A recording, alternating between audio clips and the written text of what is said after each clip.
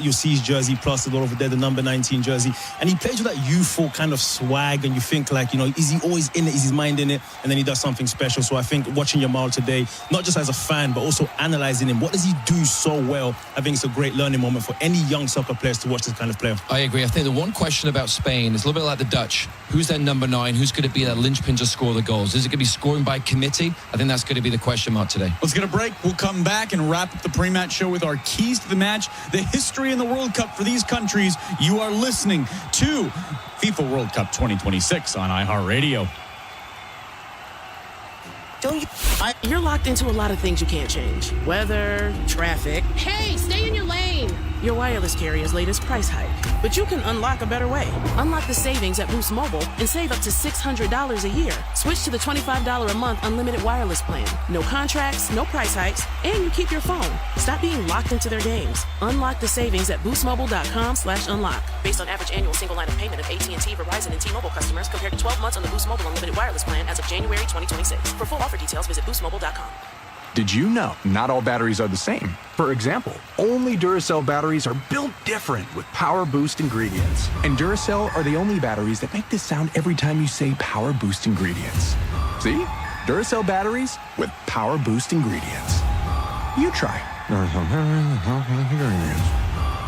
Told you. Duracell batteries are built different with Power Boost ingredients. And they're built right here in the USA with US and global parts.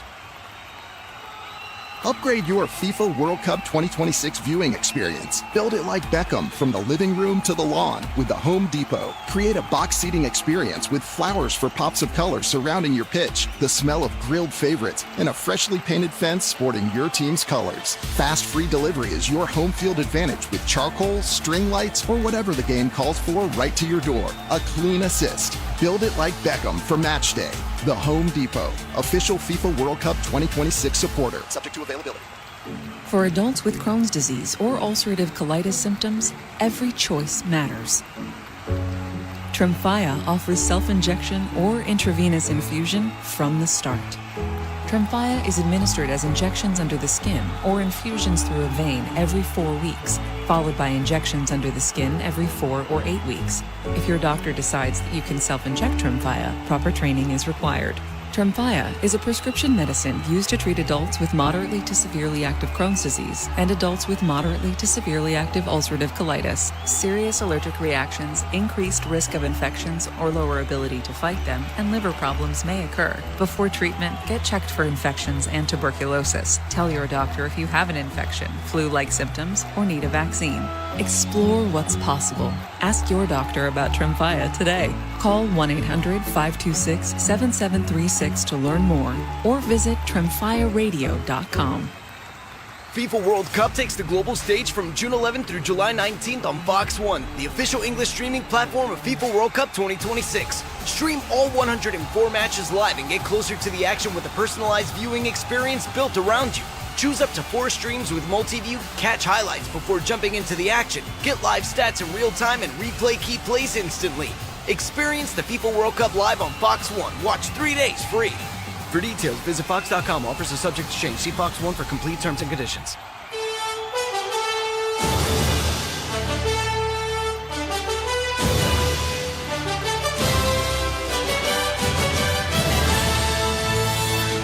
Listening to FIFA World Cup 2026 on iHeartRadio. Jackson Feltz alongside the All-American and national champion at North Carolina, Danny Jackson, and the former #1 overall pick in Sounders FC legend, Steve Zakawani. We have Spain, Saudi Arabia kicking off here in just about 5 minutes. For Spain, it's their 17th time in the World Cup. Back in 2010, they won the whole thing for their first ever title. They were grouped in 2014 in Brazil, shockingly, and then lost in the round of 16 in both 2018 and 2022. For Saudi Arabia, meanwhile, they are in the World Cup for the 7th time, starting their first time was in 1994. That year they had their best finish. They actually made it out of the group stage, but to be fair, FIFA was not a member, by the way.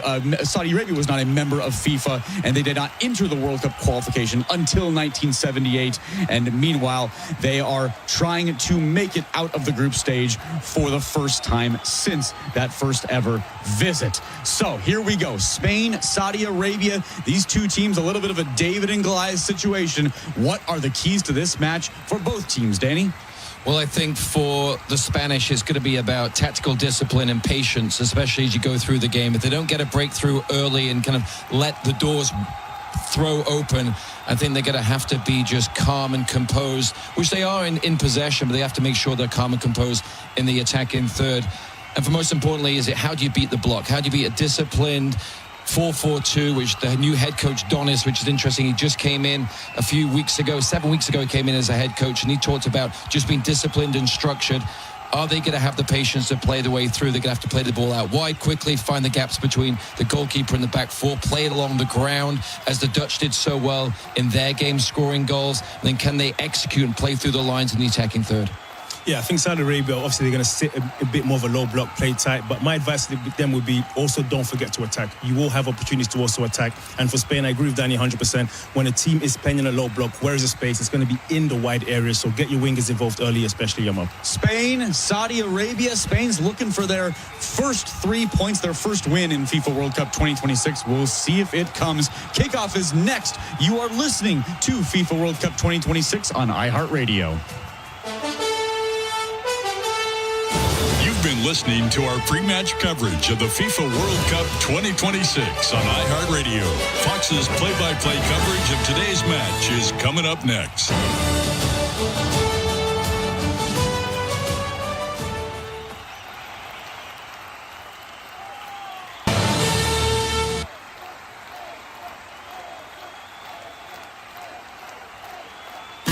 The free iHeartRadio app is #1 for music, radio, and podcasts, all in one. Discover a new podcast from our library of over 350,000 titles. Here's an iHeartRadio podcast preview. Peter Bogdanovich is a man of many talents. Peter Bogdanovich burst upon the film. Bogdanovich is best known as a director of films like The Last. Peter Bogdanovich helped change the way movies were made, starting with his first hit in 1971. The Last Picture Show. Thought you might want to go to the picture show. Yeah, might as well go. At age 31, he became one of the hottest directors in Hollywood. All his life, he's wanted to make movies, and he did. His self-confidence. He knew what he wanted to do. Now, this movie fan is a successful director. Peter's career was kind of the ultimate triumph of the film critic, film nerd, film buff. And he liked being in love. Peter and I, we were the first unmarried couple on the cover of People magazine. Oh, horrors. You have her, you have 4 pictures in a row that make... People hated them. A guy has to learn to hate you. But Peter's success did not last. I made a lot of mistakes, but we're starting again now. And just as he was on his way back up... She fell in love with another man. The happiest girl in the world. Playmate Dorothy Stratton. He suffered an unspeakable tragedy. Playboy magazine's 1980 Playmate of the Year has been found shot to death. And finally, the phone rings. I answered it. It was Hefner. He said 2 words. Dorothy's dead.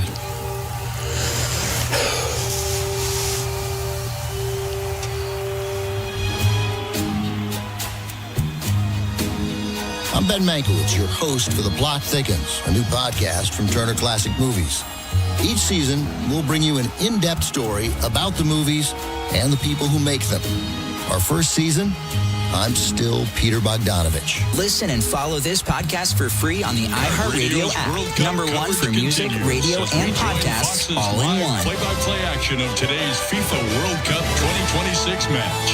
Follow all the exclusive World Cup action on iHeartRadio. That left-hand side with Pedro Porro in the back. Alois in the back. He has 9 saves in that first match. He is going to be active today for this Saudi Arabian team. Abdulhamid in that right back position. I expect this, as it's listed as 4-4-2. I think this is going to be a 5-3-2 for Saudi Arabia, with Lajami being one of those changes going in between the 2 center backs, in just sitting in front, making life difficult for this Spanish team. 5 starters from this team played against Argentina 4 years ago in Qatar, where they won 2-1. Can they do it again? Welcome to day 11 of this North American World Cup, and happy Father's Day to all the dads out there watching, all the dads spread across North America as a part of our team working hard today to bring these games to you. We're already starting to see some teams clinch their spot in the next round. We're starting to see some teams eliminated. Neither of those outcomes is possible for our two teams today, but we're going to find out now in this group and in really all the games today. Is this when history and pedigree starts to take control, or is this going to be a group of chaos, this Group H, and maybe all of these games today as we get towards the business end of this FIFA World Cup? And indeed it is 5 at the back for Saudi Arabia. Can they do to Spain what Cape Verde did? In another packed house here inside in Atlanta. We're underway. Spain, La Roja in red. The Green Falcons of Saudi Arabia changing to white for a maximum color contrast. Both of these teams essentially played in the same game on Monday, just on opposite sides of it. For Spain, statistically dominant, but they could not break through against Cape Verde. A scoreless draw. The question is, was that a blip? Was that a bad day? Or is that the ghosts of World Cups past coming back into play as Alex Baena's early cross takes the block? It's going to be recycled now. Pedro Porro among those lineup changes, including this young man, Lamine Yamal. Immediately electric, throws off a defender, gets the crowd excited, hooks the cross in, and a flying header away by Al Amri. And this was the pattern of the game for Spain as well. They led for 40 minutes. They were dominated. They held on for a draw in the end Monday in Miami against Uruguay. Can they do the same thing here today and pull off another surprise and create some more chaos in this group? I would ask what you expect. I think we've just seen what we expect. Indeed. Happy birthday, Luis de la Fuente, and to you, my friend John Strong. You guys share a birthday, something with and a hairstyle, bald guys and beards. And gray beards, absolutely. But this is the difference of what Lamine Yamal brings to the game. Look, 3 defenders trying to track him down early in the game. He beats all 3 of them, serves the ball with the right foot, instant pressure, and just seeing, again, the lift in intensity and dynamism that Lamine Yamal brings to this Spanish team. We'll see how they can find a way to break down this Saudi Arabian back line, which, as expected and as we talked about, is a 5-man back line. They typically like to sit in this middle type block, which does leave some space like this in behind. Well, Al Amri was letting it go. He didn't realize he had Baena closing on the backside. His shot takes the block from Saud Abdul Hamid, and it's out for the first corner of the game. Baena inserted into the lineup on that left side, gets an early shot. Georgios Donis, who was just given this job 2 months ago, 7th time Saudi Arabia been to the World Cup. The 6th time they come with a brand new head coach that wasn't with them in qualifying. And as he said coming in the tournament, we can't promise miracles. We can only promise that we will give our all. The 18-year-old Lamine Yamal rolls it short. Gets it back, hooks it in, and that was a bit under hit there. And Altan Bakhti, an easy clearance. What are the keys, though, for Saudi Arabia? How much can you just sit and defend and absorb? What do they have to do to try to actually do that for 90 minutes? And their structure has to have a togetherness. We've seen that from a lot of the lesser teams against a team like Spain, where they're going to have the ball. But if you open up just to their movement, you just open up all kinds of problems. Look, they're having 3. As again the cross to the back post, Baena knocks it down in play. Alaway's first touch of the game to come get it. And just look, it's simple math. If you have 3 players defending against 1, it is going to leave players wide open.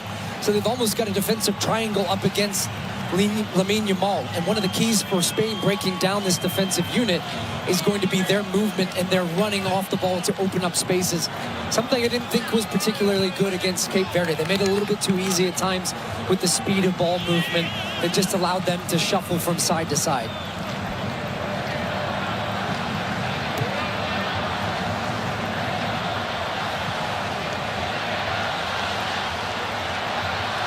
Yamal again. Just dancing and playing with the defender. Al Harbi fires the shot over. And the running this time from Pedro Porro, he goes wide and down deep to the right. That drew a defender with him that allowed Lamine Yamal to come inside. And he's seems to be at least shoot on sight as he started this game. He's feeling it. He's been itching to get on the field and have more minutes. As we said, he had not played since April 22nd. Before that match, he was carrying a hamstring injury. Would he play? Would he not? That was part of the discussion coming in, and he has admitted in an interview in the lead up to this, he's not 90-minute fit. So Spain hoping that they can get the job done early in this match while he is in the game. You see Abdullah Al Amri there. He scored the Saudis' goal. They led for about 40 minutes on Monday.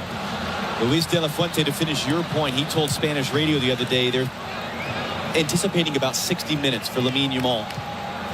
And the hope is that the game can be done and dusted after those 60 minutes. But that is easier said than done, as we know. Cucurella making a big run to try to unbalance things. Create some space wide for Alex Baena, making his World Cup debut today. Pedri crossing in for Olmo, headed away. Al-Tambakti was there.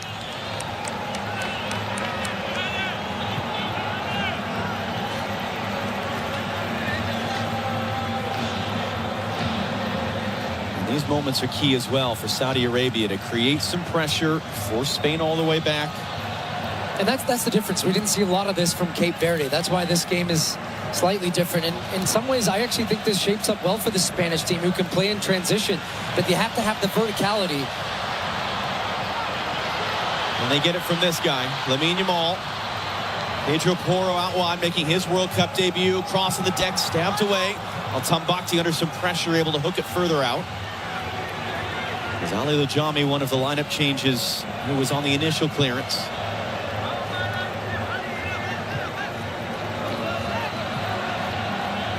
All four teams in this group drew their opening game. It is wide open at the beginning of play today. Another game to come tonight between Uruguay and Cape Verde in Miami. Pedri trying to return. There was Baena with a little flick, and he was crowded off it. Dani Olmo couldn't take it back. Salama Dosseri, second chance, gets the ball wide. Here come the Saudis for the first time today on the attack. Moteb Al-Harbi. Marcy's defending him. Salama Dosseri. And it breaks down there as he came into Albrechen. Salama Dosseri, he's the most important player on the Saudi team, certainly from an attacking standpoint. One of the most experienced players, not just in the national team's history, but in the history of the Saudi Pro League. He got the biggest roar here in Atlanta when the Saudi lineup was announced a little while ago.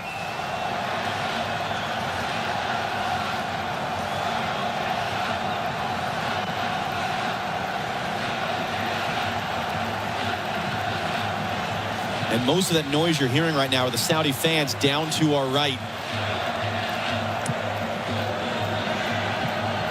Pedri works it across for Pedro Porro. Lamine Yamal. Again, he'll look to cross early. Again, it's headed away by Al Amri. Right back in the middle of the field, though. Good work to keep it by Pedri. Cucurella. Going to get it back on the byline. Beaten to the first ball. And that'll be a corner. Al-Haibari just a little bit late there. Two hands up right now for this corner from Alex Baena. We typically see the Spanish team play these corners short and try to create little advantage situations, draw defenders out. Now Lamine Yamal is going to come all the way across. Typically the two hands up signal means some form of a play that they have. It's going to be onto the foot of Dani Olmo. You maybe see those really work one time out of 10, but when they do, it's spectacular. Yeah, and that was the set play. That was draw everybody inside to try to open up space at the top of the box for Dani Olmo to hit a direct strike. But I can't tell you how hard of a skill that is to hit those balls out of the air with some type of pace that can beat a keeper. You see the numbers there for Lamine Yamal. It's another record-breaking season for him. Still only 18. 2 years ago, he was finishing his high school exams, helping Spain win the European Championship. And as you mentioned, it was 2 months ago tomorrow. He hurt his left hamstring while scoring a penalty kick for Barcelona. Came off the bench as a sub on Monday, his first action since. And there was a little bit of a subtle tension in the Spanish media. You had sort of Yamal's camp saying, hey, this guy wants to be starting, because there was pressure and criticism after the Cape Verde draw. And the Spanish coaching staff had to respond in kind, saying, yes, but He's not fully fit. We want to be careful with him. It's not about what he's doing now. It's about what he's doing in 3 weeks. Spain hoping, of course, they'll be in the tournament in 3 weeks. As that cutback cross, only white shirts in the middle. Al-Habari trying to get it further away, only as far as Pedri. Cross for Pedro Porro. And once more, Lamine Yamal. Porro fires over. These quick switches of play can be very effective against deep-lying teams where you get the ball out wide and instantly Saudi Arabia have to shuffle across now and try to get the defensive set they want. That opened up space for Porro, who tried it from distance. I do think one of the keys for this Spanish team is to get another player in the box attacking the ball on some crosses and not just Mikel Oyarzabal, who so much conversation, who's on the ball now. So he's got to touch. So much the fact that he hadn't touched the ball within 30 minutes. He's a very key player for this team. He's got to touch now. Oyarzabal, back post, there it is. There he is. Lamine Yamal, first career World Cup goal, maybe the first of many, and Spain on the board early.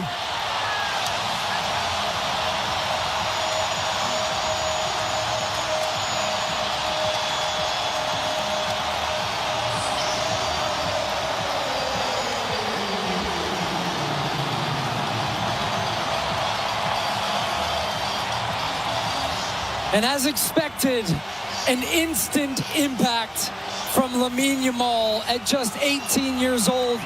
This kid is electric. But it's Oyarzabal, a player that is very key for this Spanish team that gets involved, and it comes off a goal kick, which means now instead of having 11 players behind the ball, they just had the 4. And Spain win the first ball. It's a really clever run into the channel. But how about this pass? Oyarzabal has a little look over his shoulder to see, but just picks the right moment, the right way to the pass to the back post, and it's Lamine Yamal, who comes out of nowhere, really. Gambles and just puts it home from 5 yards away with the right foot. Excellent finish for him.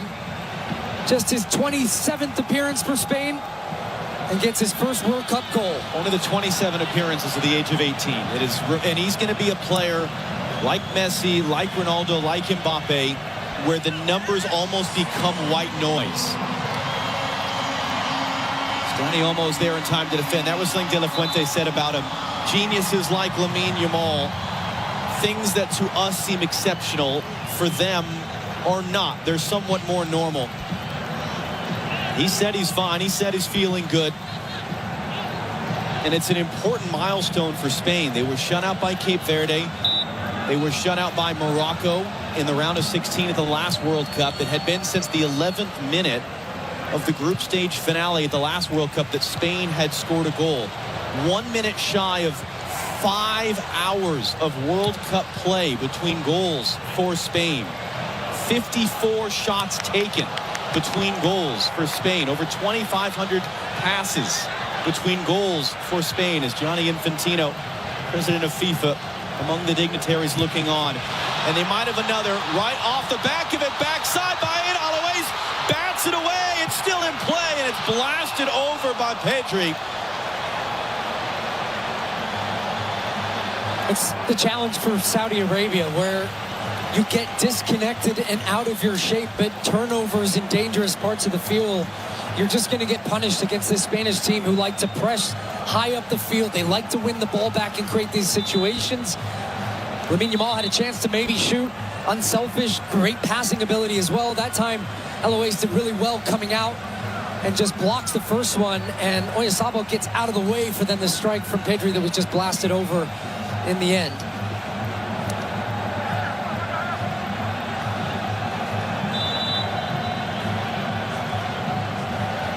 One of the interesting things about Lamine Yamal early in this game, he really wasn't trying to take guys on. He was really crossing the ball in. Well, it's hard when you've got to take guys on and there's 4 defenders every time. There's only so much you can do every single time. But that, as we said at the very beginning of this game, means that other players will be open. And he does. You see it so often at Barcelona, where he attracts the defenders. He can play an outside of the football. He can come inside. He slashes. He gives it to then get it back. It's about moving defenders, moving teams around. it's just a completely different game when Lamine Yamal is on the field. And a completely different game now that Spain have the lead. Cucurella on the overlap, stabbed away there by Lajami. Kept in play on the far side. There's Aljuer there, slamming into the advertising boards. It breaks down as they're trying to find out breaking.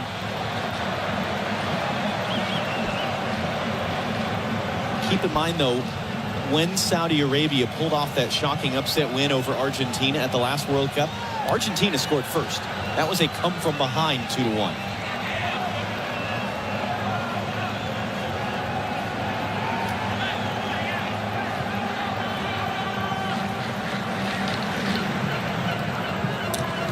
Roger on the ball there. He turns 30 tomorrow. As does Mikel Merino, who's on the bench right now. Baena, he'll let fly. And that's more like what Spain were doing and what Saudi Arabia were dealing with from Uruguay on Monday. Just shots from distance that are errant. Look back at the goal.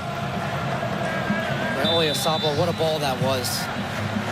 Altambakte just not able to check his shoulder. That's the difficult part when you feel that a situation is under control like that, but you're going back defending towards your own goal. That's actually, we saw that own goal from the U.S. the other night, and Cameron Burgess. It is the hardest thing to do for a defender when a ball like that is played between you and your goalkeeper with that type of pace, because you feel if you make an attempt to play it and you don't get it right, it's an own goal, and it's just uncomfortable. And sometimes you let the ball run, you don't look over your shoulder, and then who's there? Lamine Yamal.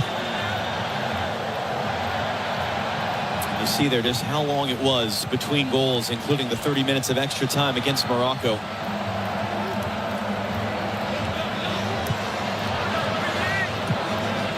If there's any team in the world, any nation in the world that can play through the press from another, it's Spain. They made easy work of that. Aymeric Laporte played 2 years in Saudi Arabia, so has played with and against all of these Saudi players, all but one of whom in the entire squad play in the Saudi Pro League. Lamine Yamal once again, the three defenders once again. Alois there, good clean catch on the cross in. I see goals and goals and goals in this game for Spain. I just think the way Saudi Arabia are trying to play against this Spanish team, they're not connected in their press.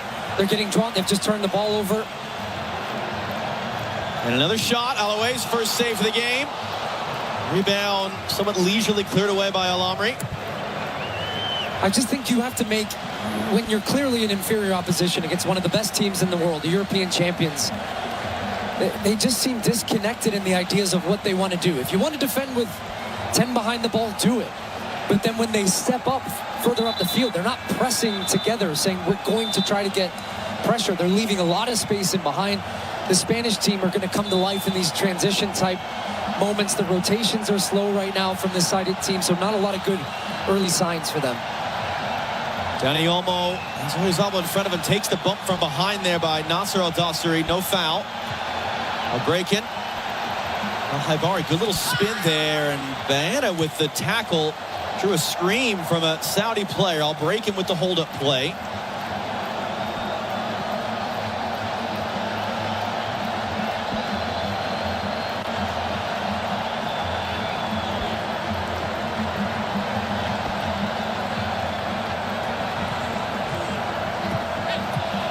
Pedri slides in to win it right back for Spain.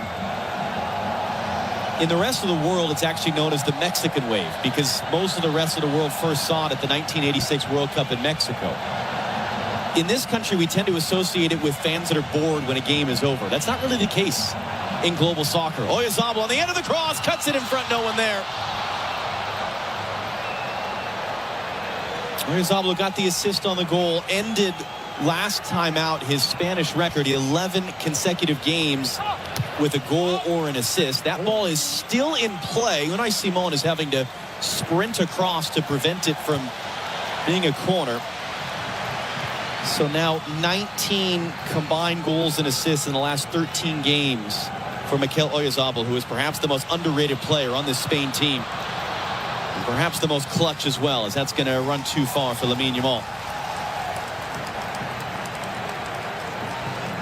Huge triple header coming up on FS1 today. Belgium versus Iran in Los Angeles. Jeremy Doku will not play for Belgium. He's out with an illness as we take a look back at this last chance a moment ago.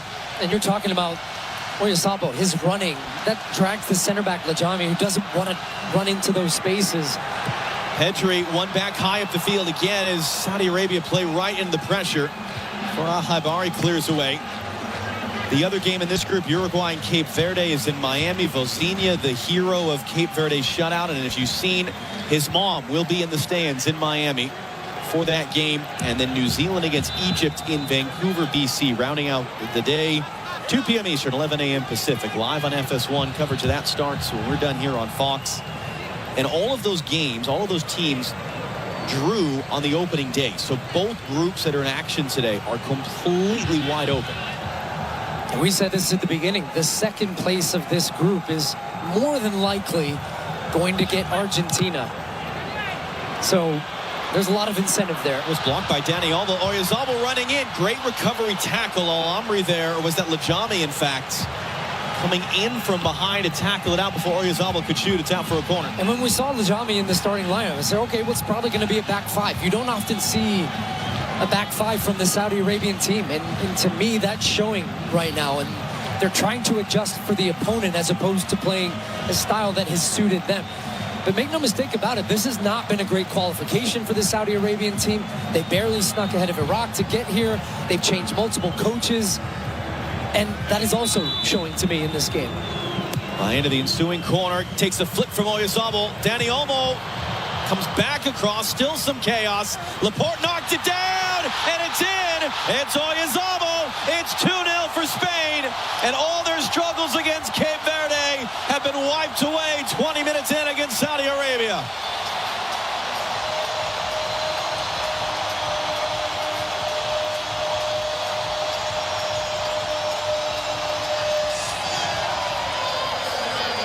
This time it's a direct corner hit to the near post, and it's actually Oyarzabal who ends up making the first flick on. But just a great example of a player who smells and stays alive in the goal. There he is flicking it on. Now watch his movement at the top of the screen. He's going to be... See, it's whether they count that as a deliberate play on the ball or not, as opposed to a block. That's going to be the interesting decision in this review. And to me, that is a deliberate play in the way that the Saudi Arabian team are trying to clear this ball. But it's hit back in from Dani Olmo. It's deflected up, and that's why I'm saying it's a deliberate play, because he ends up trying to kick it up with his foot. The second one, he's onside, and then it's a great finish from Oyarzabal in the back of the net. But this will be an interesting review here. Nicolas Gallo, Colombia, the video assistant referee, is having a look at it now. Mark Clattenburg, you've seen what we've seen. What are your thoughts on this one? Because it looks like the thumbs are up and the goal is good. Yeah, the goal will be good. Olmo is in an offside position originally, but he doesn't interfere with play. And then it comes off a Saudi Arabia player, which isn't a deliberate play, but it's then played by another Spanish player that puts him in an onside position. So therefore, that's a second phase of play, and the goal is correctly given. And as you saw there for Oyarzabal, 9 goals in his last 8 games for Spain, a goal and an assist today. He moves into a tie for the 8th most goals in Spanish history. And Georgios Donis with a more worried expression on his face, because he knows how this could go. Saudi Arabia got a great result against Uruguay, had the famous win against Argentina. They've also been on the receiving end of some really ugly losses in their World Cup history, including the opening game in Russia and a game against Germany in 2002. The Spanish are feeling it today, though. As much as Saudi Arabia are playing into their hands, they look hungry for goals and motivated to keep this going. Pedro Porro, Cucurella, Dani Olmo, Oyarzabal. Did that ball even touch the ground? And how many touches? It's just incredible from Spain today. It's Oyarzabal's second. It's Spain's third. It's already a rout in Atlanta.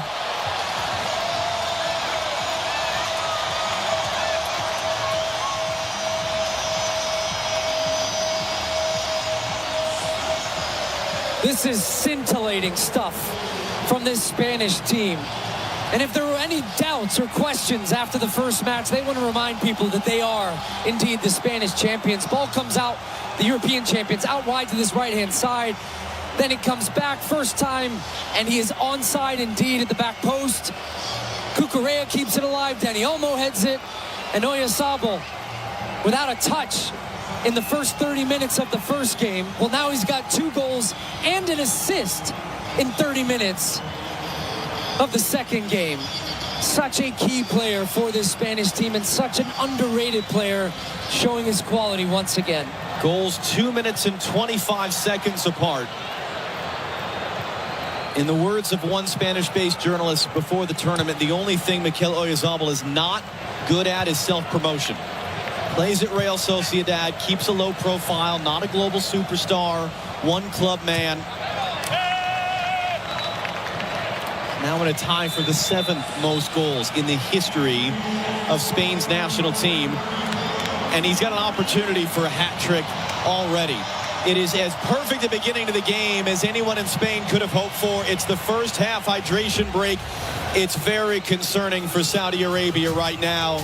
Lamine Yamal got the opener. Oyarzabal the next 2. Spain leading Saudi Arabia 3-0. You're locked into a lot of things you can't change. Weather, traffic. Hey, stay in your lane. Your wireless carrier's latest price hike. But you can unlock a better way. Unlock the savings at Boost Mobile and save up to $600 a year. Switch to the $25 a month unlimited wireless plan. No contracts, no price hikes, and you keep your phone. Stop being locked into their games. Unlock the savings at boostmobile.com/unlock. Based on average annual single line of payment of AT&T, Verizon, and T-Mobile customers compared to 12 months on the Boost Mobile unlimited wireless plan as of January 2026. For full offer details, visit boostmobile.com. Upgrade your FIFA World Cup 2026 viewing experience. Build it like Beckham from the living room to the lawn with the Home Depot. Create a box seating experience with flowers for pops of color surrounding your pitch, the smell of grilled favorites, and a freshly painted fence sporting your team's colors. Fast free delivery is your home field advantage with charcoal, string lights, or whatever the game calls for right to your door. A clean assist. Build it like Beckham for match day. The Home Depot, official FIFA World Cup 2026 supporter. Subject to availability. For adults with Crohn's disease or ulcerative colitis symptoms, every choice matters. Tremfya offers self-injection or intravenous infusion from the start. Tremfya is administered as injections under the skin or infusions through a vein every 4 weeks, followed by injections under the skin every 4 or 8 weeks. If your doctor decides that you can self-inject Tremfya, proper training is required. Tremfya is a prescription medicine used to treat adults with moderately to severely active Crohn's disease and adults with moderately to severely active ulcerative colitis. Serious allergic reactions, increased risk of infections or lower ability to fight them, and liver problems may occur. Before treatment, get checked for infections and tuberculosis. Tell your doctor if you have an infection, flu-like symptoms, or need a vaccine. Explore what's possible. Ask your doctor about Tremfya today. Call 1-800-526-7736 to learn more or visit tremfyaradio.com.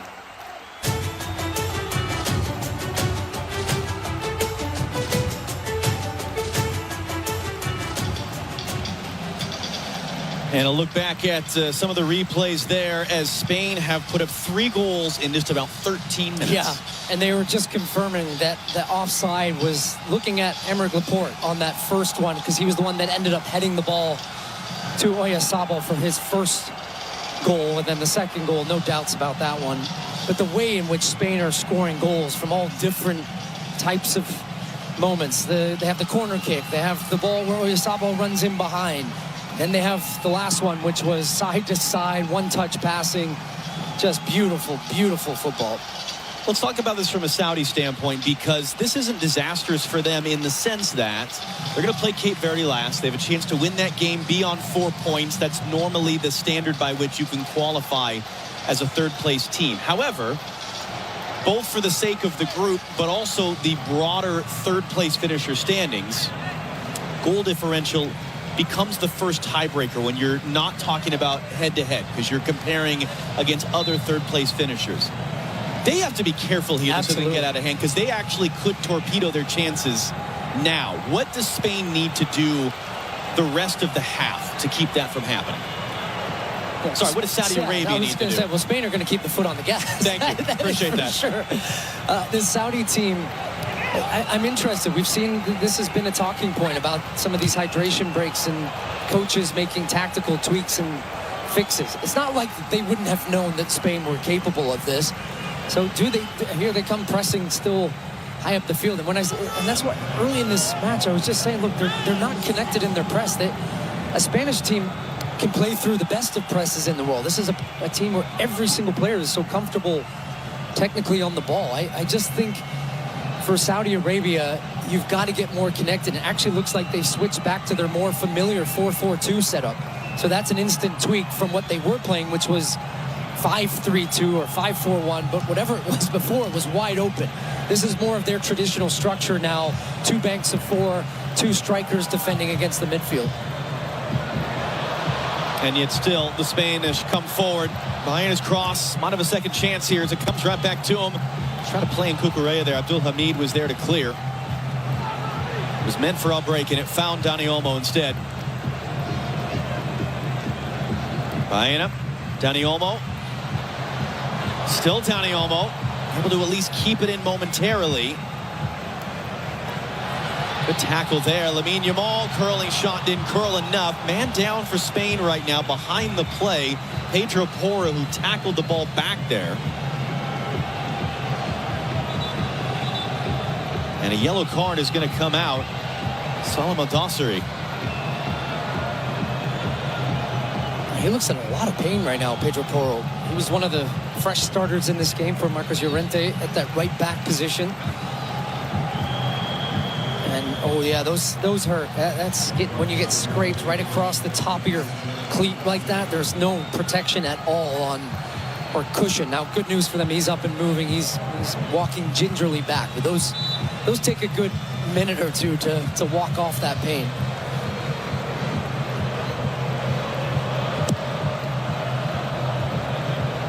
This goes long. Good flick by Albrecht. It was the wrong side of Al-Jouer. Al-Tambakti was trying to steer it towards Al-Harbi. Instead, he found Lamine Yamal. Yamal will just wait for the support. Porro seems to have recovered from the kick he took a moment ago. He was flying up the field there. An impressive 30 minutes for Spain after a deeply frustrating 90 minutes on Monday here in Atlanta against Cape Verde. 27 shots in total. None of them could find the back of the net. And they've put up 3 goals in a 13-minute span here in this game. Oyarzabal scoring 2, getting the assist on the other. Dani Olmo has an assist. And as you rightly said, this group, Group H, is matched up with Group J in the round of 32. That's Argentina's group, meaning winner of this group plays against the runner-up of Group J. Runner-up of this group plays against the winner of Group J. So if Spain were to be tripped up and were to be the runner-up in this group, almost certainly they would open the knockout round in Miami against Argentina. Yeah. And not to say that Spain would be afraid of any team, but it might not be their first choice. It's the team you also say, hey, why don't we see you guys in the semis or the final? Further down the road. And so that's one of the reasons why Spain really wanted to bounce back with a big performance here as Cucurella gives it away. Nasser Al-Dossari, the younger brother of Salam Al-Dossari, the captain of Saudi Arabia, was there to recover the ball in the middle, and Saudi Arabia will knock it around. Alois, and Albrecht knew he was offside, so had to leave it alone. Rodri. Oyarzabal beaten to it. Good tackle coming forward there by Lajami.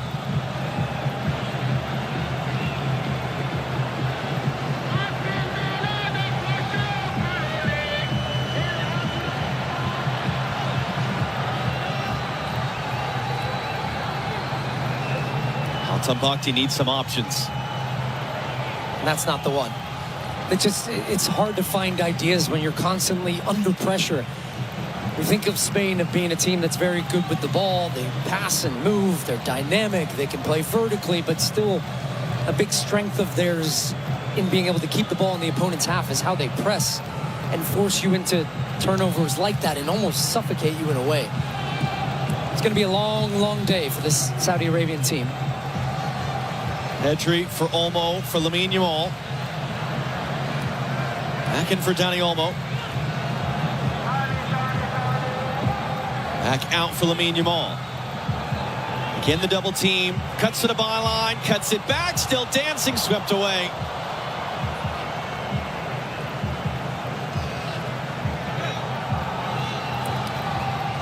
Al-Breakin trying to get Saudi Arabia forward. Salam Al-Dosri got the touch away for Al-Harbi. Al-Harbi gets away. He comes back up the middle of the field. He had an option. Wad Al-Juair came back inside for Salam Al-Dosri, and the teenage defender Pal Kubarsi made the play.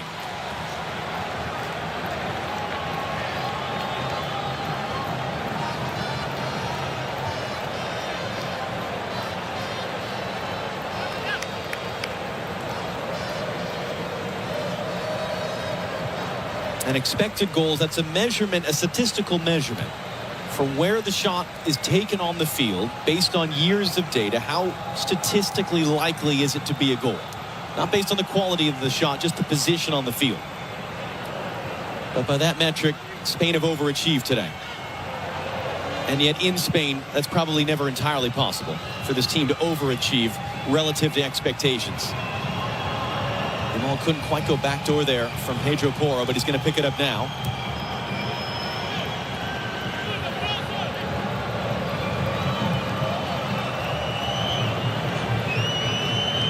Pedri rides a challenge. It's a clean tackle, says the referee, and Unai Simon was off his line. And that will be the first shot of the game, maybe sort of technically, by Abdullah Al-Amri of Saudi Arabia. And Unai Simon does play aggressively off of his line because of he's typically able to read and be an option, an extra defender back there if teams try to play direct like that. Oyarzabal, no one making the run. Although then it was miscontrol there at the back and given right away. Oyarzabal, it's off the crossbar. It was almost outrageous for him to complete a first half hat trick. Saudi Arabia get away with it. And just how quickly Oyarzabal recognizes that. The ball's played right to him, pops up and goes for that. Inches away from his hat trick, a first half hat trick. Outside of the foot, bending away. It almost will find himself disappointed that didn't go in. But how quickly he recognized that situation and processes that in his brain to try that.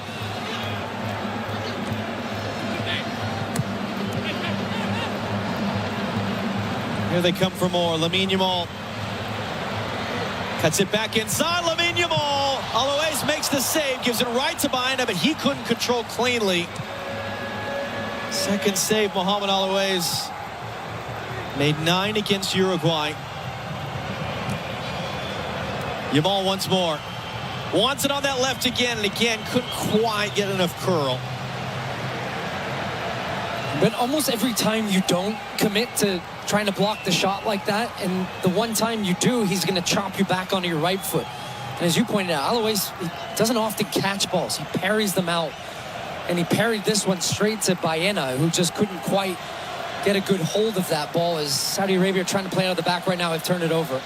It worked exactly as well that time as it has worked most of the other times. Yeah. They're going to go long here. Al-Juair. Unai Simon aggressive off his line there. That's why he plays aggressively off his line. That one's going to be offside.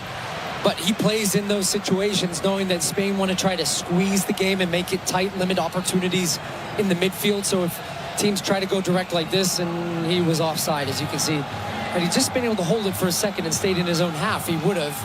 But then he wouldn't have gotten to the ball. And Unai Simon, what a great goalkeeper he is. And a goalkeeper was interesting. Came in off not a spectacular season by his own standards. And the narrative had started to pick up in the Spanish media that maybe he wasn't the guy. And De La Fuente, the coach, before the tournament started, shut that down firmly, saying that there was never even a conversation really amongst the coaching staff that it wouldn't be Unai Simon starting for a second World Cup. Dani Olmo just trying to split the defenders himself. Almost got through. Here's Lamine Yamal. And look at how many white shirts collapse on him as he was looking to shoot that. Pedri. Pedro Porro. And Spain will recycle it. Yamal once more. Rodri will hold it in. He came in for some criticism during the week as well from the Spanish media.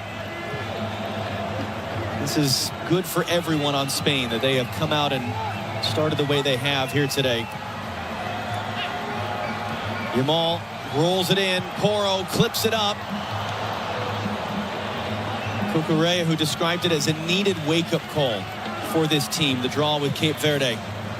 Cycles it around. It comes back across Lamine Yamal. No, Alhabri's there to head away, at least as far as Pedro Porro. But Porro's been doing a really nice job on this near side of making runs in behind. Alhabri again heads it away. For Lamine Yamal, because he's attracting defenders. And on the last one, nobody went with it. So Lamine Yamal laid it off to him. Just the quality of the pass wasn't good enough to pick out a red shirt. But even if you don't get the ball, we say this a lot about teams with Spain when they're playing against teams in a lower defensive positioning. You've got to make runs to open up space for teammates. Is that going to get to Cucurella? No. And not the second time. How much of this is, I mean, there's 4 new players on the field. Is that what the difference is for Spain? Just a different combination of guys out there? Well, I think that's a big part of the conversation of some of the bigger teams, the better teams that have depth. It's not whether those players played poorly in the last round necessarily. It's just trying to get a different dynamic of player on the field for this game that Luis de la Fuente felt would get them what they wanted. And so far, so good. Baena, he'll hook that in, almost the target. It's too far. But it does help when one of those is Lamine Yamal. He counts as 2 or 3, probably. Yeah.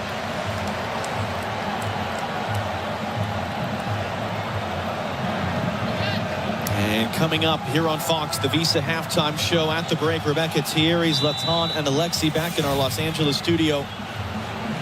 Give us their thoughts on what we've seen so far. Spain, much more so looking like the European champions, looking like a team that is going to be a real contender here at this World Cup. And Olmo there committing the foul on Nasser Al-Dossari. And the hardest game on paper in the group for Spain is the 3rd game. That'll be against Uruguay Friday night in Guadalajara. We'll see what Uruguay look like. They had a similarly frustrating game. Tons and tons of shots, but the 1-1 draw with Saudi Arabia. Cape Verde are flying into that one. Good work by Al-Juair to open that up to the far side. Abdul Hamid. Deflected cross. And a collision there as Simon was trying to come out. Kubarsi got there first to clear it away. And now look at all the space the other way for Spain to run into. Dani Olmo carrying forward. The Saudis are sprinting back to defend and close it down on Lamine Yamal. 4 minutes to go plus stoppage time here in Atlanta.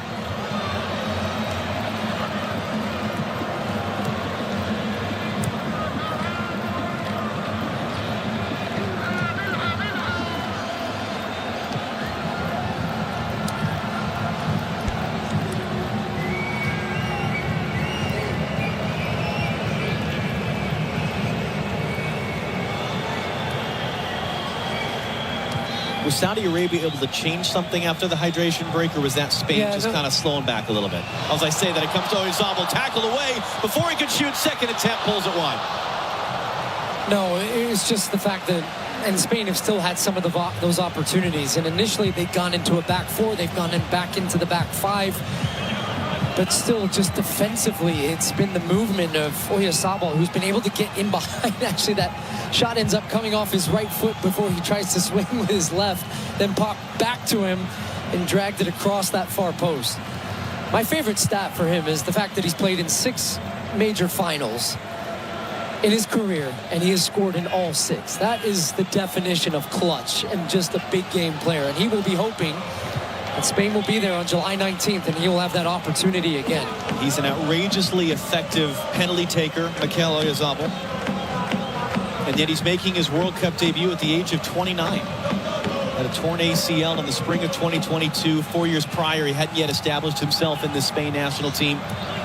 It's been a long time coming for a terrific player.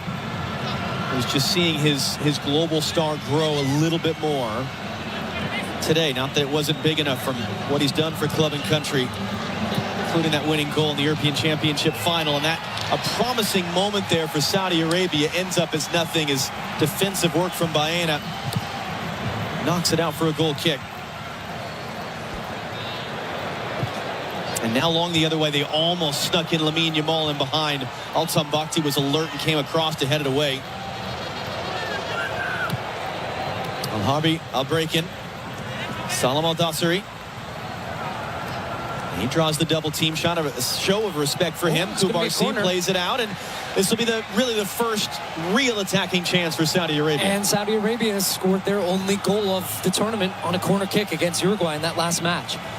And it ended up on the second ball, staying alive. And we'll see if they can find something here before the end of the half. That was Al-Amri scoring his first goal after debuting in 2021 for Saudi Arabia. They would love to get something here just to end what has been a poor half for them just from top to bottom. Hassan Al-Jouer celebrated his 23rd birthday yesterday. That's not how you do it. And it wasn't the right angle. And now Lamine Yamal has a whole lot of green grass in front of him. That ball took a long time to get there, though, and that allowed for the defenders to get back, although still Alaouez has to sprint out to get it clear. And you go from, hey, we've got a corner, this is a chance, to, uh-oh, we got away with one in the blink of an eye.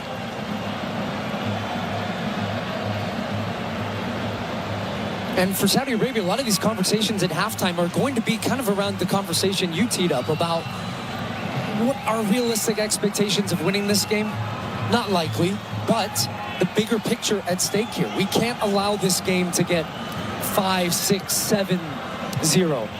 So do they change anything? Do they go back to their more familiar defensive structure? Do they try to be a little bit more aggressive? Do they bring in Kano in the midfield and take out Lajami?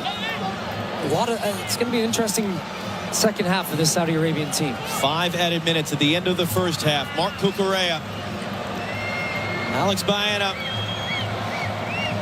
Baena back to the top of the box, and that one's going to end up over there from Rodri, the trailer.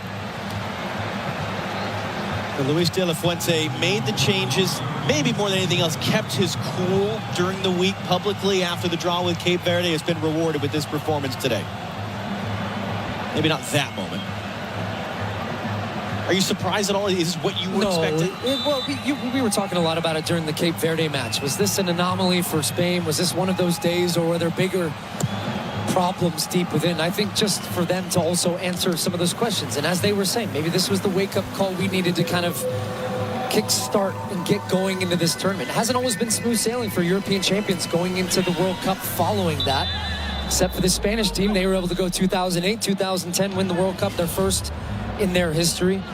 They remain one of the favorites for this tournament. Nothing from that Cape Verde match changed my mind, but it is a good reminder and for them to score in the way that they are. But Lamine Yamal, we will talk about him. He just fundamentally changes the way they play and the confidence throughout other players, the space it opens up for other guys. But they've been much more efficient in front of goal, and having Oyarzabal playing the way he is a huge bonus for them too.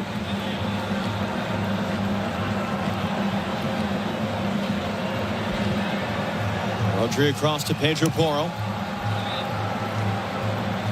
Lamine Yamal has scored the opening goal in the 10th minute, his first career goal at his first career World Cup start. Will he go 60-some-odd minutes? Will they be happy to just give him the rest of the game off? We'll find out as he's still working up to full fitness after the hamstring injury 2 months ago. Entry back out to Cucurella. Cucurella deflected cross. Spain will have a corner. 4th of the game. And Saud Abdul Hamid, the only player on the Saudi roster who's not based in Saudi Arabia. He plays in France. He's been having to do a lot of defending out on the other side. There's the one to clear that in behind.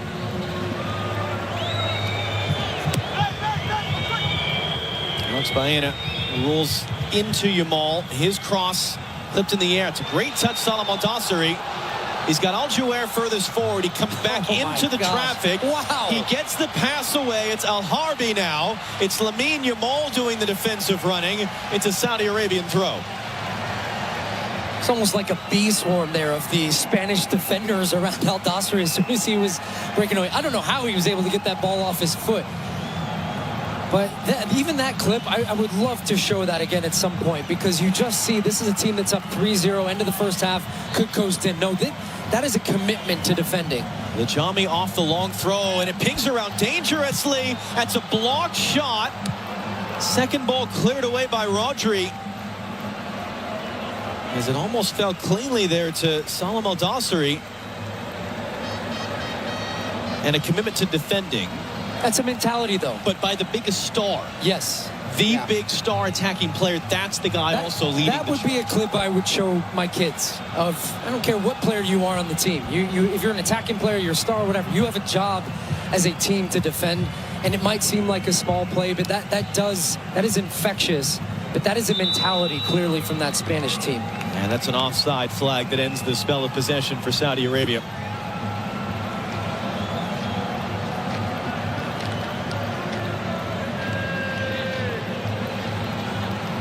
And about 1 more minute to go here in the first half in Atlanta. The exact kind of first half this Spain team needed. Is there one more in him? Baena on the return, angles it back to Oyarzabal, and that's going to be a foul against him as he took a chunk out of Salam Al Dossri trying to block the shot.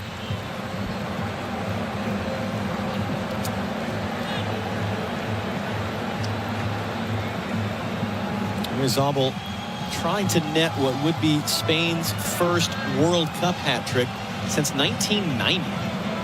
2 goals and an assist in this first half, continuing what has been just an outrageously successful year for him playing for Spain. I wouldn't be betting against him on the second half, that is for sure. 21 combined goals and assists in his last 13 games for his country, including the 14 goals and then the 7 assists as well. Just remarkable. It's exactly what they wanted. It's exactly what they needed. And a lot for our studio crew to digest from that first half performance. We'll send you to Rebecca in Los Angeles. 45 minutes down, 45 to go here in Atlanta, where it's Spain 3, Saudi Arabia 0. You're locked into a lot of things you can't change. Weather, traffic. Hey, stay in your lane. Your wireless carrier's latest price hike. But you can unlock a better way. Unlock the savings at Boost Mobile and save up to $600 a year. Switch to the $25 a month unlimited wireless plan. No contracts, no price hikes, and you keep your phone. Stop being locked into their games. Unlock the savings at boostmobile.com/unlock. Based on average annual single line of payment of AT&T, Verizon, and T-Mobile customers compared to 12 months on the Boost Mobile unlimited wireless plan as of January 2026. For full offer details, visit boostmobile.com. FIFA World Cup takes the global stage from June 11th through July 19th on Fox 1, the official English streaming platform of FIFA World Cup 2026. Stream all 104 matches live and get closer to the action with a personalized viewing experience built around you.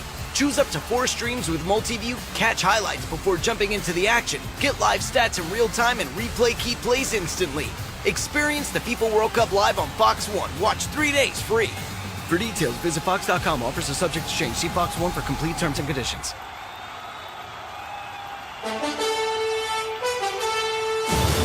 Time now for halftime here at the FIFA World Cup 2026 on iHeartRadio. Presented by Fox 1. And now a look at today's first half. 45 minutes in the books at Atlanta Stadium, and this match between Spain and Saudi Arabia is going just about exactly how we thought it would. Welcome into the halftime show. Jackson Feltz alongside the former All-American and national champion at North Carolina, Danny Jackson, and the former #1 overall pick and Sounders FC legend, Steve Zakawani. Danny, we thought this would be a chance for Spain to really come out and stretch their legs a little bit after the 0-0 draw against Cape Verde. 3-0 inside of 25 minutes, 3-0 at the break, kind of what we thought. Yeah, all-important first goal inside the first 10 minutes, of course, opened up the doors to allow the Spanish to play with a lot more freedom, which they did. I think what was most impressive with the Spanish team was the ability to play the ball quickly. They didn't slow things down. They didn't fall into the trap of a low-block team, disciplined team, which Saudi Arabia typically have been, and they showed that in their first game. But the Spanish played with speed, with the ball. They didn't play east and west. They played north and south. They split the lines, and then as Steve and I talked about it in pre-game, they used the width very, very well, and their first goal was very similar to what the Dutch did. Got the ball out wide, whipped it in along that 6-yard box. Of course, their main man, Lamine Yamal, gets the team going. But I think all in all, it was a really complete performance on both sides of the ball. I think what was impressive for anybody watching, and they mentioned it in the broadcast, was the manner in which the Spanish swarmed the ball defensively as well. It wasn't just all attack, possess, Steve. Yeah. It was ability to defend as well and commit to the cause. Yeah, very dynamic. They played through the lines, and we saw a lot less of just a side-to-side needlessly. They were playing forward, they were getting guys involved, and it always helps when you score early, right? Because the longer it stays 0-0 against a team you're better than, it gives them incentive, gives them encouragement to stay tight. When you score early, you break them apart. And at that point, if they want to get back into the game, they'll have to sacrifice some of their game plan. That will only create more space for you if you're Spain. And I thought Spain did tremendous. So they got the first 3 goals before the first hydration break. And I think it's a team that's not going to settle on this. They're going to want to get more because they know they're playing for a bigger cause than just the 3 points today. They want to get as many goals as possible. And the good thing is, it wasn't just the Lamine Yamal show. Everybody was involved. Everybody looked good. And I think this is a great response to the disappointing first game. Well, let's take a look here at this, how this first half went. Our first half recap is brought to you by the Home Depot. Upgrade your FIFA World Cup 2026 setup. Build it like Beckham from living room to lawn with the Home Depot. And take the fast free delivery assist. The Home Depot, official FIFA World Cup 2026 supporter, subject to availability. As Danny mentioned, Lamine Yamal got things started in the 10th minute. He tapped it in. A little more than a tap in. Good play there at the back post to put it into the back of the net on that Oyarzabal cross. And that gave Spain the 1-0 lead. It was Oyarzabal there in the 21st minute when he scored. A ball kind of popped around, a little bit of a messy play. He puts it in the back of the net for the 2-0 lead. And then just 3 minutes later, Spain with a series of passes where the ball did not even touch the ground. And it's Oyarzabal again putting it in the back of the net. Poked it in there at the back post after a tremendous header by Olmo to get that ball, and just one of the more beautiful plays. And that gave Spain the 3-0 lead, in which they held for the remaining end of the first half. I think the question, Danny, Steve, is the element of Spain comes out of that first match day with a 0-0 result against Cape Verde. And everybody's, I was doing radio hits all around the country, and everybody had the same thought: is Spain bad? Is Spain just not there this year? And a lot of people, I think, around the country are reading into, wow, maybe Spain isn't that good. Now, in this game against Saudi Arabia, it's just, I don't know what the possession numbers are, but it feels like Spain has 90% of the ball right now. And I think you're going to have a lot of people reading in the exact opposite direction. So where does the truth lie with how good Spain is, Danny? Well, I think the Spanish have shown what they're all about. They've always possessed the ball very, very well, but sometimes they play a little slow. They kind of buy into the fact that a team sits in a low block, as you mentioned, and it slows the game down. Today is a very different scenario. 72% possession is what they've had, and they'll continue to kind of flurry in that second half. But I think the key is getting Lamine Yamal off the mark as well. You need your big-time players to score. We saw it in midweek this past week when the likes of Messi, Mbappe, Haaland and Kane got their goals. You need your big-time players to step up in moments where they needed Yamal. They needed him on the field to start. They needed him to get some goals and get the team and the nation believing in what the Spanish can do. Yeah, I think they're very good. I think Spain would have thought, look, we won the World Cup in 2010. We lost our first game. The last winners, Argentina, in 2022. They lost their first game. So it was not the end of the world. I think the Spain seems very good. There's a reason they were many people's favourites, and you can see, again, it's hard to judge against this type of competition. They've not had much resistance today, but you still have to show up and you still have to do it, right? And they've not played down to their opponent. They've played very, very well. I think the truth lies closer to them being a really good team with a chance to win the whole thing. Well, we'll see what happens here in the next 45 minutes. Lamine Yamal coming back from a hamstring injury from a couple months ago. Does he come off at halftime? What are the keys? Does Spain need to score 2, 3, 4 more goals because of goal differential? We'll get into all of that here coming up on the halftime show. You're listening to FIFA World Cup 2026 on iHeartRadio.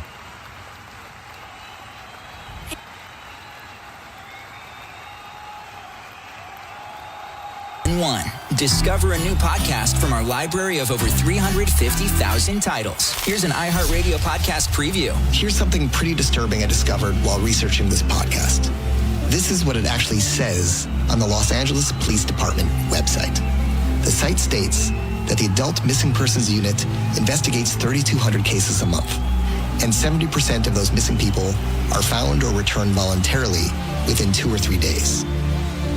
It goes on to explain, and I quote here, Since being a missing person is not a crime, police are given a very limited role while conducting these types of investigations. At the bottom of the webpage, it gets more disturbing. There's a section titled, "What if they never returned?" And here's the official police advice. In such situations, you may want to enlist the services of a private investigator to assist in your search. If you can't afford a PI, the police elaborate, quote, "Another option would be to contact the Salvation Army, which has a missing persons locator program." There is not a single sentence on the LAPD website that would lead a loved one of a missing person to have any faith that the police would properly investigate it. What the LAPD is basically saying is, if someone you love goes missing, don't overreact. They'll probably turn up unless they don't, in which case you should get someone besides the police to look into it. All this is my way of saying, if the police took missing persons cases as seriously as they do, say, bank robberies, I wouldn't have had to do this podcast in the first place and end up chasing a violent criminal halfway around the country. I'm Neil Strauss, and you can hear the full story of To Live and Die in LA. Listen and follow this podcast for free on the iHeartRadio app. #1 for music, radio, and podcasts all in one.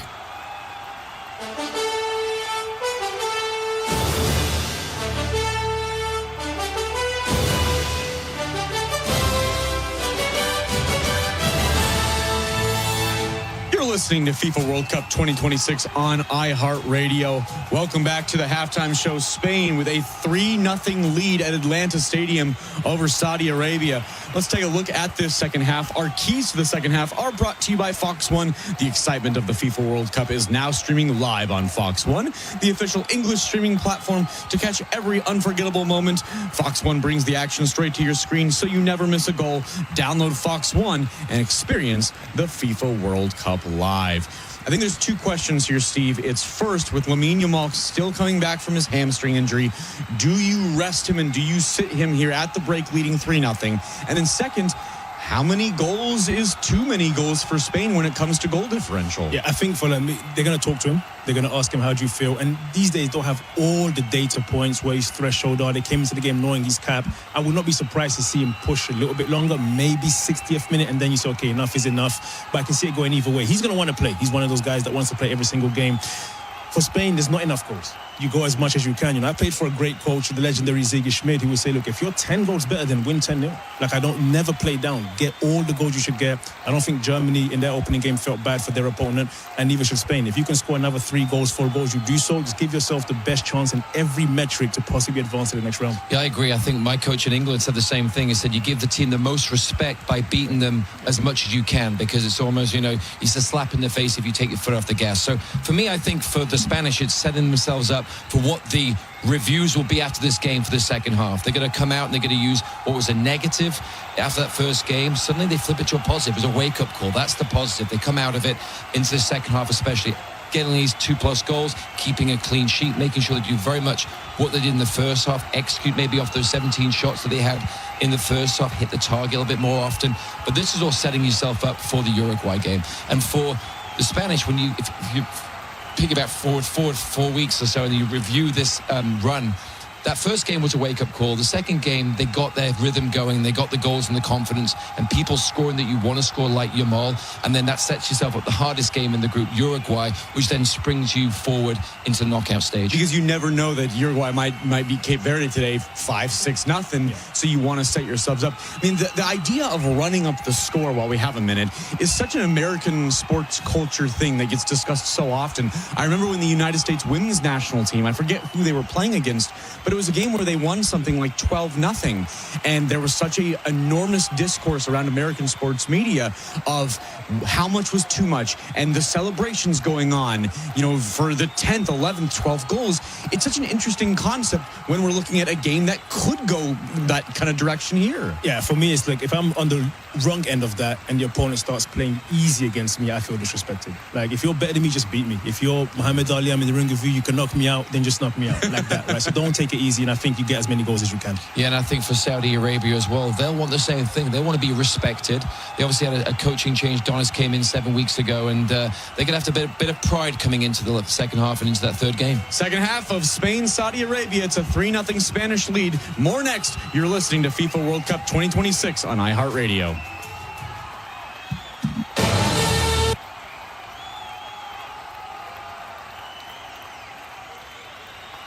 Discover a new podcast from our library of over 350,000 titles. Here's an iHeartRadio podcast preview. When you work undercover, you really have to play the role because you stand to lose more than just an Oscar. If you make a mistake, these people will kill you in the blink of an eye. If the American government asked you to move to Colombia to hunt down the world's most brutal narco-terrorist, what would you say?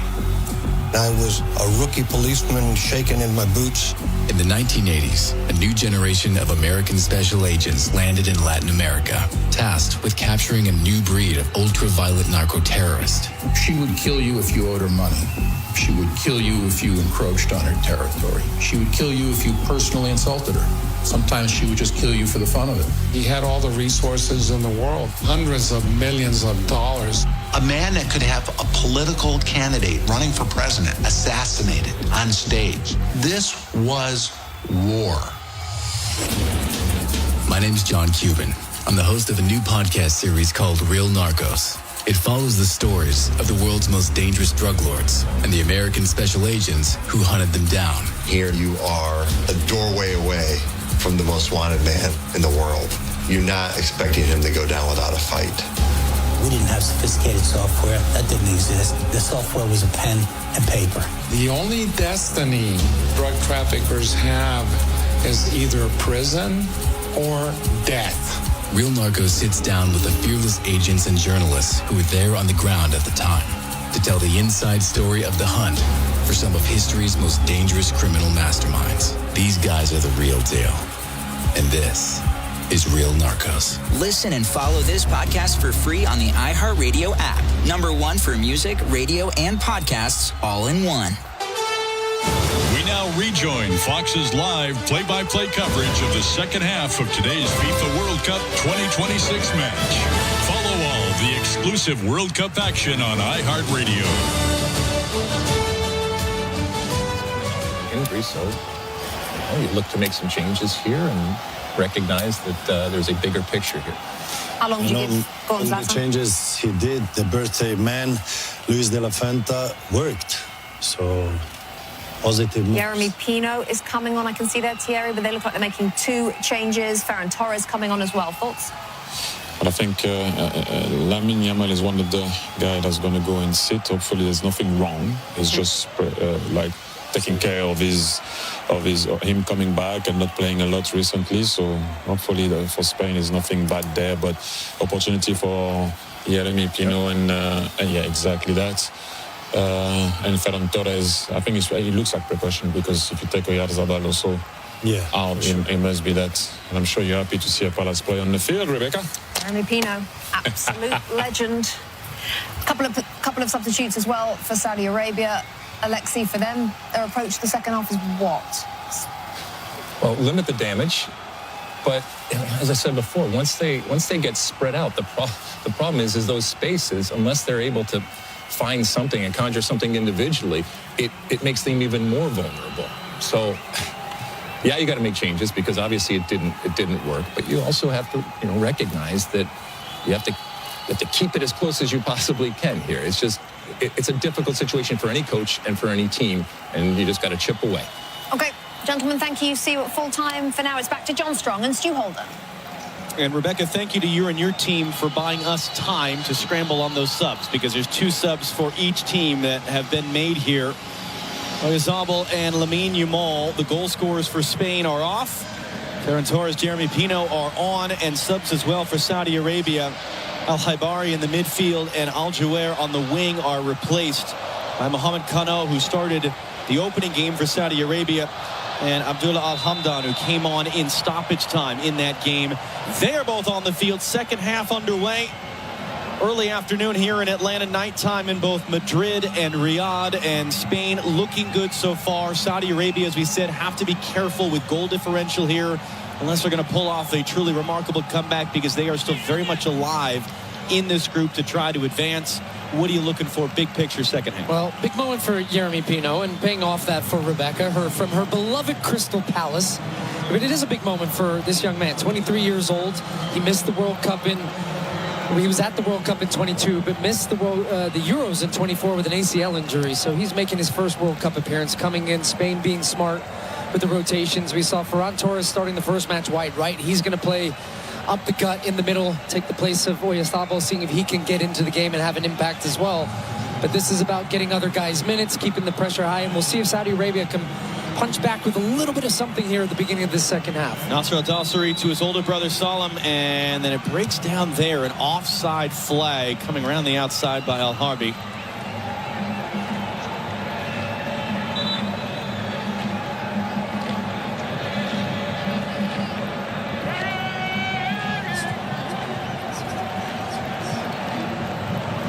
Let's just say it out loud. Let's just have fun with this, because this is one of the great things about a World Cup is name pronunciations, because Jeremy Pino, that's how he says his name, Jeremy, with a hard J sound. And yet, any game you watch in the Premier League, any commentator is going to say Jeremy. We always get these names, and so it's like, a coin for it? Well, you're either saying it right to be wrong, or you're saying it wrong to be right, one or the other. You and I are chatting about it behind the scenes. Let's just bring all of America in. These are the types of conversations we have at World Cups. How do you want to say this guy's name? It is. It's one of the great challenges. We try to be as authentic as we possibly can. But authentic to whom? Yes. Becomes the issue. We're just going to call him Pino all game. Have the difference. What's the significance? Well, either way, he's a fantastic player. But for a player like that, you know, who knows how many minutes he's going to get at this tournament, theoretically. For a lot of these guys that get these opportunities, as Baena is down, holding his leg, took a kick behind the play.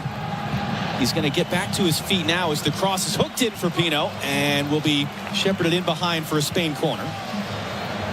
But it is a great opportunity for guys to get on the field, play at a World Cup for the first time, experience this moment in this opportunity. Might be seeing a lot of players in that situation for the U.S. on Thursday night as well. Spain are not going to have the benefit of going into their finale knowing everything is done and dusted. As a result of their draw in the opener, and just as Baena was about to take the corner, Rafael Klaus, the referee, shuts it down as everyone's jostling for position in there.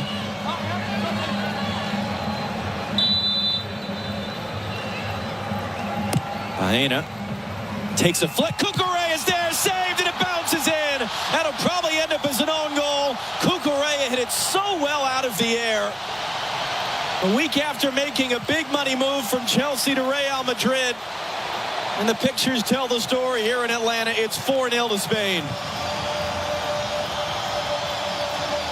Well, similarly to their corner in the first half where they flick it on, and that picture tells the story for Saudi Arabia today. Just how dejected this team are. They've been overrun. They win it at the near post. They flick it onto the back. Cucurella strikes it. Al-Tambakti comes off him at the back post. It's saved right into him and bounces in off his knee. Nothing much he can do. He's just trying to react and get out of the way. But credit to Cucurella, because he stays on top of this ball. Sometimes these volleys are difficult. See the spin on the ball. He catches that ball pure right in the middle. Alois makes the save into Al-Tambakti in the back of the net, and Spain pick up where they left off at the end of the first half. Cucurella said during the week it was a needed wake-up call for this team. The draw in the openers, that one was miscontrolled backwards, but Alois can come pick it up. And one of the things Cucurella said, it's a good thing that it happened maybe in our opening game and not later in the tournament in the knockout round, when it would have ended up costing them and sending them home. And it is officially in the book as a Hassan Al-Tambakti own goal.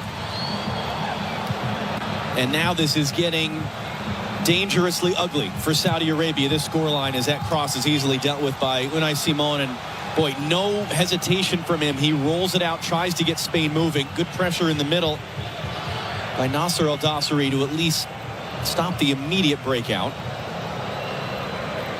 Dani Olmo had Pino running. It's going to come across instead and under hit in the end for Pedri. Whereas Mohamed Alois had just a wonderful game. 9 saves Monday against Uruguay. has made 2 saves today and has 4 times had to grab the ball out of the back of his own net.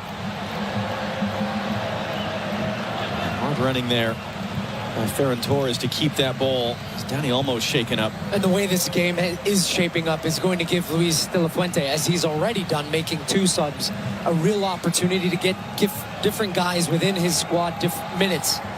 Something you heard Thierry talking a lot about yesterday and even this morning, making guys want to feel a part of it.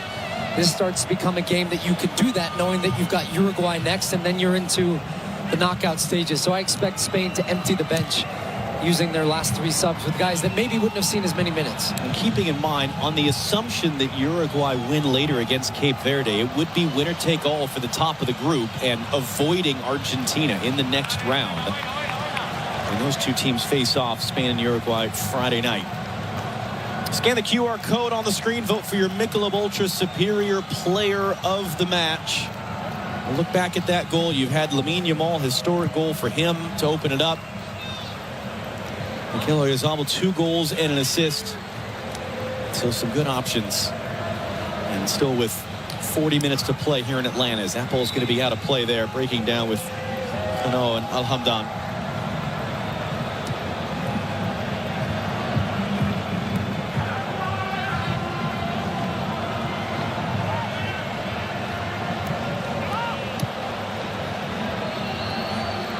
And this is where it's got to become so demoralizing for Saudi Arabia to be running and chasing on possession when you're down 4 goals. It's a great ball up the middle by Kubarsi. Chance for another. That was Pedro Porro. First was saved. The header from Ferran Torres was saved. Mohamed Alouez doubling his save total in that sequence there. When you give this Spanish team that much time in possession and then not even tight and connected in your defensive shape, they're going to do things like that. But that is the Spanish right back, Pedro Porro, making a run beyond the back line. And it speaks to just the dominance that Spain and the comfortability they have in the ball to be able to spread out the field and make it difficult for the Saudi Arabian team, who, it's pretty clear, they just running out of ideas, and not sure how many they had to begin with in this game. It's a good flick, though, by Kano. Farasel breaking, and then not on the same page at all with Abdul Hamid, and that's going to allow Spain to run the other way, because it was promising there for Saudi Arabia. Dani Olmo.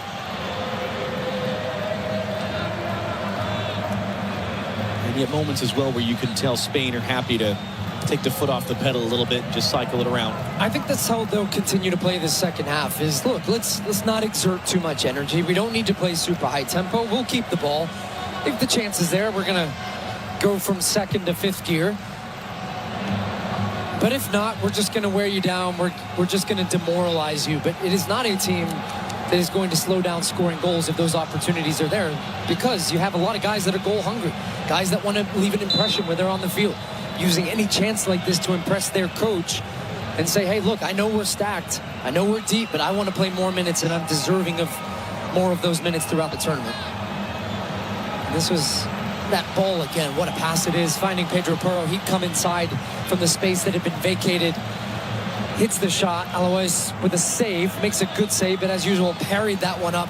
It was up in the air to Ferran Torres, but because of the challenge there and the height of the ball, he wasn't able to generate enough power, and Alois is able to get the second save. Had the 9 against Uruguay, had 8 against Mexico in the group stage finale in Qatar. In fact, since the beginning of the last World Cup, only Dominik Livakovic of Croatia has more saves made than Saudi Arabia's Mohamed Alois, and Livakovic has played twice as many games. He's been busy at the back, but he's done all he can.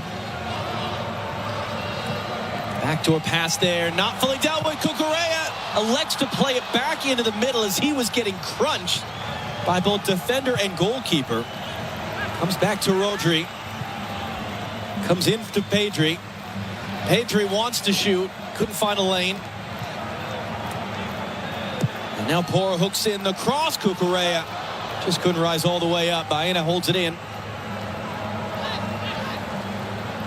And Baena poked away. Cucurella recovers it. Dani Olmo. Rodri able to keep it. for Aymeric Laporte. As we mentioned, the 2 years he played in Saudi Arabia, it was coming back to Spain that got him back into Spain's picture and back on the roster for this World Cup. Bit of a revolving door of center backs that Spain have had in the last year or so.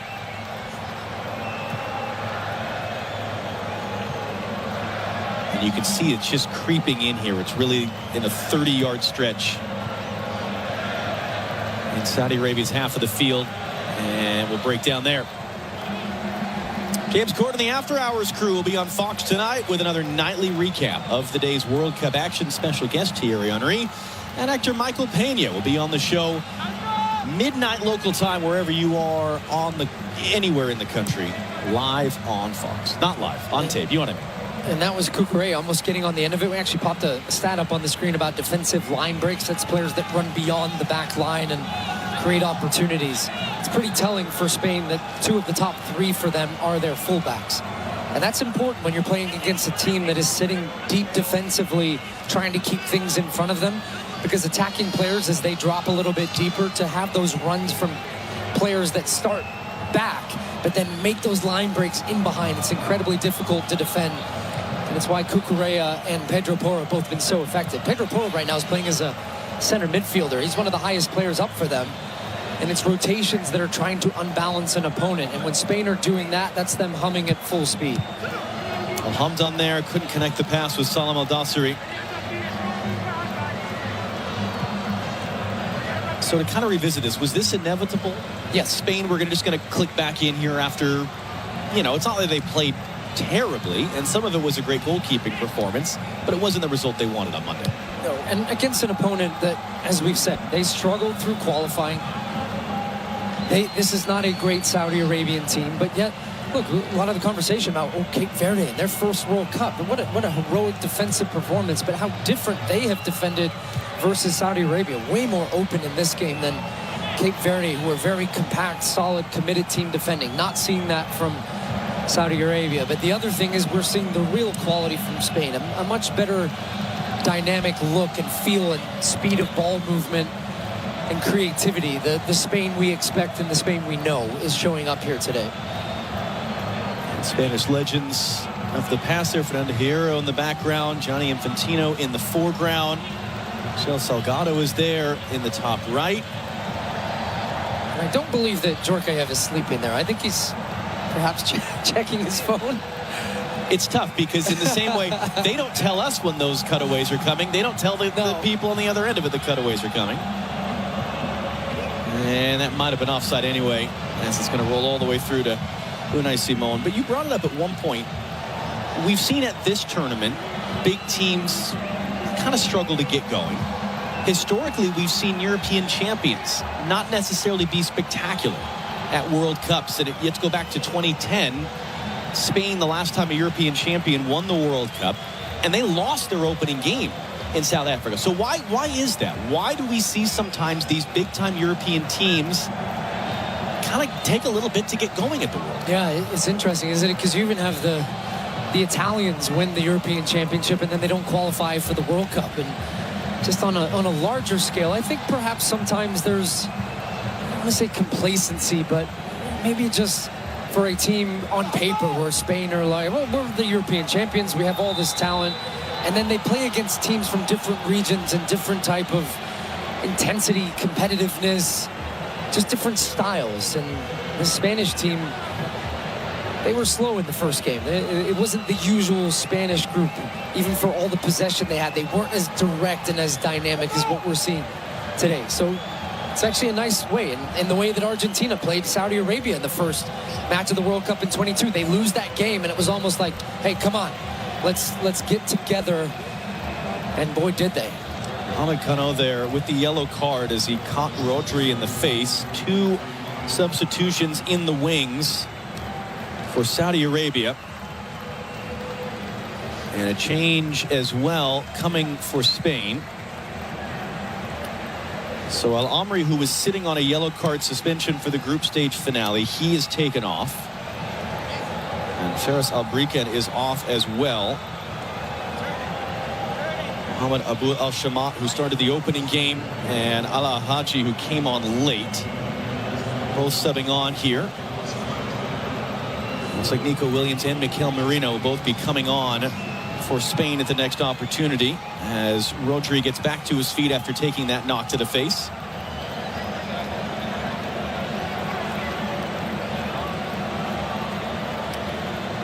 And we mentioned these 7 sets of brothers that are at the FIFA World Cup. Confirmation here, first of all, that Dani Olmo will come off. Alex Baena will come off as well. So those are 2 of the 4 lineup changes Luis de la Fuente made that helped to spark a much better performance here. And we had, of those sets of brothers, some of them play for the same team, like the Al-Dossari brothers who play for Saudi Arabia. Nico Williams, we're seeing now for Spain. His brother Iñaki Williams, we might well be seeing tomorrow, or Tuesday, I guess that would be, in 2 days when we see England versus Ghana in Boston. And also, how about for Spain bringing off the bench a Premier League title winner with Arsenal, Mikel Merino and Nico Williams of Athletic Club in La Liga, one of the most electric and best wingers in Europe, and winner of that European Championship with them. Just frightening. Ferran Torres turns it inside, tight traffic, poked away, and whistle and a foul as Lajami was caught there by Torres.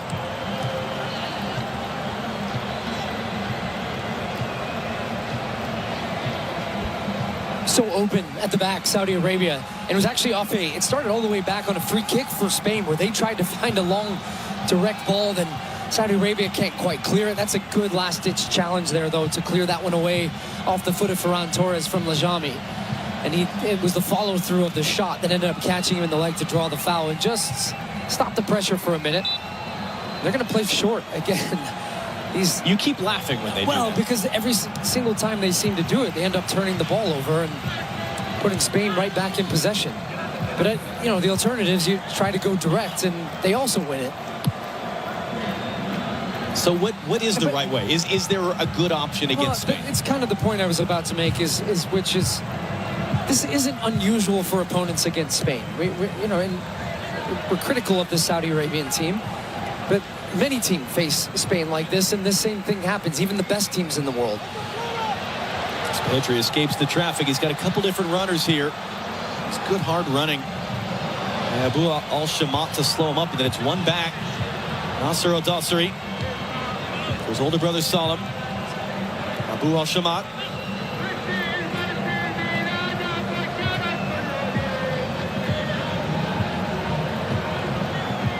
As you can see on the screen, each team with one hash mark underneath their name. That means they have one remaining substitution of the 5. It'll be interesting for Spain who that last sub is. I would be thinking about Pedri. He's their only player on a yellow card that would be in jeopardy of missing the big Uruguay game. And as a lot of what we were saying throughout the United States match as well, thinking about that third game, the yellow cards, they wipe out, they reset after the group stage, meaning you just need to get through one more game without a yellow, and then you're on a clean slate. A forlorn-looking Georgios Donis, Greek-born manager of Saudi Arabia. He was given the job in April. They were frustrated with, as you said, it was a poor qualification campaign. It wasn't a great March window. Hervé Renard, national hero for what he accomplished in prior years. The second spell didn't work very well, so they fired him, and of course now he's in charge of Tunisia. And that didn't go so well last night. And they gave Donis the job because he's coached 5 different clubs in Saudi Arabia. It's a great ball for Ferran Torres, and he just puts it wide there. It was Marina who played him in. De La Fuente appreciates it. It's great running from Ferran Torres, and some of the criticism of him at times is his finishing. And he's onside. The timing of the run there was so good to start inside between the 2 center backs, waits for the pass in behind that leads him in front, but he goes with the toe in the end. I don't know if he was trying to just toe poke it to the far post or perhaps trying to lift it over Alois, but either way, the finish not great in a moment. You just see a little creep of frustration for him. He started the last game, didn't get the start in this match, had a couple of opportunities there, and how much for a striker and attacking player confidence is important. He would love to get one in this game. Abu Al-Shamat was really good work by Nasser Al-Dossari in the middle to control that ball. Because as we said, for Saudi Arabia, this is tough, but it doesn't end their World Cup. If they could beat Cape Verde in the finale, they would be right in the mix to potentially be advancing out of the group, theoretically as a runner-up in the group, depending on what Uruguay do against Cape Verde, potentially as a third-place finisher. That's where goal difference becomes the really important thing. Lamine Yamal there looked like taking his place, trying to hide from the cameras. Great to get him off the mark, get him a goal, and maybe much anything else. 45 minutes, get him off the field and continue building his fitness up for the game Friday against Uruguay. It's one of my initial thoughts when the injury happened to Lamine Yamal back in April was, okay, timeline, what does it look like? What part of the World Cup is he going to be fit and available for? Oh, okay, well, as long as he's back at some point in the group stage, because Spain have that luxury of just depth in different positions. And then all of a sudden you come out in the World Cup and you draw with Cape Verde, and there's some question marks there, but normal service resumes, Spain winning in the way in which we would imagine. Lamine Yamal gets 45 minutes under his belt, and then we'll still continue to build as this tournament goes on, because Spain are one of those teams that come in not thinking about 3 games. They think about 8 games and going all the way to the final. You probably don't need Lamine Yamal to beat Saudi Arabia. You certainly do need him to beat France or Argentina or teams of that caliber later in the tournament. Here's Pedri. Nico Williams. He was coming off an injury concern as well. That cross stabbed in behind by Lajami, out for a corner. He hurt his hamstring on the 10th of May, missed the rest of the season with Athletic Bilbao, and we're also just kind of being smart with him, ramping him up.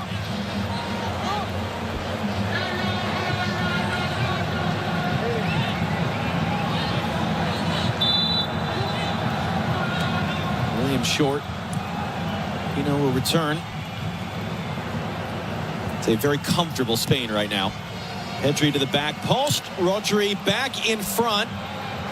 Not going to find Williams cleanly. It was offside anyway on that initial hooked ball in.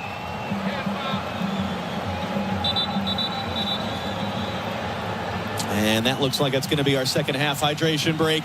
Spain comfortably in control against Saudi Arabia. Work to be done for them in the group stage. Things, though, very much back on track for the European champions. 4-0 they lead here in Atlanta.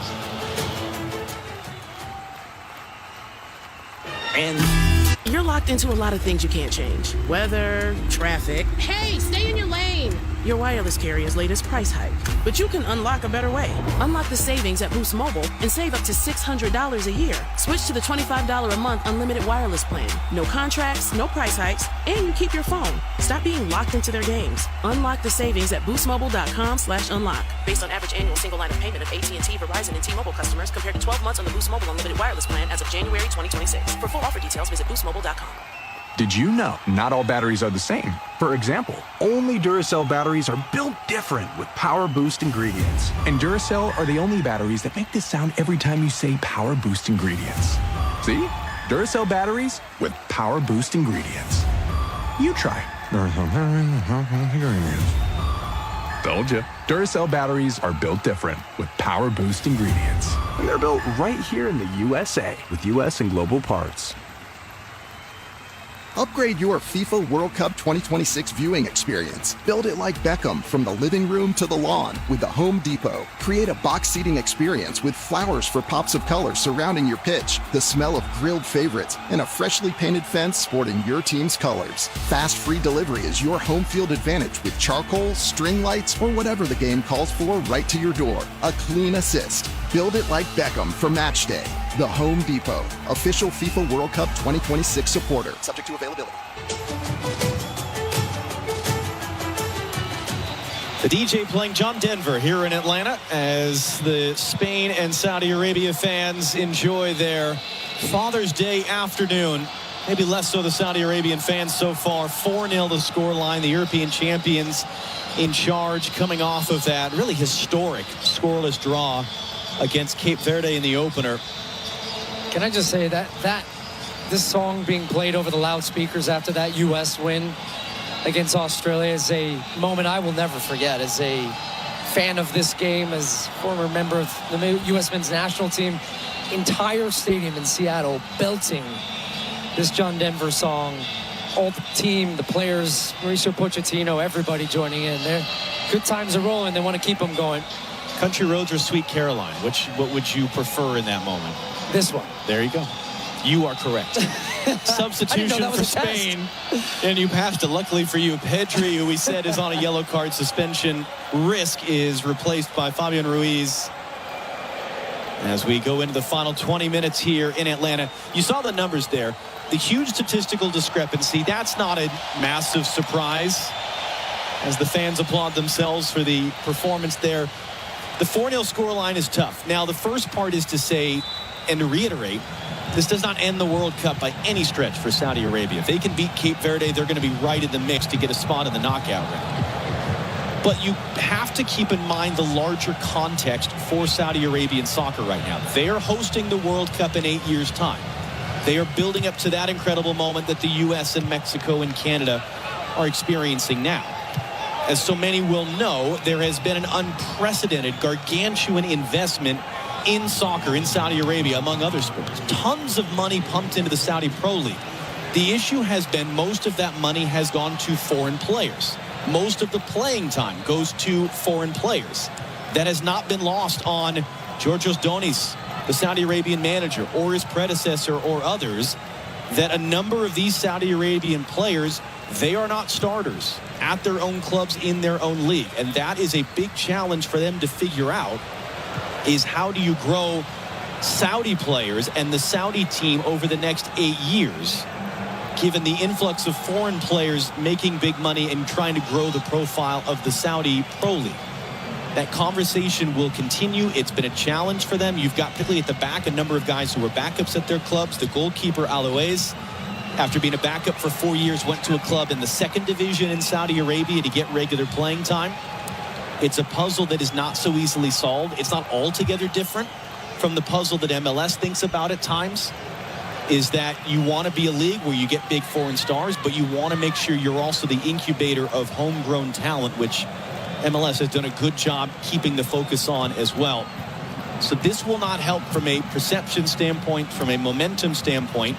Incidentally, one of the guys tasked with figuring that problem out is Matt Crocker, who had been the sporting director for U.S. Soccer until April, when he abruptly left that position. He's now the executive director of football, essentially the same position in the Saudi Arabian Federation.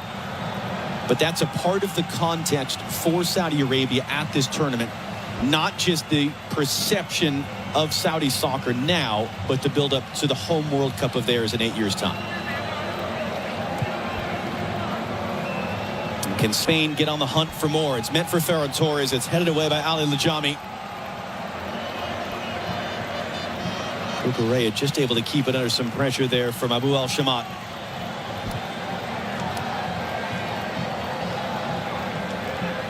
There's Abu Al-Shamat there with the tackle on Nico Williams. What do you want to see from Spain? What do they want to see I was just going to tag your Saudi Arabia setup as well, just quickly, because one of the other data points in their region in North Africa with Morocco and the amount of investment that they made in football and throughout the country at the King's Directive. So we'll get back to that in a sec. Pino running in, under hit for Ferran Torres. But a lot of the difference being a lot of their players play out of their country. They play in high-level European leagues, and I do think that is an issue, is playing time at a high level for players, no matter how much money you pour into youth development. Rolled into the middle too far from Marino. It is a paradox. We're seeing now at this World Cup about only 1/3 of players on rosters play in their own country, which is to say, on average, 1/3 of the U.S. players play in the U.S., 1/3 of the French players play in France across the whole of the tournament. Saudi Arabia, like Qatar, those are the two countries that are unique in that almost every single player plays in their domestic league. And the other thing with Morocco, as an example, was they started the game the other day against Brazil with just one player that was born in Morocco. And that's another dynamic as part of this as well. It'll be interesting to see, because Saudi Arabia, they will want to be in a much better place than they are now come 8 years from now when they are hosting that World Cup. About a quarter hour to go here in Atlanta in the opening of day 11 of this World Cup. And a massive triple header on the way later over on FS1. Belgium, Iran. That'll be in LA. The other game in this group, Uruguay and Cape Verde in Miami. And then New Zealand and Egypt wrap up the night in Vancouver. Group G, like Group H. Both games on Monday finished as draws. So both groups are absolutely wide open. And a really fascinating rest of the day coming over on FS1. Oh, the ball. Pedro Porro, can he get there? It's going to be tackled out by Al-Harbi. And then tomorrow, we'll be in Philadelphia to see Kylian Mbappe in France taking on Iraq. You'll see Erling Haaland in Norway taking on Senegal. We're going to get Messi back on the field in the next couple days. We'll be in Boston or Foxborough to see Harry Kane in England take on Ghana. What does Portugal look like in game number 2? They came in for a ton of criticism, as did Cristiano Ronaldo, after their opening draw. Before we then, in just a couple days' time, start to get to the group stage finales, the simultaneous kickoffs. Juraj seems more engaged now. You were concerned earlier. Yeah, Thierry Henry's teammate in 1998 as they won the World Cup. Former New York Metro star. And Bolton legend. Says the former Bolton player, Stu Holden. Nico Williams is dumped off the ball. He's upset there wasn't a foul. Chance here for Saudi Arabia. Mohamed Kano. Nasser Al-Dosari. Hodge just had to work it around, though, as Spain, not for the first time today, that commitment to defending, to getting back, to slowing things up. Abu Al-Shamat. Al-Haji nowhere to go. And a goal could be really significant for Saudi Arabia if it comes down to goal difference, either in the group or amongst all the different third-place finishers. Even pulling one back here could be the difference of a spot of the knockout round or not. Primary tiebreaker in group play is head-to-head, but when you compare all the different third-place finishers, it'll be goal difference and then goals scored. Al-Hamdan able to keep that in play, trying to get a cross in, and it was well dealt with there at the back by Kubarsi. Kukureya actually did really well there because he was backpedaling and he was off balance, and he had two Saudi Arabian players right around him that he was able to control that and get rid of it.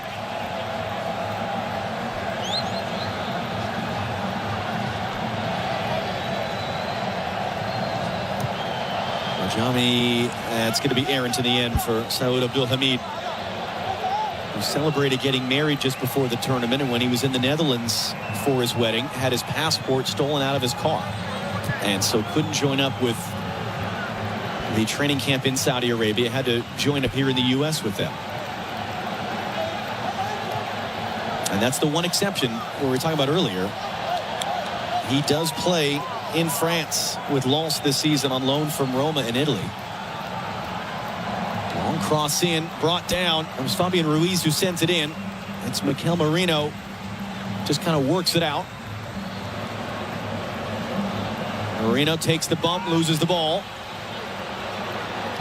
Long running forward here, Salam Al-Dosari.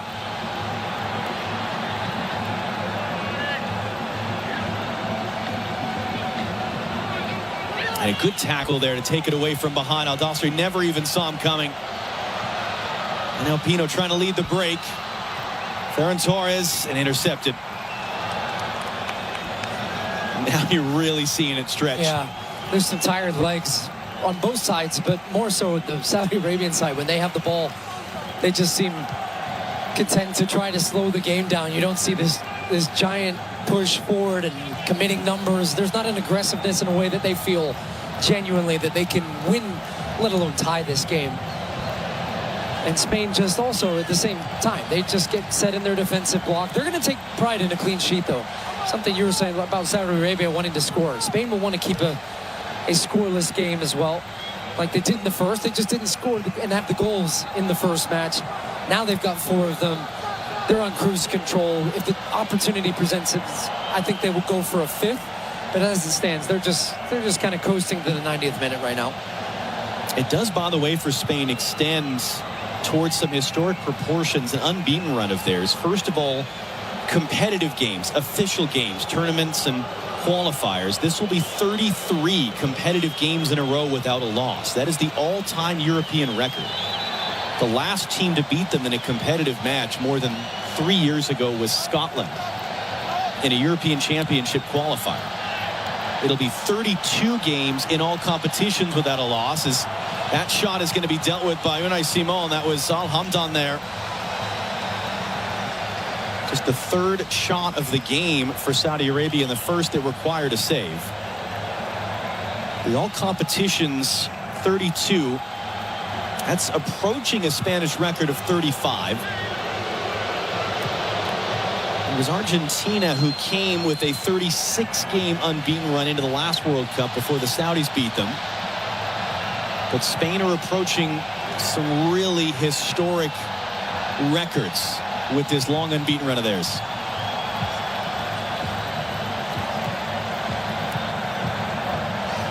Spain's all-time record of 35 games in a row without a loss was ended by the United States at the Confederations Cup in South Africa, 2009. Nico Williams crossing in, almost another own goal. Holloway's good reaction there to push that away as Al-Tambakti got pushed into it, and it's been whistled dead for a foul. No, we might have a little blood below the eye here just on that challenge, trying to get on the end of this cross. The first real Spanish attacking effort we've had in a couple of minutes. It's a great looking ball to the back post.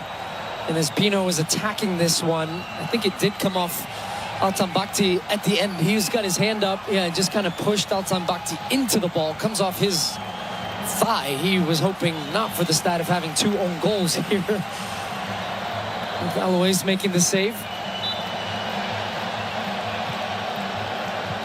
Well, speaking of the United States, they will finish out the group in Los Angeles against Turkey. That'll be Thursday live here on Fox. This is unprecedented in American soccer history, and it does happen at World Cups. It just never happened for us. That they've already not just clinched a spot in the next round, they've clinched the group with. There is, from a purely standings seeding bracket standpoint, nothing at stake in that game. Doesn't mean there's nothing at stake at all. What do you think, a couple days out, should be the approach, the team selection from Mauricio Pochettino, what you want to see out of that game? Yeah, it's been a fun debate throughout many different circles. I was hearing Chicharito and Clint and everybody debating last night with Thiago about, well, what do? You've got 4 guys on yellows. How do you rotate the team? How many rotations is too many rotations? Let me get back to that in a sec, because the Spanish fans are just ramping up the party here. They waited until we started the conversation.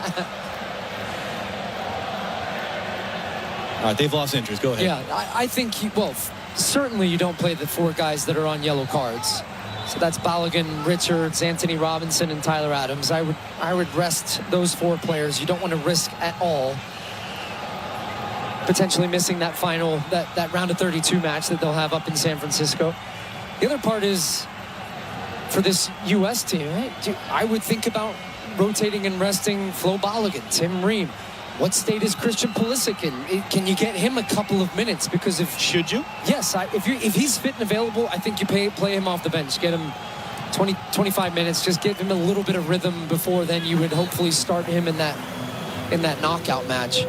And quite frankly, I think it's still important for this team to get another good result and a victory from a momentum, feel-good feeling. And while on paper it doesn't mean anything, I still think this means a lot to this team, to the country, to the momentum, to the belief, all of those things, even as you rotate. But it is still, I think, paramount to give guys that might not see the field in a World Cup that feeling of, look, all the work you're putting in practice, being a great teammate, you get rewarded by appearing and getting some minutes in a World Cup, because these are all very good players. And so your squad depth is important. I think I could see up to 7 or 8 changes in that match for sure. It's a strange one, too, because of Turkey. They are already eliminated. They have no possibility of advancing. They are getting roundly criticized in their own country.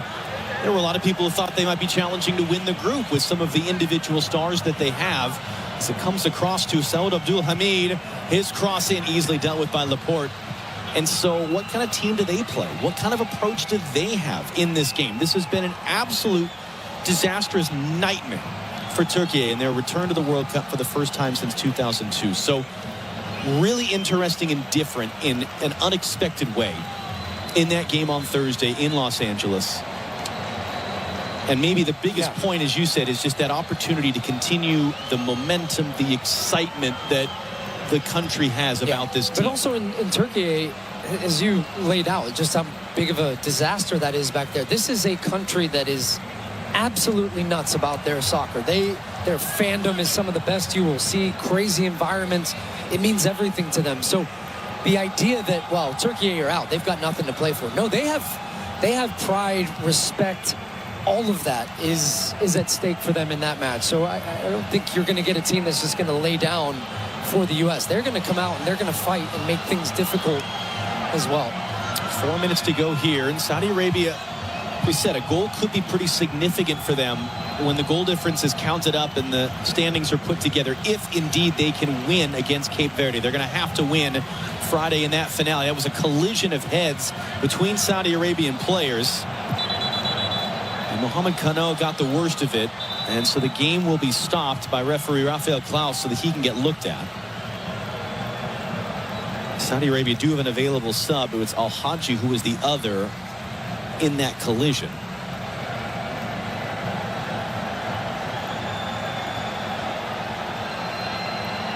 And you see the athletic trainer there just being smart in slowing down Mohamed Kano. Kano gets hit as he's backtracking to try and head that one from Al-Haji, his teammate. Was a starter in the first game, was on the bench as Saudi Arabia changed their tactics, went to 5 in the back. He was the man that was sacrificed as part of that. Spanish fans are enjoying what they've seen. The Saudi fans defiant and waving their flags down to our right as their World Cup hopes are still alive. Absolutely. And as you phrase it, normal service restored for the European champions ahead of their trip to Guadalajara to take on Uruguay on Friday. It'll be in Houston where Saudi Arabia face Cape Verde.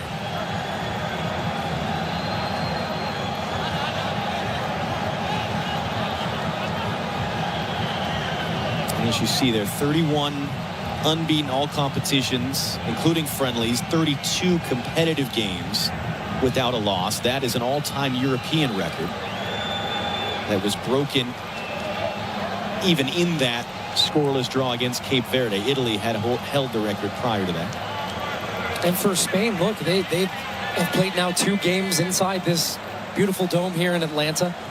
Climate controlled, fairly comfortable conditions. Now you've got to go and play against a high-intensity Uruguayan team. We'll see, as we talked about, what they end up doing later today, what state that in. But that is a game at now not only heat, but also altitude, and over 5,000 feet of altitude. Very different circumstances to this game. And that next game, I think that's a big reason why you've seen so many different rotations today from Luis de la Fuente taking Lamine Yamal off at halftime, and Oyarzabal.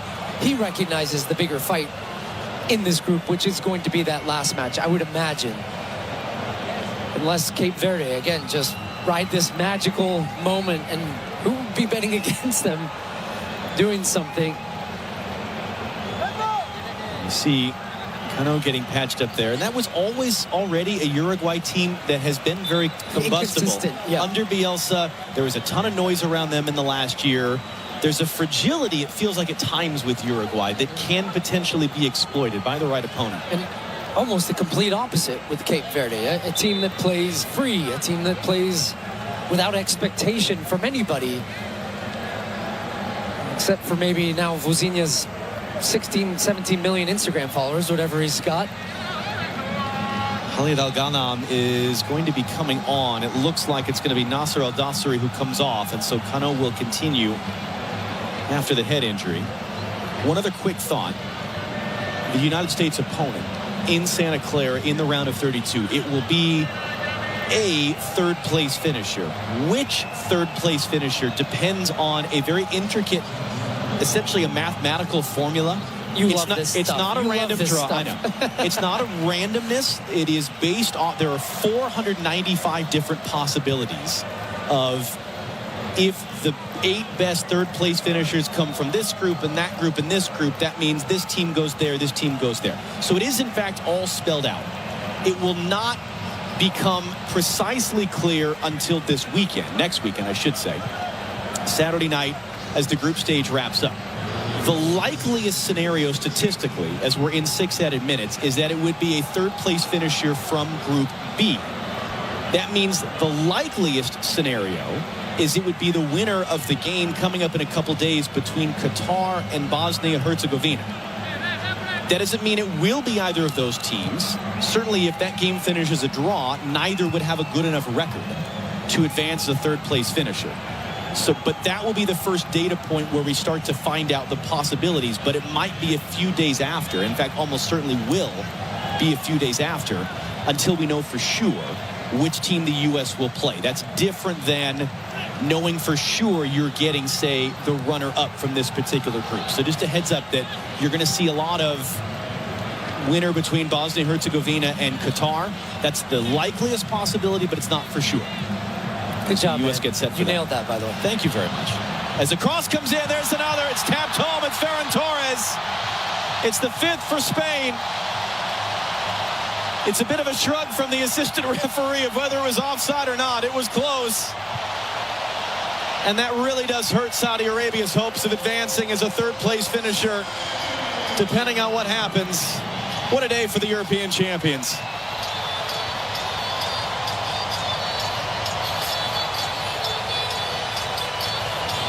And for Ferran Torres saying he's a player, we'll see if he's onside. First of all, maybe your screen. Oh, I think he's going to be off here. Will depend, though, on keeping in mind that camera angle is not right down the line. This might give us a better, yeah, I think he's going to be offside, potentially. If not, it would be his 25th international goal in 59 appearances, which is a great rate. And he was a player we were saying actually would love to get a goal in this game. But sometimes those camera angles, which are not directly in line with where that play is happening, we're looking in right now in VAR at where that foot was from the Saudi Arabian defender to see if he was on or off and leaning and all those different angles. And this is scientific. This is not the opinion of a video assistant referee. This is down to the computer science of his position when the ball was struck, the position of the defenders. That's all being mapped out right now by the semi-automated offside technology. And Rafael Klaus, the referee, is just waiting to receive word of whether this will stand up or not. But that chance came as my knowledge of statistical analysis was running out, so it was perfectly timed one way or the other.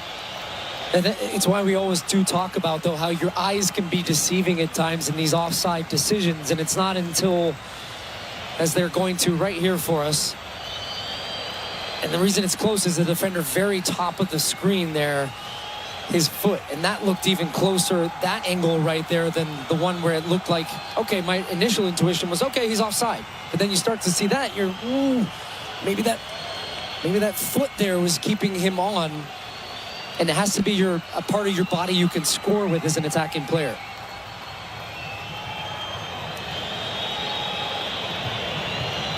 Well, we continue to wake. Mark Clattenburg, your thoughts? Yeah, it just shows, even with the updated semi-automated offside, when it's so tight like this, it's extremely tight. It needs to be verified by the VAR. And they're using the technology, and that's why there's such a delay, because it's that tight. And it just says, like Stuart said, when you first see this, you think, well, that's clearly offside. But it just shows camera angles can be deceiving. And this is extremely tight. And where it gets interesting as well is, you know, what part of the body are we counting from the attacking player? Because it's somewhere theoretically on the arm. Yeah. And that has to be made precise. After review, the number 7 of Spain has the offside position. Final decision, offside. So he is indeed offside. The goal is not going to count for Ferran Torres. And they will go back and end up showing us eventually the lines drawn and the part of his body that was offside. And as we did lay out, that was closer than perhaps your first intuition is to say, oh, he's off for sure. And then it was, oh, maybe he could be on. Very tight indeed. Could prove significant when all is said and done. And now Nico Williams almost sneaking in there. Lajami was able to clear in time. And that was about 3 minutes in total we lost there. So we'll see if all of that time is added back on by Rafael Klaus past the minimum 6 minutes of stoppage time that were indicated, as Unai Simon had to run across there and prevent the corner.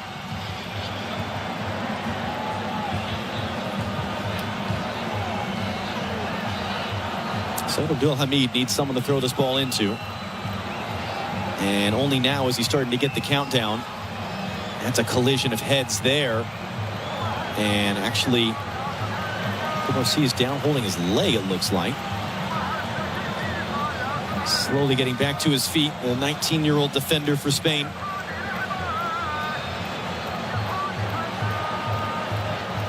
And still a little bit shaken up behind the play, Pau Kubarsi.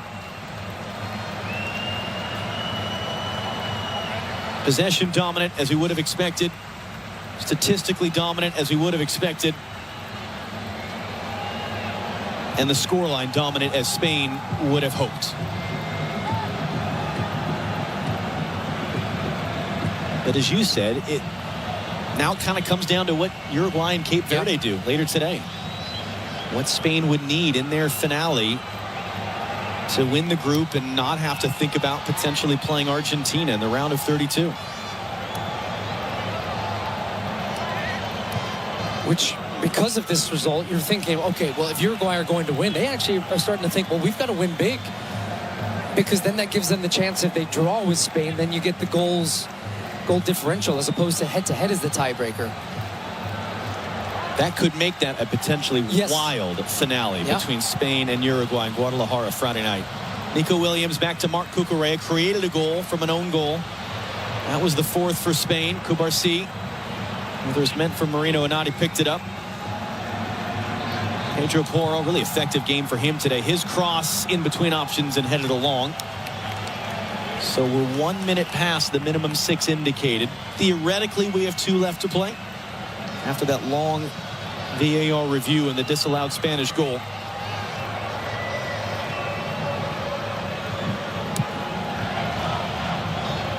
And whereas in the past, a lot of referees might have said, okay, it's 4-0, we're done. That is something that referees are graded on, is making sure you play the proper amount of time. So that's why we're going to continue on here, even as the result is no longer in doubt. Has it ever been in doubt? You tell me. I mean, no, this was 10th minute opener. Spain all from the beginning. Fabian Ruiz, Marino blocked.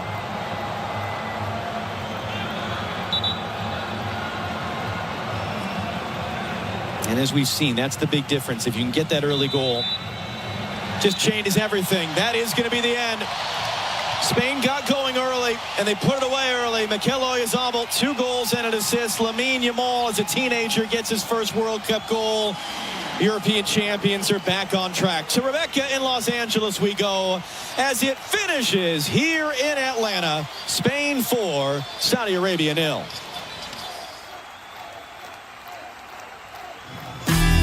Unlock the savings at Boost Mobile and save up to $600 a year. I've been scouting these big carriers for a minute now, and I've seen them pull the same play 1,000 times. They promise you the world, then hit you with a price hike right when the game gets tight. But Boost Mobile, their $25 a month unlimited wireless plan is the most consistent player on the floor.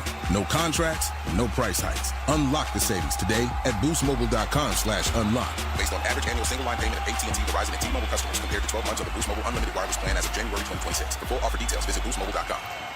For adults with Crohn's disease or ulcerative colitis symptoms, every choice matters. Tremfya offers self-injection or intravenous infusion from the start. Tremfya is administered as injections under the skin or infusions through a vein every 4 weeks, followed by injections under the skin every 4 or 8 weeks.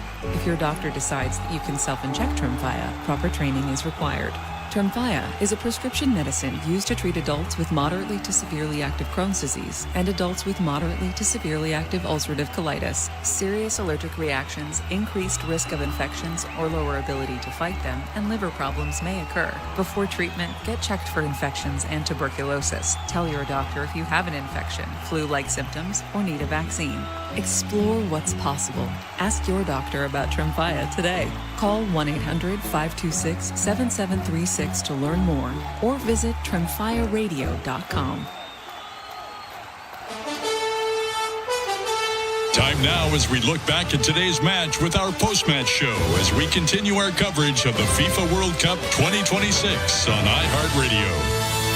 It is a final from Atlanta Stadium. Spain 4, Saudi Arabia 0 in a win that puts Spain at the top of Group H. We welcome you in to the post-game show. My name is Jackson Feltz. I am alongside the national champion and All-American at North Carolina, Danny Jackson, and the former #1 overall pick and Sounders FC legend, Steve Zakawani.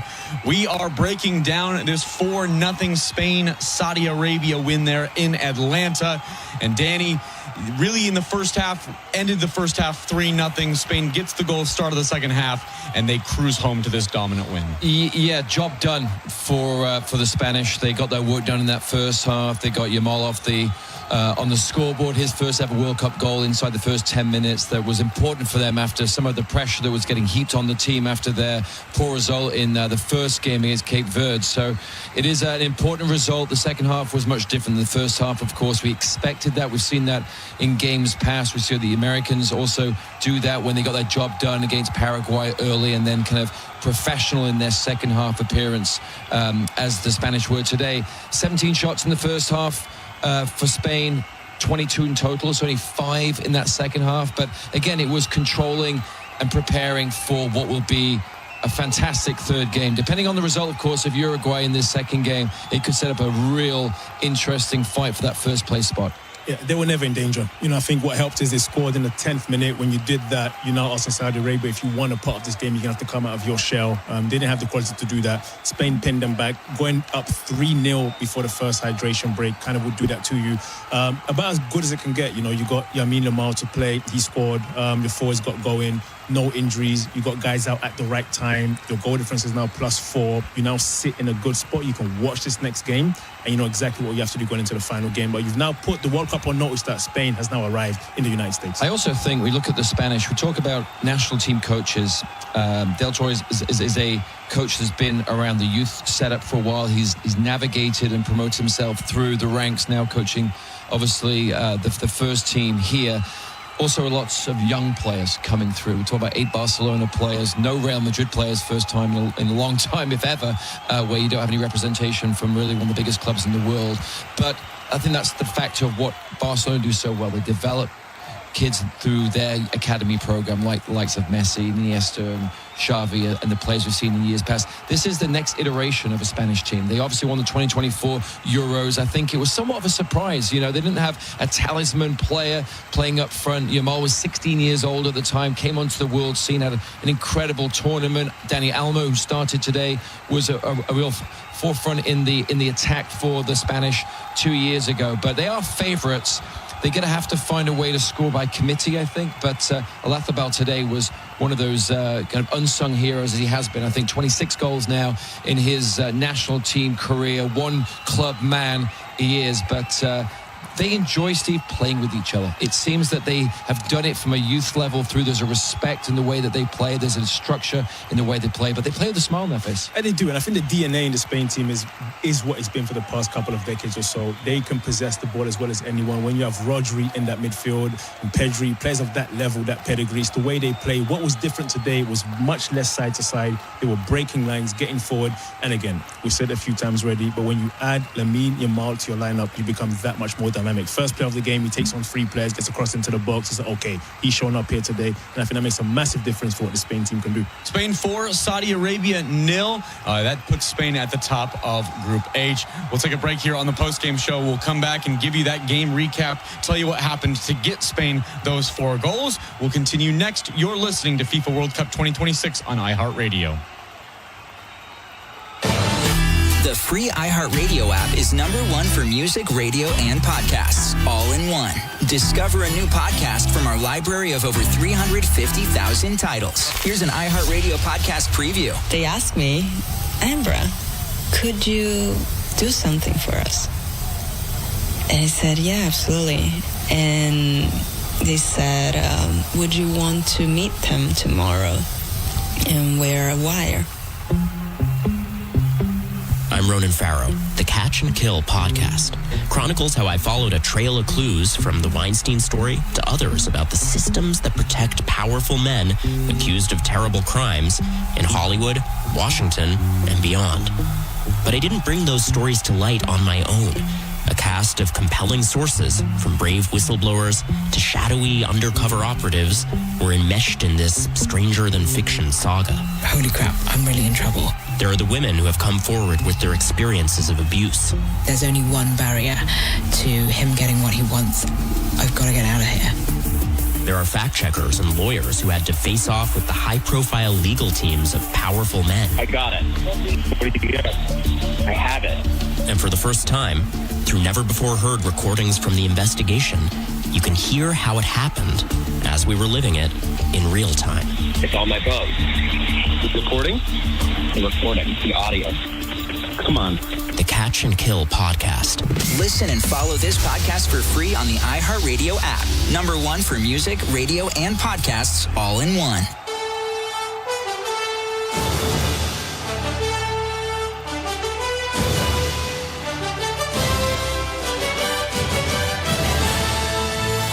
You're listening to FIFA World Cup 2026 on iHeartRadio. Spain with a 4-0 win today over Saudi Arabia. Our game recap is brought to you by the Home Depot. Upgrade your FIFA World Cup 2026 setup.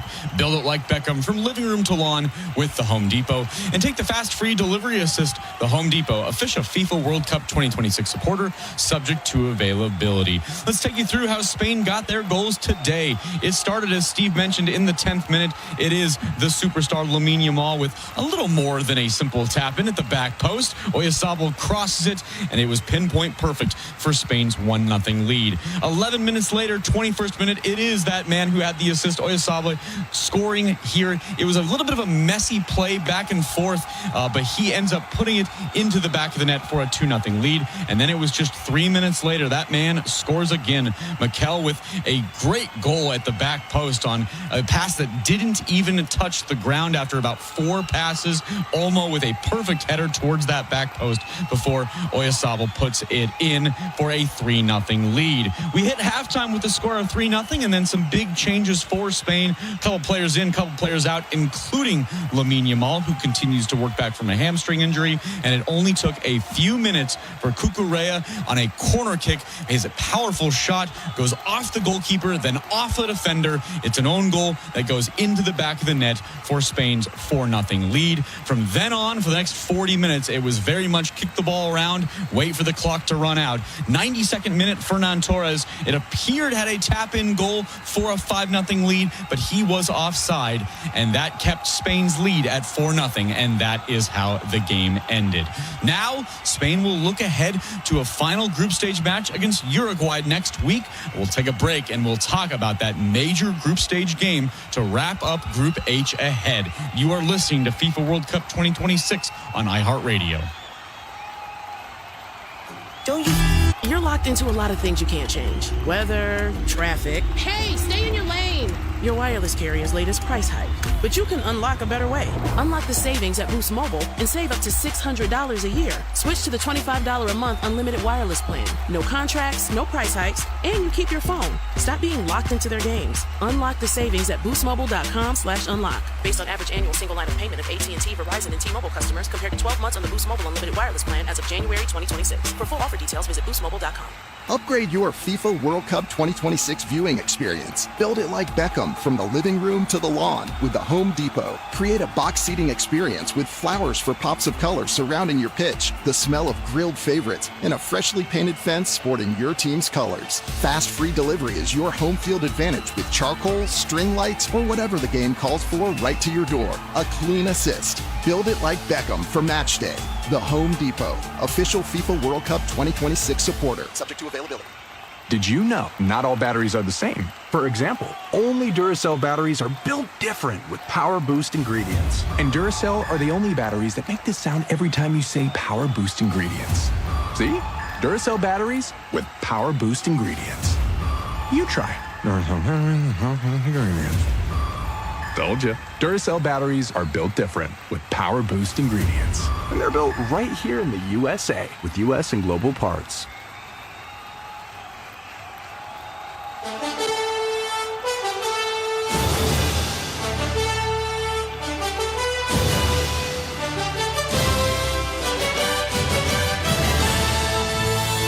You're listening to FIFA World Cup 2026 on iHeartRadio. We welcome you back to the post-game show.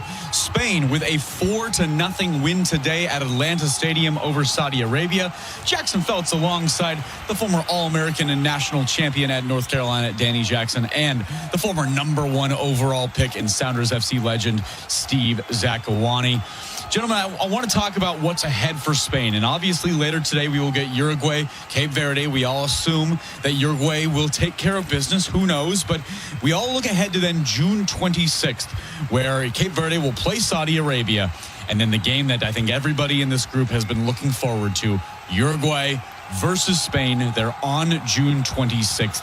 And Danny, that sets up to be a potentially group-deciding game and a very, very big one that will take place down in Mexico. 100%. You know, it's going to be a big-time game. Valverde, Bielsa, of course, is a big-time coach. They play a certain way, Bielsa ball, where they press high, they press fast. They obviously were frustrated with their first game against Saudi Arabia in that 1-1 tie. But it's important for the Uruguayans to get a result today to set themselves up for that. But don't forget that Saudi Arabia-Cape Verde game as well. 1 point each potentially going into that game. A win for either of them gets them in that hunt for the third place spot as well, which is starting to get a little bit tighter, sitting on 3 points. Both of those countries have a chance to get to 4. But for Spain and Uruguay, it is all about, can you have that last game and set yourself up that knockout round? Because for the Spanish, they allowed players to get minutes today. They allowed Yamal to get his 45, get his goal. It now sets you up perfectly. They got a bit of a wake-up call in that first game. They played an extremely efficient game today, both defensively and offensively, got their clean sheet. Now it sets themselves up for a real test at Steve against Uruguay, which then springboards them into the knockout rounds. Yeah, I think the assumption is that Uruguay will win the game this evening, and you don't want to end second in this group, because the assumption there is that whoever's first that you're coming out playing against usually will be a stronger opponent. So there'll still be a lot riding on that game, assuming both teams are going to end 4 points each. You know, if you play for a draw, 5 each, you go through. But I think it's still a game you want to win. You want to come out first. You want to keep momentum going. And Uruguay is a team that's in a different phase. They're post-Forlan, they're post-Luis Suarez, they're post-Edison Cavani. So it's what's the makeup of this 2026 team?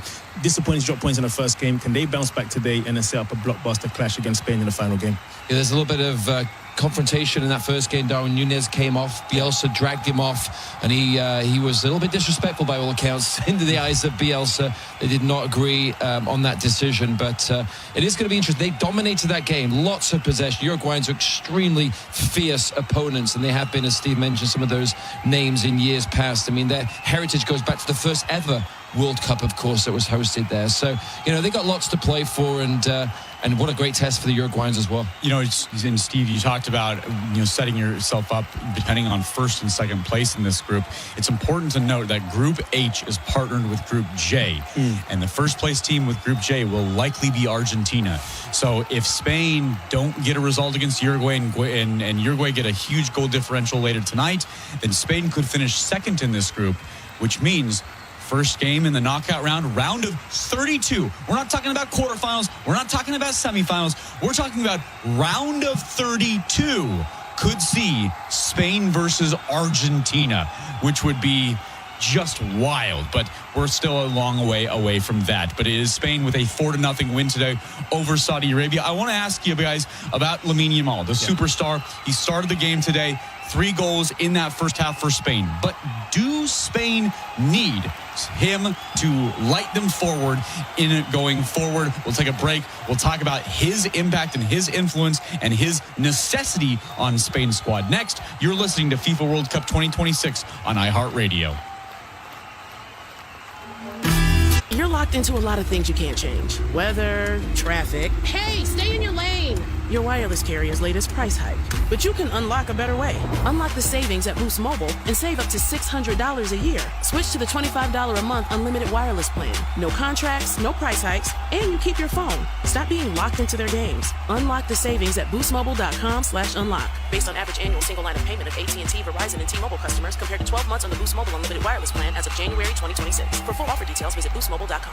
FIFA World Cup takes the global stage from June 11th through July 19th on Fox 1, the official English streaming platform of FIFA World Cup 2026. Stream all 104 matches live and get closer to the action with a personalized viewing experience built around you. Choose up to 4 streams with multi-view, catch highlights before jumping into the action, get live stats in real time, and replay key plays instantly. Experience the FIFA World Cup live on Fox 1. Watch 3 days free. For details, visit Fox.com. Offers are subject to change. See Fox 1 for complete terms and conditions.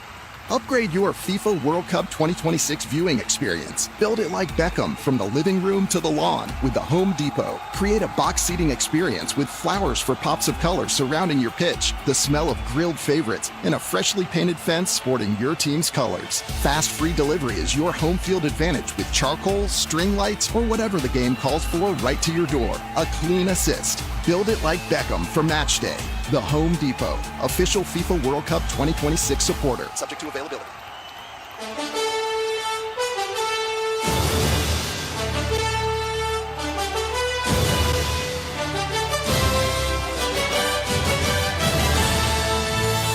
Spain with a 4-0 win today over Saudi Arabia to take, for the moment, the control of Group H. You're listening to FIFA World Cup 2026 on iHeartRadio. Gentlemen, diving a little bit deeper into Spain. This is a team that got a draw 0-0 with Cape Verde in their first match, a game where superstar Lamine Yamal did not start, still working back from a hamstring injury. Then you have this game. He starts, they score 3 goals in the first half. He comes off at halftime, Steve, and they only score 1 in the second half, right at the very beginning. And I'm wondering, how much does Spain need Lamine Yamal in order to go far in this tournament? I think he can play on any team in this tournament. He'd be a starter. And it's not to say Spain are not good without him. They're very, very good. He's a different dynamic. You just don't have a player who can do what he does. We saw in the first 10 minutes, 20 minutes here, he attracts 2 or 3 players every time. And he's really good about picking and choosing when it's on him to do it and when he can find his teammates as well. Very good with his passing, great vision. He's a goal threat as well. He draws fouls. He does a lot for this. So without him, Spain's a very good possession team that can wear you down. With him, it's a team that can do that. Also, as a guy can go 1v1 and create chances. Now, if you're talking about playing teams like Argentina or France down the line or England, tough teams, that's the games where you need him more. You can get away with it in smaller games where you're better than the opponent. When it's more evenly matched is where the superstar players make a difference, and there's very few superstars in the game today that can do what Yamal does. I think it starts in the dressing room. When you see Yamal's name on the team sheet on the opposition, all of a sudden your mindset changes. You start to think a little bit more about how you defend, especially if you're playing on that side, playing on the left-hand side of that back four. Do you step tight? Do you drop off? Do you double team, as Steve mentioned, or do you try and hunker down and protect that goal? Do you allow him to get the ball with space and defend the next pass, or do you get really tight on him? It all starts in the tunnel. We talk about the aura of players in the tunnel. When you look to your right or your left and you see him in that starting lineup, it changes everything else. And as Steve mentioned, does he pass it? Does he take players on? Does he open up space for other players to then be the goal scorer? He has that kind of magnetic effect, not just on the opposition, but on his own teammates. We saw at the very start of the game, he's attacking down that right side. 3 Saudi Arabian defenders immediately come around him because that's just the impact he has. All right, well, Spain again, 4-0 win. They will look ahead to June 26th facing Uruguay to end their group stage. We'll get one more break, and we'll wrap up the postgame show by looking at the United States as they enter their final match day in the group stage as well. They face Turkey at 7 p.m. Pacific, 10 p.m. Eastern on Thursday night. We'll talk a little bit about that game ahead for the United States. That's next. You're listening to FIFA World Cup 2026 on iHeartRadio. Snakes. Unlock the savings at Boost Mobile and save up to $600 a year. I've been scouting these big carriers for a minute now, and I've seen them pull the same play 1,000 times. They promise you the world, then hit you with a price hike right when the game gets tight. But Boost Mobile, their $25 a month unlimited wireless plan is the most consistent player on the floor. No contracts, no price hikes. Unlock the savings today at boostmobile.com/unlock. Based on average annual single line payment of AT&T, Verizon, and T-Mobile customers compared to 12 months of the Boost Mobile unlimited wireless plan as of January 2026. For full offer details, visit boostmobile.com. No way. Gas prices shot up again. I know, but I got us covered. So generous. What's your deal? What's my deal? I went to Metro and saved. Got 4 lines for just $25 each and 4 free new Samsung Galaxy A17 5G phones, and all on the T-Mobile network. Ah, how about we go to Metro today? Get that more for your money feeling. Visit your Metro by T-Mobile store. Just bring your numbers. Net available if you've been with Metro or T-Mobile in the past 180 days. Did you know not all batteries are the same? For example, only Duracell batteries are built different with Power Boost ingredients. And Duracell are the only batteries that make this sound every time you say Power Boost ingredients. See? Duracell batteries with Power Boost ingredients. You try. Told you. Duracell batteries are built different with Power Boost ingredients. And they're built right here in the USA with US and global parts. Are you looking for support in your weight management journey? Zepbound tirzepatide may be able to help. Zepbound is a prescription medicine used with a reduced calorie diet and increased physical activity to help adults with obesity, or some adults with overweight who also have weight-related medical problems to lose excess body weight and keep the weight off. Zepbound is approved as a 2.5, 5, 7.5, 10, 12.5, or 15 milligram injection. Zepbound contains tirzepatide and should not be used with other tirzepatide-containing products or any GLP-1 receptor agonist medicines. It is not known if Zepbound is safe and effective for use in children. Don't share needles or pens or reuse needles. Don't take if allergic to it, or if you or someone in your family had medullary thyroid cancer, or if you've had multiple endocrine neoplasia syndrome type 2. Tell your doctor if you get a lump or swelling in your neck. Stop Zepbound and call your doctor if you have severe stomach pain or a serious allergic reaction. Severe side effects may include inflamed pancreas or gallbladder problems. Tell your doctor if you experience vision changes before scheduled procedures with anesthesia, if you're nursing, pregnant, plan to be, or taking birth control pills. Taking Zepbound with a sulfonylurea or insulin may cause low blood sugar. Side effects include nausea, diarrhea, and vomiting, which can cause dehydration and worsen kidney problems. Talk to your doctor. Call 1-800-545-5979 or visit zepbound.lilly.com.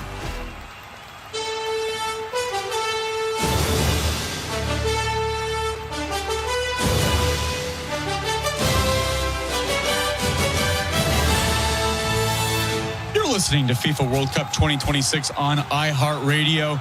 Spain with a 4-0 win over Saudi Arabia in Group H at Atlanta Stadium. That is wrapped and done. The next game coming up later today will be Belgium, Egypt, kicking off here in just about 35 minutes. By the way, I want to wish everybody out there a very happy Father's Day. Happy Father's Day to you, Danny. Happy soon-to-be Father's Day to you, Steve. Happy Father's Day to my own dad and to every single dad out there listening. Thank you so much for everything that you do. All right, guys, United States men's national team. Thursday is their final group stage match against Turkey. They have already won Group D. That is done. So the question, Steve, Danny, is how does Mauricio Pochettino play this last game when, for the United States, they've already topped their group? Yeah, I think you look at the players who are maybe 12, 13, 14 on your roster, so the likes of Gio Reyna, Aronson, can you get them something, taking the time on the pitch? Because you might need them going down into it, but you can't change 11 players. You can't make 8 changes. I don't think you change much on the back line. There's certain things that are principles you keep because it's not a long league season. It's a short tournament. You want to keep guys in rhythm, keep them going. Anyone who's on the edge of an injury, for example, you take them out. But Reyna, Aronson, players of that nature that might get big minutes. Timothy Weah, who hasn't, you want to get those guys into a rhythm as well. Pulisic's a tough one. If he's fit, you get him a run out. I would lean towards no, but I don't think you make wholesale changes. Yeah, I think with Pulisic, it's an interesting question because if he doesn't play in this last game against Turkey, it could be 3 weeks until he's played a game. So do you get him 30 minutes? But then what happens if you get a kick on the back of the leg again and he's out? So big question mark there. I agree. You don't go too deep on your roster. You get guys who have got some time. But what you don't want to do is lose momentum. You cannot go. There's enough rest. There's been a week between, plus or minus a day, almost a week between each and every game. The players want to play in these games. They want to go down to LA and play in that atmosphere again. They want to play against arguably the best team outside the US in this group, even though Turkey might not have anything to play for. There's some pride there as well. So I think for Pochettino is make a couple of tweaks and changes, maybe look forward to see what maybe the round of 32 and what Belgium potentially have in store for you. But most importantly, keep the momentum and get a win. That is it for the United States. That is going to be a Thursday, again, 7 o'clock Pacific and 10 p.m. Eastern against Turkey. That'll do it for us. You've been listening to FIFA World Cup 2026 on iHeartRadio. This has been a presentation of the FIFA World Cup 2026 on iHeartRadio. All rights to this broadcast are reserved. Any rebroadcast, retransmission, or account of this game without the express written consent of iHeartRadio, Fox, and FIFA is strictly prohibited. Thank you for listening to FIFA World Cup 2026 on the iHeartRadio network. And you can hear all Fox's broadcasts of FIFA World Cup 2026 matches live on the World Cup channel on the iHeartRadio app.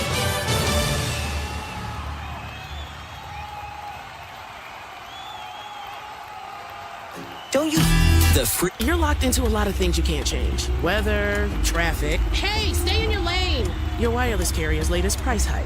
But you can unlock a better way. Unlock the savings at Boost Mobile and save up to $600 a year. Switch to the $25 a month unlimited wireless plan. No contracts, no price hikes, and you keep your phone. Stop being locked into their games. Unlock the savings at boostmobile.com/unlock. Based on average annual single line of payment of AT&T, Verizon, and T-Mobile customers compared to 12 months on the Boost Mobile unlimited wireless plan as of January 2026. For full offer details, visit boostmobile.com. Did you know not all batteries are the same? For example, only Duracell batteries are built different with Power Boost ingredients. And Duracell are the only batteries that make this sound every time you say Power Boost ingredients. See? Duracell batteries with Power Boost ingredients. You try. Told you. Duracell batteries are built different with Power Boost ingredients.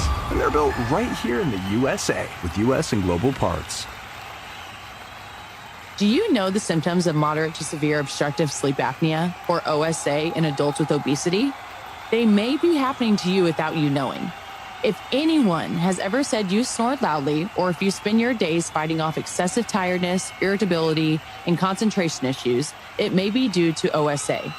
OSA is a serious condition where your airway partially or completely collapses during sleep, which may cause breathing interruptions and oxygen deprivation. Learn more at don'tsleeponosa.com.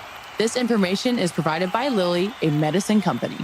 Kick, and he made it look so easy. Welcome to the FIFA World Cup 2026 on iHeartRadio. iHeartRadio is proud to present today's featured match, brought to you by Fox One, your audio home for FIFA World Cup 2026. iHeartRadio.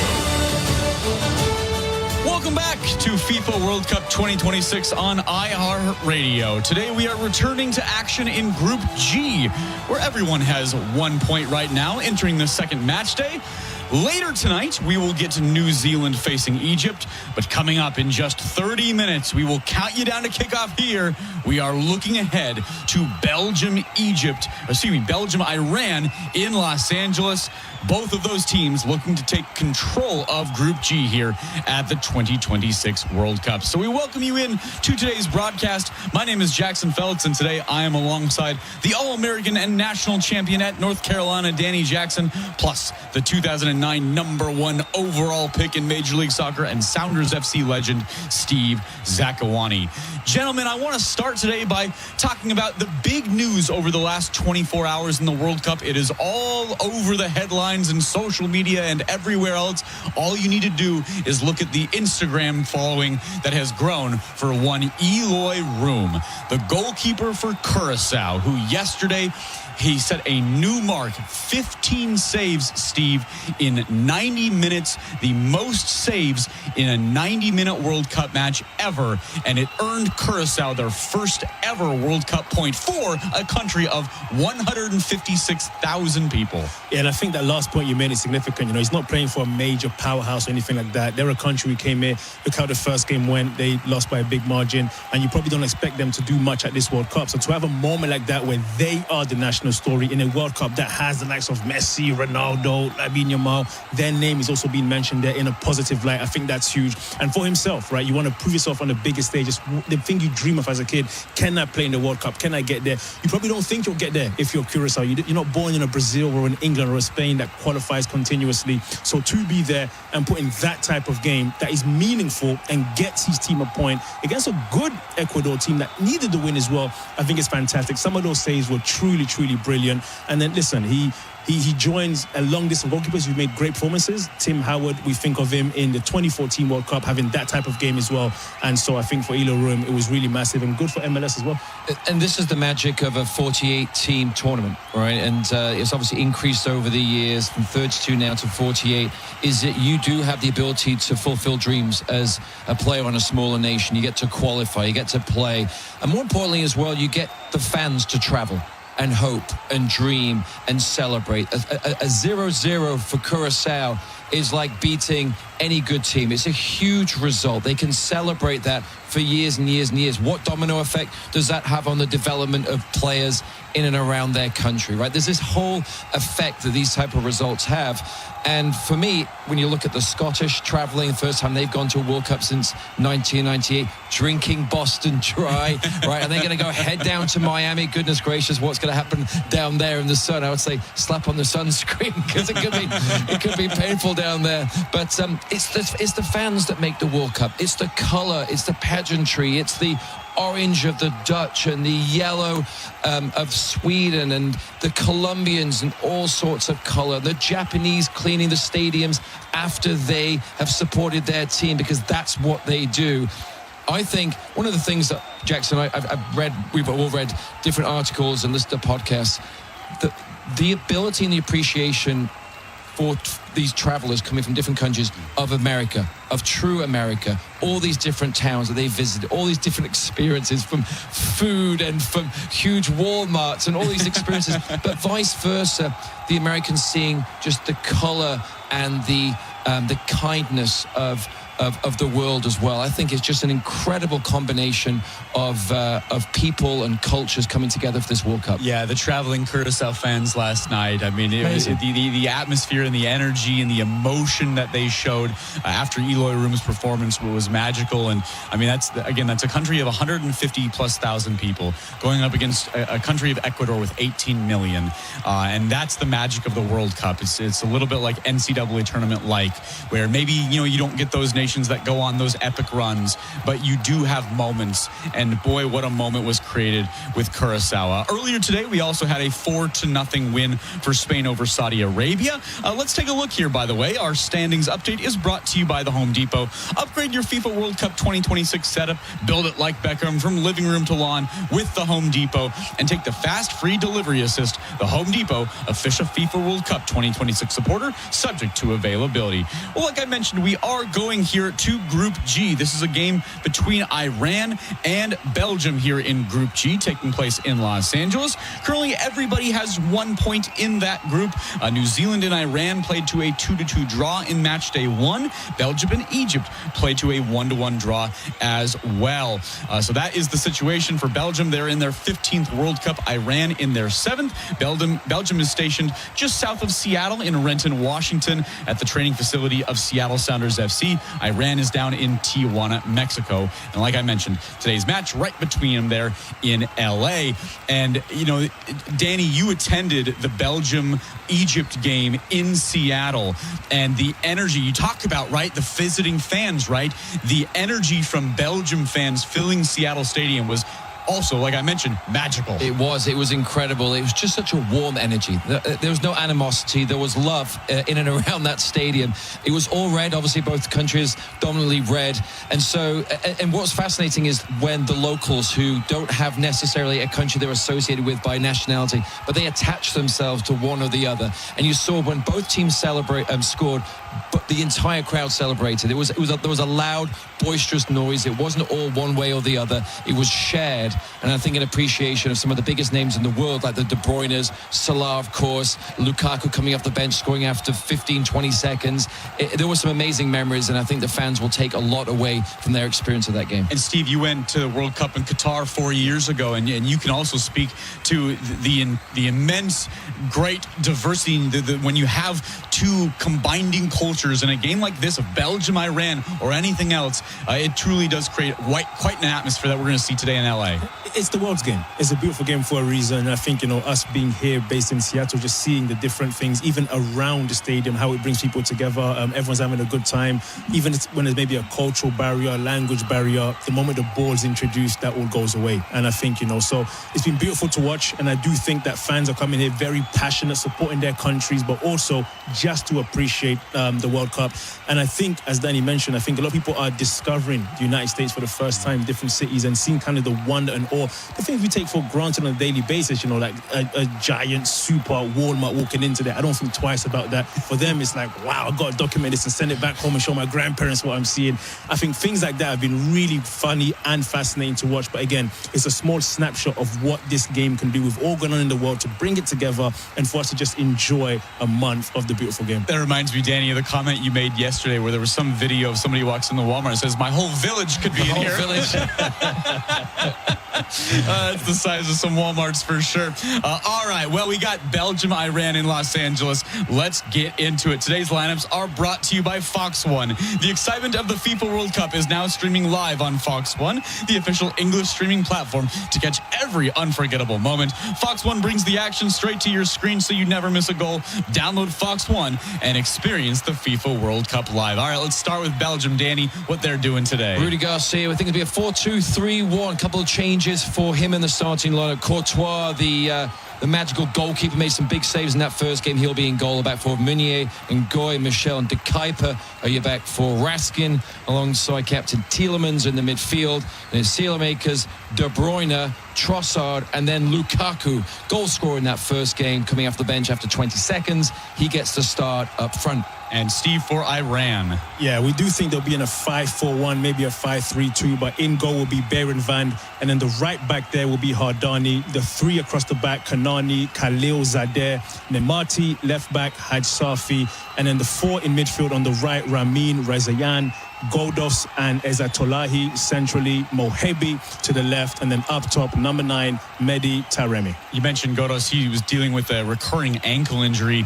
He sustained it kind of in the warm-ups. It forced him in that issue with New Zealand, forced him off the pitch in the 65th minute. So good news there for him. We got Belgium. We got Iran in Los Angeles Stadium. We'll take a break. We'll come back, get to our players to watch, get to some keys to the match. We'll hit the history for these teams and these countries in the World Cup. A lot to get to here as we are 20 minutes away from kickoff. You are listening to FIFA World Cup 2026 on iHeartRadio.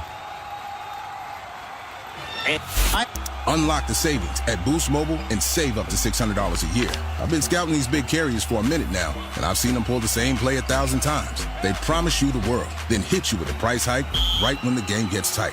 But Boost Mobile, their $25 a month unlimited wireless plan is the most consistent player on the floor. No contracts, no price hikes. Unlock the savings today at boostmobile.com/unlock. Based on average annual single line payment of AT&T, Verizon, and T-Mobile customers compared to 12 months on the Boost Mobile unlimited wireless plan as of January 2026. For full offer details, visit boostmobile.com. No way. Gas prices shot up again. I know, but I got us covered. So generous. What's your deal? What's my deal? I went to Metro and saved. Got 4 lines for just $25 each and 4 free new Samsung Galaxy A17 5G phones, and all on the T-Mobile network. Ah, how about we go to Metro today? Get that more for your money feeling. Visit your Metro by T-Mobile store. Just bring your numbers. Net available if you've been with Metro or T-Mobile in the past 180 days. Did you know not all batteries are the same? For example, only Duracell batteries are built different with power boost ingredients. And Duracell are the only batteries that make this sound every time you say power boost ingredients. See? Duracell batteries with power boost ingredients. You try. Told ya. Duracell batteries are built different with power boost ingredients. And they're built right here in the USA with US and global parts. Do you know the symptoms of moderate to severe obstructive sleep apnea, or OSA, in adults with obesity? They may be happening to you without you knowing. If anyone has ever said you snore loudly, or if you spend your days fighting off excessive tiredness, irritability, and concentration issues, it may be due to OSA. OSA is a serious condition where your airway partially or completely collapses during sleep, which may cause breathing interruptions and oxygen deprivation. Learn more at don'tsleeponosa.com. This information is provided by Lilly, a medicine company. When you own your home, it's more than just a place to live. It's security for today and opportunity for future generations. Truist helps homebuyers with step-by-step guidance, a variety of flexible mortgage plans, plus loan options with a low or even no down payment. Start now at Truist.com/make your move. Truist.com/make your move. Or call us at 855-978-0474 for details. Certain program and geographic restrictions may apply. Truist is an equal housing lender.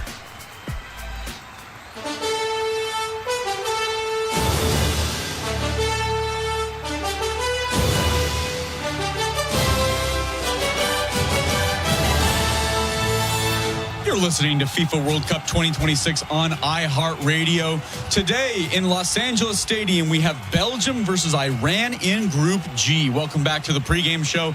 My name is Jackson Feltz. I'm alongside the All-American and national champion at North Carolina, Danny Jackson, and the former #1 overall pick and Sounders FC legend, Steve Zakawani. Gentlemen, for today's game, we have the two going into the tournament assumed top teams here in this group. We have Belgium, whose current FIFA ranking is at 9, and Iran, whose FIFA ranking right now is at 20. Danny, this is a battle right now between two teams who believe that they could go forward. Everybody's at 1 point right now and potentially win this group. Yeah, Belgium obviously have had a golden generation of players, like Eden Hazard obviously retired a number of years ago. Now some of the players like De Bruyne and Lukaku, this is their last dance, so to speak. Lukaku had an impact off the bench, as we mentioned. De Bruyne made his move from Man City to Italy a handful of months ago. Still trying to wear off some of that rustiness, I think. Watching him in that first game, he was sharp, actually, up and down the field. He was chasing balls back. He was really committed to the cause. He hit the post on a free kick. He's a player that needs to be on the ball and be influential. Doku misses out today through illness, evidently. There's reports, of course, him returning back to Belgium to be at the birth of his first child, and there's a little bit of controversy around that decision. But, you know, for the Belgians, I think it's a lot to do, Steve, with how do you... I think their vulnerability is the back four, and it wasn't always that way with the likes of Kompany, who were there, who's obviously an enigmatic captain and now head coach of Bayern Munich. But Courtois, one of the best goalkeepers in the world. Tielemans is playing as well as he's ever done, sitting, anchoring that midfield. They're going to buffer and protect what could be a vulnerable back four. Yeah, I mean, you never get a guarantee that you'll get a collection of players all at the same time, and you can call it a golden generation. Belgium have had that. They're stretching it out quite long as well, because De Bruyne can still get the business done. Lukaku has scored a ton of goals for this country. You've got players like Trossard too, who's won the league with Arsenal. And so this is an accomplished team who can absorb the loss of a dynamic player like Doku, and you still think they're going to be favourites. But the window is running short. It's the last dance, as you mentioned there, for guys like Thibaut Courtois in goal. You probably won't be around again to be able to have these kind of opportunities for Belgium. I thought that for them, they probably think, you know, we dropped points in a game against Egypt. Can we get back into winning run here? Because they're a team who, and I think maybe the pressure isn't where it was maybe 4 years ago, where we thought Belgium could win it. I don't know that Belgium are thinking they can win the World Cup. They can certainly make noise. And if the things fall the right way in the bracket, it is a team that has the ability to win it. But they've lost Hazard and other great players that they have had. But I do think today's important for Belgium. Kind of like Spain, where Spain put us on notice that, hey, we've arrived at the World Cup. Can Belgium have that kind of performance? Yeah, Ron played here in LA against New Zealand in their first game. Came back from behind twice and was unexpected. New Zealand obviously was expected to be one of those teams that it's an easy 3 points, but nothing's easy. And they came back and got some good results, got a point, got on the board, got their campaign going in group play. They were well supported. Of course, there's noise around, obviously, Iran building up to this World Cup, but their fans have been out in support. They have supported their country. There's a lot of Iranians in and around Southern California. They travel far and wide as well to come here. But I think for them as well, can they do something here? Nick a point. Can they frustrate Belgium? Against Egypt, Belgium conceded goal early. It took them a while to get it. It was an own goal in the end that actually cost the goal. So, can they come into the stadium? Can they enhance and that energy that they're going to have in the crowd, Iran? And can they maybe shock the world and get 3 points today? I think it's something they have to do. They have to have a low block. We've seen that a lot of different times, Steve, with lesser opposition, so to speak, and then counter-attack quickly. Their captain up front is the guy that's going to score their goals. For sure. We have this game, then we have New Zealand, Egypt later today, and then the eyes will turn to June 26th for match day 3, where Belgium will face New Zealand next Friday, and then Egypt versus Iran will be back at Seattle Stadium next Friday as well. All right, today's players to watch are brought to you by Fox One. The excitement of the FIFA World Cup is now streaming live on Fox One, the official English streaming platform. To catch every unforgettable moment, Fox One brings the action straight to your screen so you never miss a goal.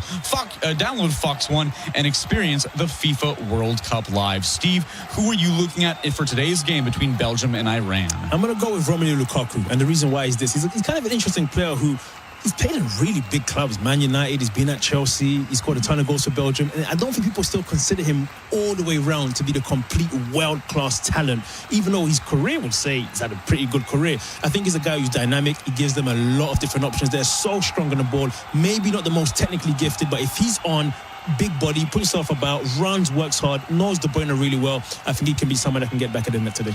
For me, it's Tielemans. Centre, hub, energy, central players, the captain. He was awarded the captaincy about 9 months ago by Rudi Garcia. He just won a European Cup with Villa, scored the first goal against Freiburg, and he moved from Leicester City to Aston Villa and has really established himself as an anchor in this midfield. He's going to have to find De Bruyne in those gaps, because if De Bruyne can play on the half turn, fed by Tielemans, that's when Lukaku will get the chances to score some goals. It's Belgium, it's Iran. We'll go over the histories for these countries and the keys to the match for this game at Los Angeles Stadium coming up next. You're listening to FIFA World Cup 2026 on iHeartRadio. You're locked into a lot of things you can't change. Weather, traffic. Hey, stay in your lane. Your wireless carrier's latest price hike. But you can unlock a better way. Unlock the savings at Boost Mobile and save up to $600 a year. Switch to the $25 a month unlimited wireless plan. No contracts, no price hikes, and you keep your phone. Stop being locked into their games. Unlock the savings at boostmobile.com/unlock. Based on average annual single line of payment of AT&T, Verizon, and T-Mobile customers compared to 12 months on the Boost Mobile unlimited wireless plan as of January 2026. For full offer details, visit boostmobile.com. Did you know not all batteries are the same? For example, only Duracell batteries are built different with Power Boost ingredients. And Duracell are the only batteries that make this sound every time you say Power Boost ingredients. See? Duracell batteries with Power Boost ingredients. You try. Duracell ingredients. Told ya. Duracell batteries are built different with Power Boost ingredients. And they're built right here in the USA with US and global parts. Do you know the symptoms of moderate to severe obstructive sleep apnea, or OSA, in adults with obesity? They may be happening to you without you knowing. If anyone has ever said you snored loudly, or if you spend your days fighting off excessive tiredness, irritability, and concentration issues, it may be due to OSA. OSA is a serious condition where your airway partially or completely collapses during sleep, which may cause breathing interruptions and oxygen deprivation. Learn more at don'tsleeponosa.com. This information is provided by Lilly, a medicine company. When you own your home, it's more than just a place to live. It's security for today and opportunity for future generations. Truist helps home buyers with step-by-step guidance, a variety of flexible mortgage plans, plus loan options with a low or even no down payment. Start now at truist.com/make your move. Truist.com/make your move. Or call us at 855-978-0474 for details. Certain program and geographic restrictions may apply. Truist Bank is an equal housing lender. Proper corner shots just deflected by the goalie. It's a corner kick. Wow! Incredible! Beautiful shot! No, that fan earned 2% cash rewards buying Pulisic merch. They're using the Active Cash Visa credit card from Wells Fargo, which scores unlimited 2% cash rewards on purchases. Scoring 2% more. Wonder what that's like. Oh, it's like... Score off the field with the Active Cash Visa credit card from Wells Fargo. Terms apply. Visit wellsfargo.com/activecash. Visa, worldwide partner of FIFA World Cup 26. Impressive. You probably have an app for streaming and an app for podcasts. But does your audio bundle include an app for radio? An app for what's happening right now. An app for breaking news that'll change your daily routine. An app that starts your morning with what you missed last night. That app is iHeartRadio. The app that lets you listen to thousands of live radio stations and more. Download the #1 app for radio. The free iHeartRadio app today. iHeartRadio.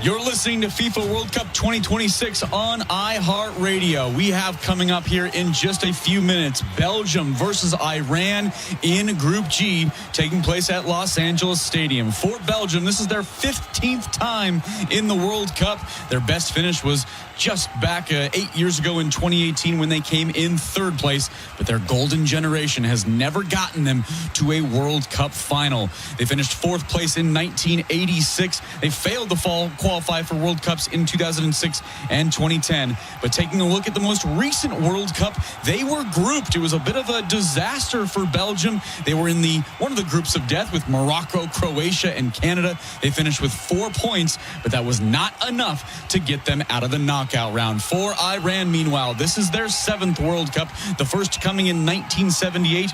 And every time Iran makes the World Cup, they cannot advance past the group stage. They hope to change that this year. They only have 3 all-time World Cup wins. The first came against the United States in 1998, Morocco then in 2018, and they beat Wales in 2022. They hope to get number 4 today against Belgium in LA. Let's get to some keys to the match. Steve, what are you looking for today? I think for Iran is just absorb the pressure early, but don't break. You know, they're going to know that Belgium probably is coming in trying to win. We expect Belgium to be the one to play on the front foot. So if I'm Iran, I'm thinking, look, we've done a great job being consistent at arriving at the World Cup. At some point, you want to get over the hump and make it out of the group. How do you do that? You stack good results together. So we're not going to play toe-to-toe with a team that has De Bruyne, Lukaku, and Trossard. What we can do is be very compact defensively, absorb the pressure, don't break, be very tight, and when we're out in transition, we may only get 2 or 3 or 4 good opportunities throughout the whole game. When we get those chances, can we be clinical and efficient with them? Yeah, I think for Belgium, Lukaku and De Bruyne, are they match fit? They're closer match fitness. How far and how long can they go?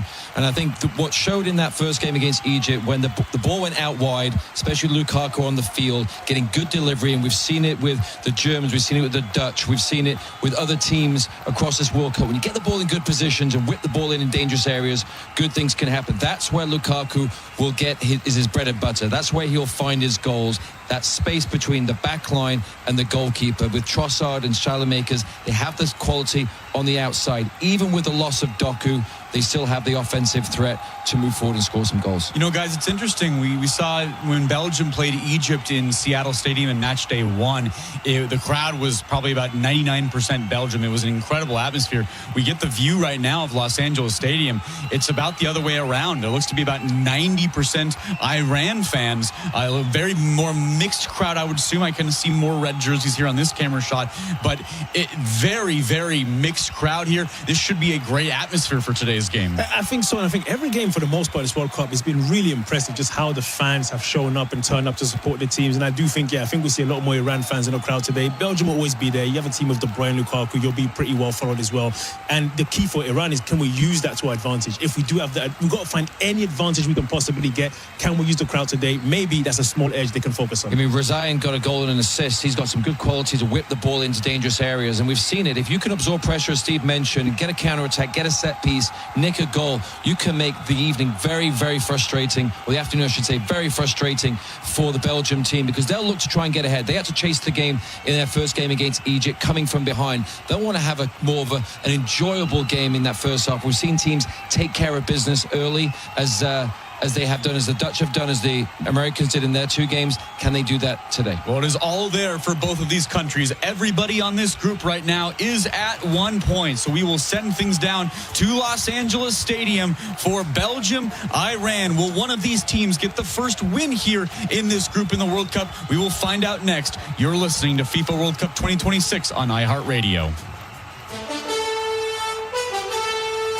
You've been listening to our pre-match coverage of the FIFA World Cup 2026 on iHeartRadio. Fox's play-by-play coverage of today's match is coming up next.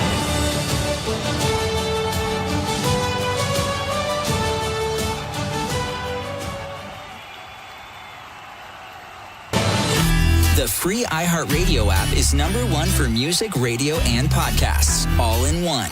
Discover a new podcast from our library of over 350,000 titles. Here's an iHeartRadio podcast preview. Peter Bogdanovich is a man of many passions. Peter Bogdanovich burst upon the scene. Bogdanovich is best known as a director of films like The Last. Peter Bogdanovich helped change the way movies were made, starting with his first hit in 1971. The Last Picture Show. Thought you might want to go to the picture show. Yeah, might as well go. At age 31, he became one of the hottest directors in Hollywood. All his life, he's wanted to make movies, and he did. His self-confidence. He knew what he wanted to do. Now, this movie fan is a successful director. Peter's career was kind of the ultimate triumph of the film critic, film nerd, film buff. And he liked being in love. Peter and I, we were the first unmarried couple on the cover of People magazine. Oh, horrors. You have her, you have 4 pictures in a row that make... People hated them. A guy has to learn to hate you.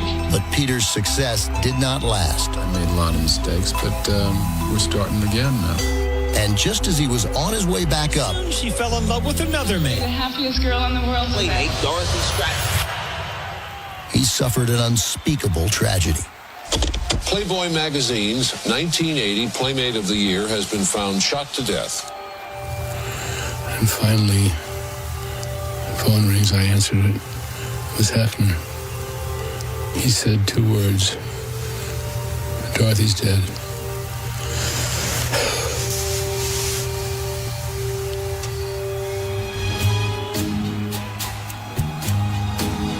I'm Ben Mankiewicz, your host for The Plot Thickens, a new podcast from Turner Classic Movies. Each season, we'll bring you an in-depth story about the movies and the people who make them. Our first season, I'm still Peter Bogdanovich. Listen and follow this podcast for free on the iHeartRadio app. #1 for music, radio, and podcasts, all in one.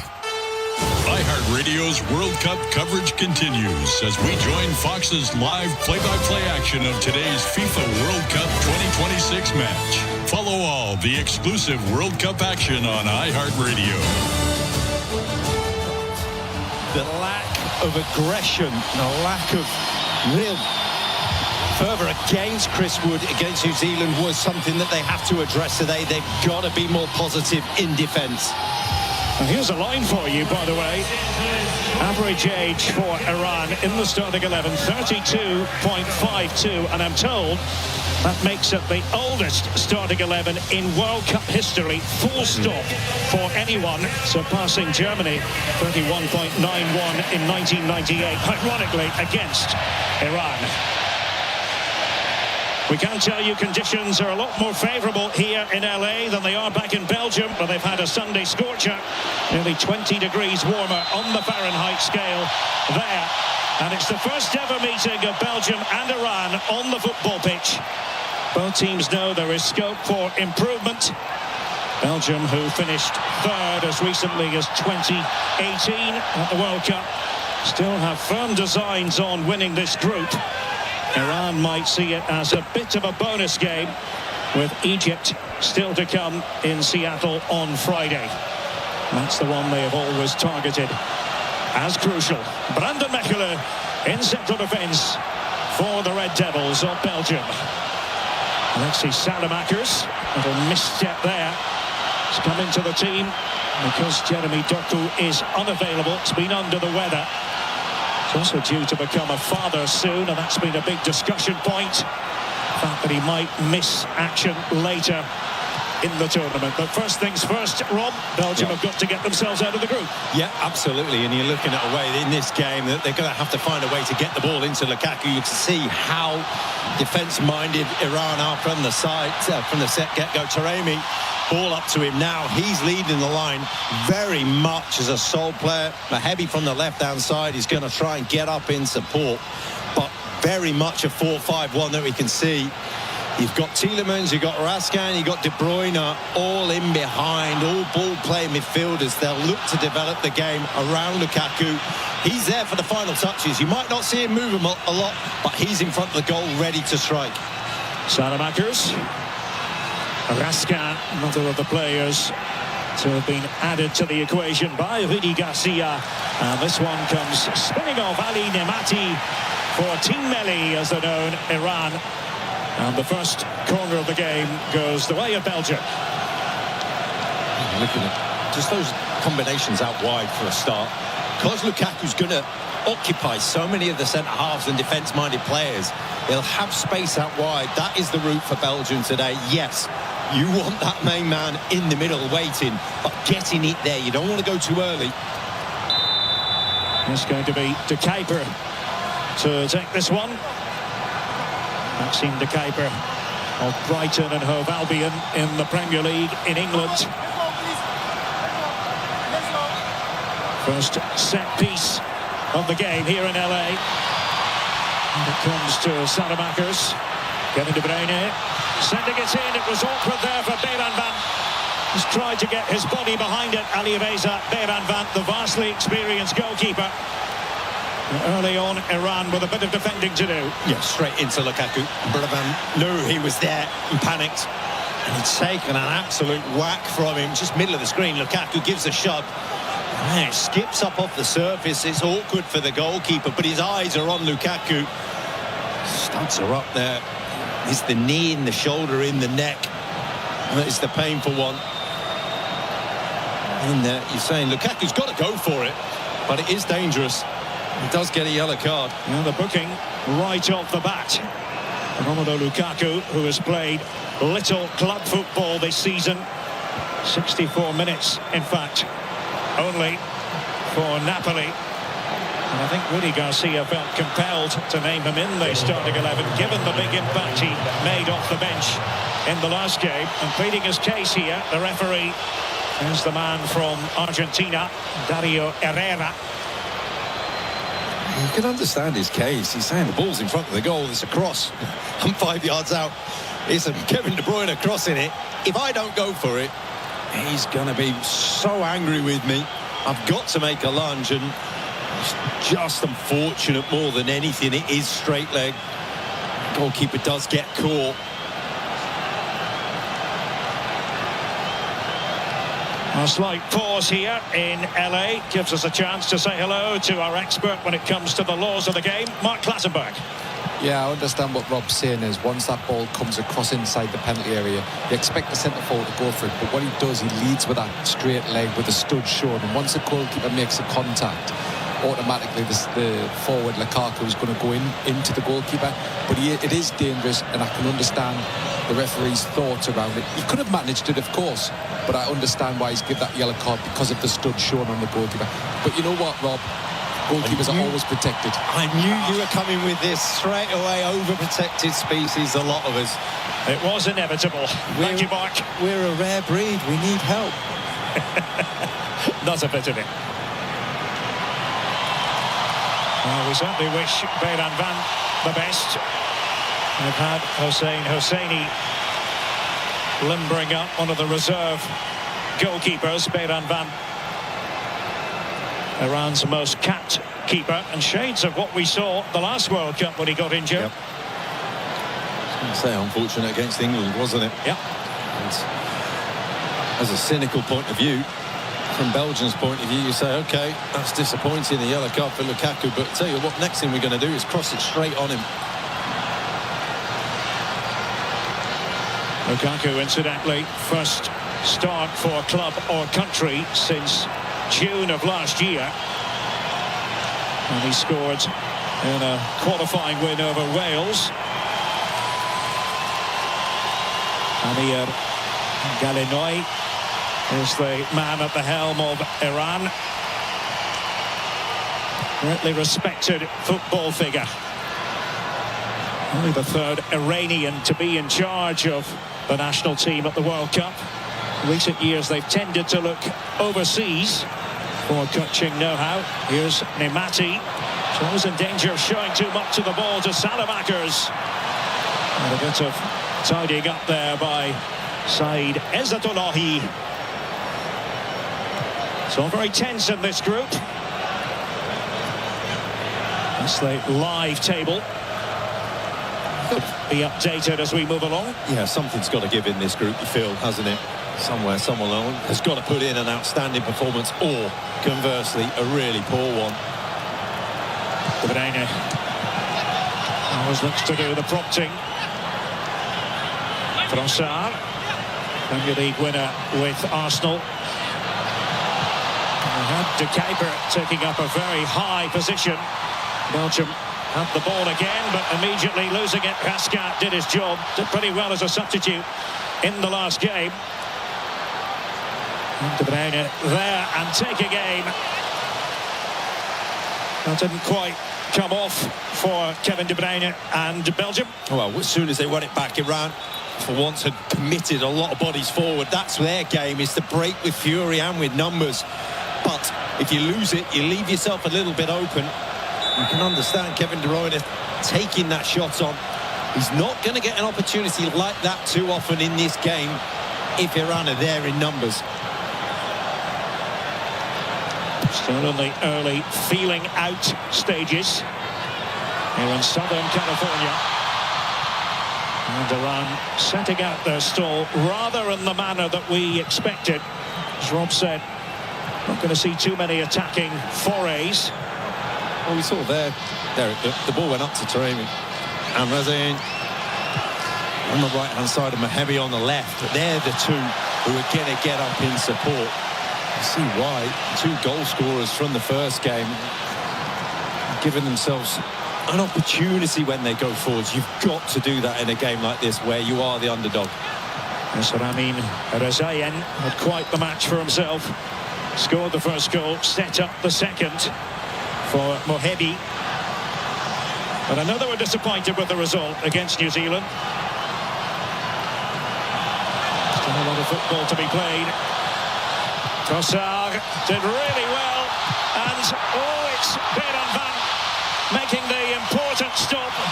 And De Bruyne initially going to work as Trossard carried it forward on the left. Yeah, poor defending in the end. Get dragged in towards the Trossard and De Bruyne. From there, you're expecting him to score. De Kuiper with the rebound. And it's an instinctive finish, but they've got half the goal gaping open. They're back in numbers, Iran, but they did this in the first game. Weren't tracking runners, weren't defending well individually, and there's openings already for Belgium. They will expect their technical superiority to show.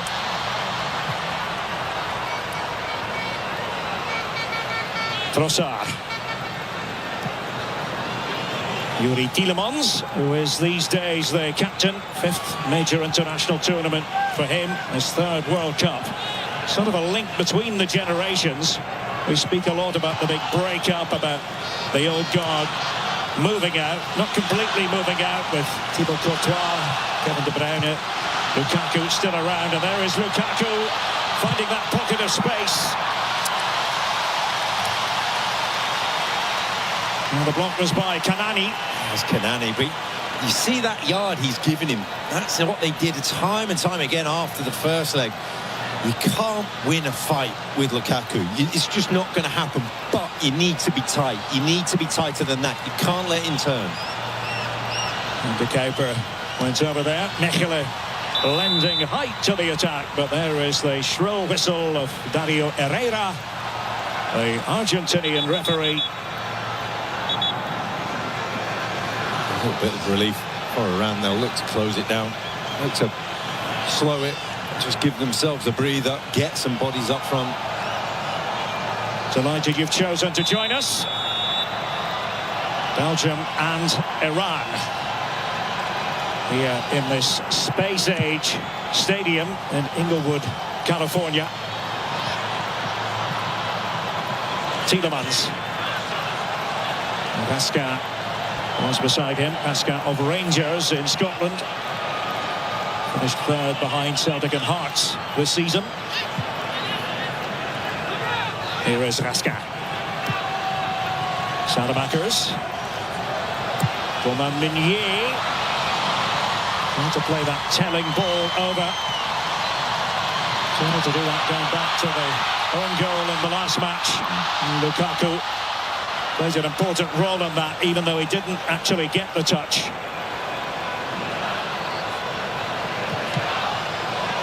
A bit slack that time by Raska.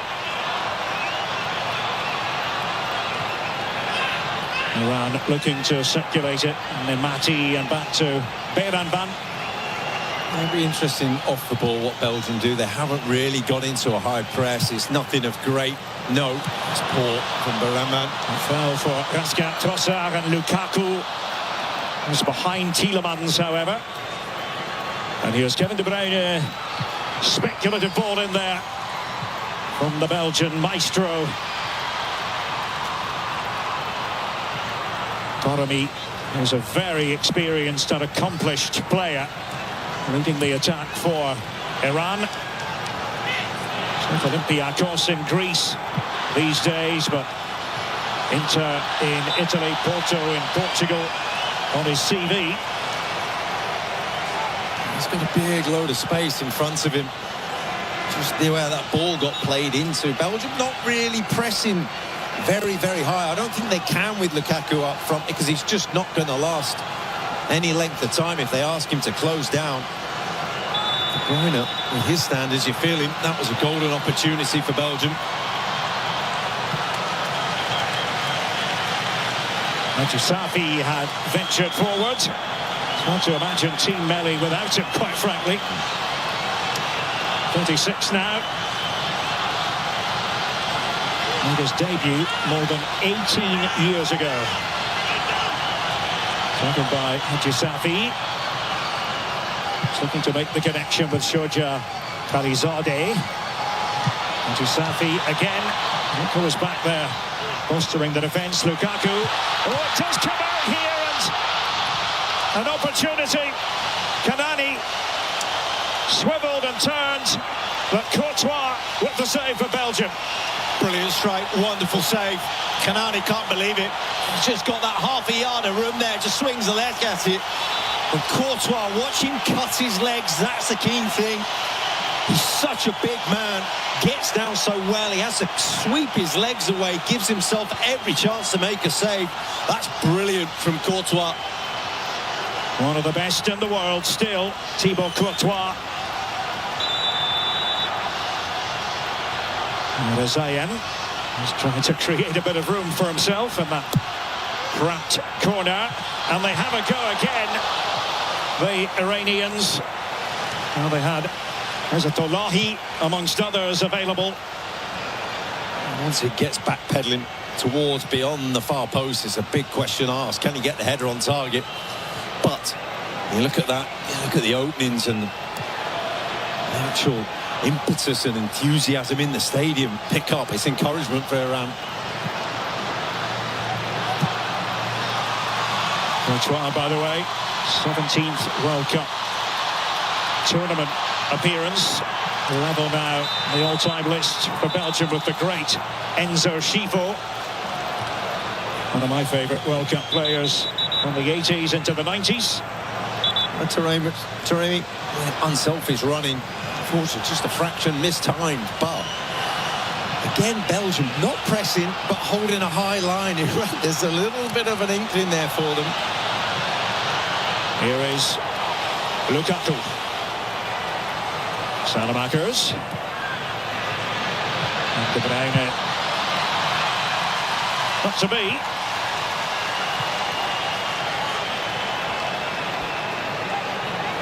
Turns 35 a week from today.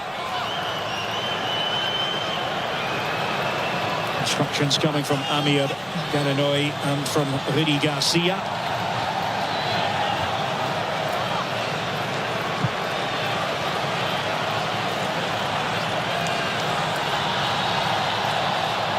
Here's De Bruyne. Trossard. Little chip ball in there. It was over the head of Lukaku.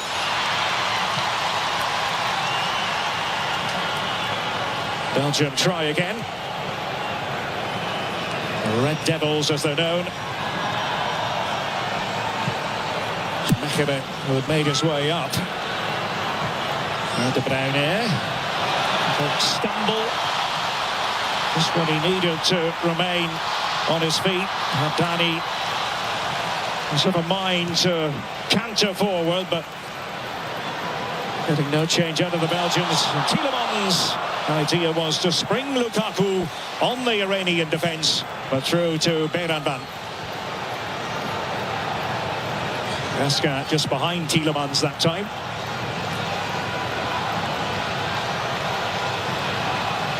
And a reminder, coming up on FS1, 2 more games, Uruguay and Cape Verde, and New Zealand against Egypt. Those games will follow ours on FS1. Big win already for Spain today in the opener. The games just keep on coming.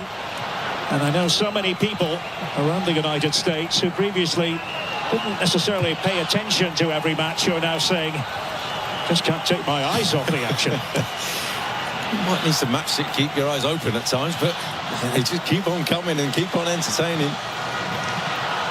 Nathan Ngoy, second successive World Cup start for him. Tielemans. Mechelen's pass. De Kuiper. And Trossard.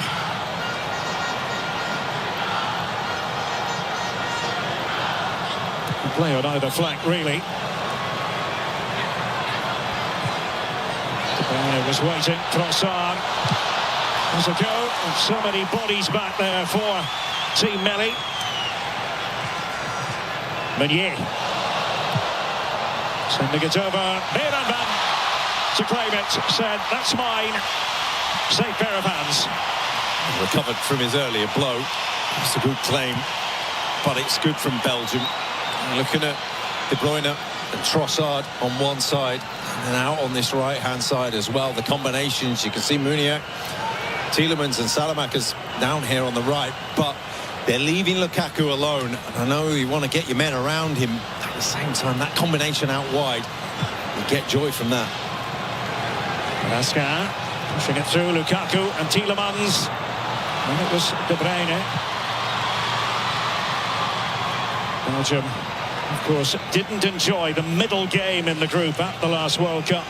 They lost to Morocco, were eventually sent packing at the end of the group stage.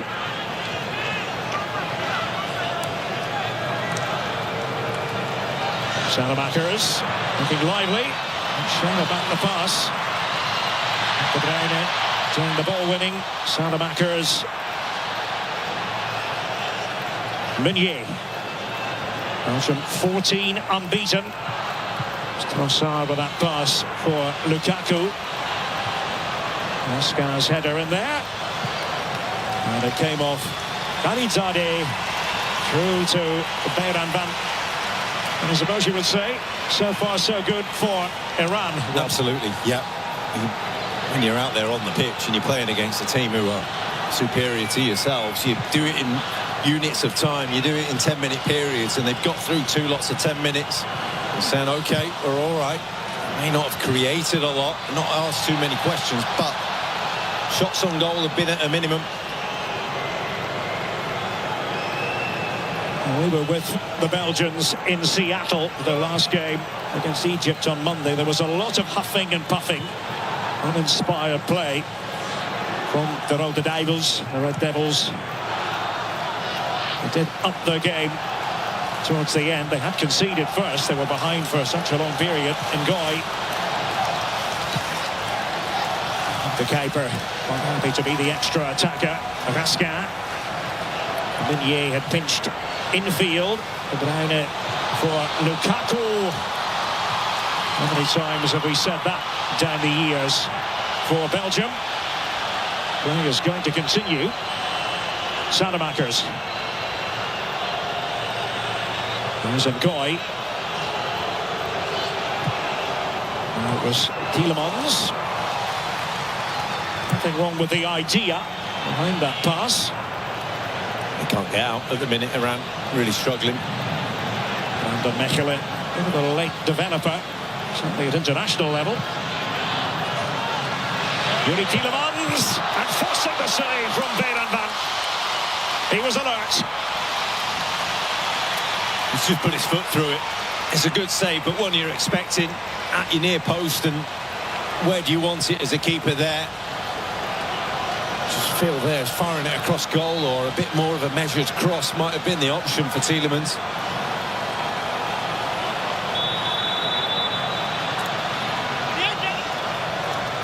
So it will be the away swinger by De Bruyne. And off balance in COYI, Nathan COYI, who plays in France for Lille, just across the border from Belgium. This is the strike from Tielemans. You just see Lukaku in the middle. You're saying, can you hit a similar ball to what De Bruyne did? What this hat save, it's a top hand save for Berenban. And from that, he's just gone down struggling with his shoulder again from that blow in the opening moments. This is a worry for Iran. Well, he can't hit them forcefully. Yuri Tielemans, very much in his repertoire.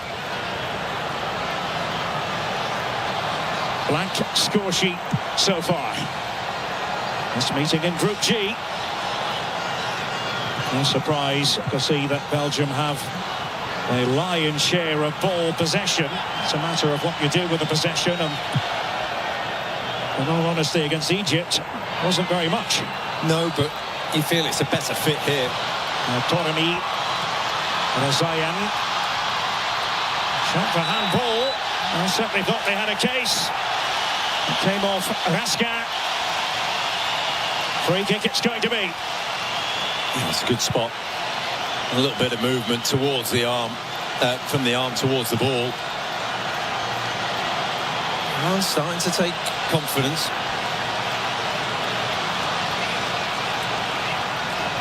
It's a good opportunity. Just fractionally away from the body. Raska. There's no real doubt about the handball. He knew what he was doing.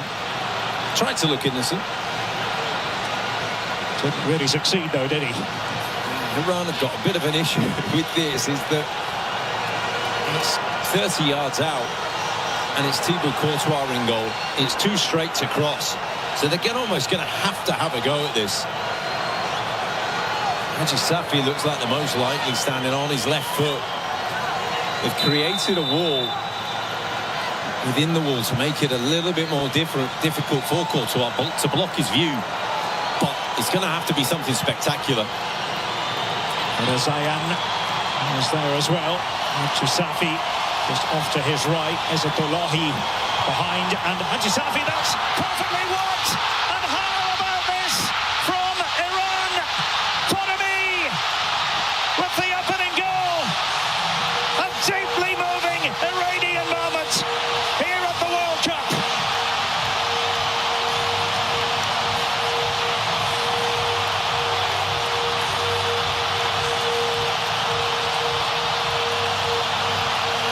And that's a stunner for the Belgians. Well, it's something special from Iran.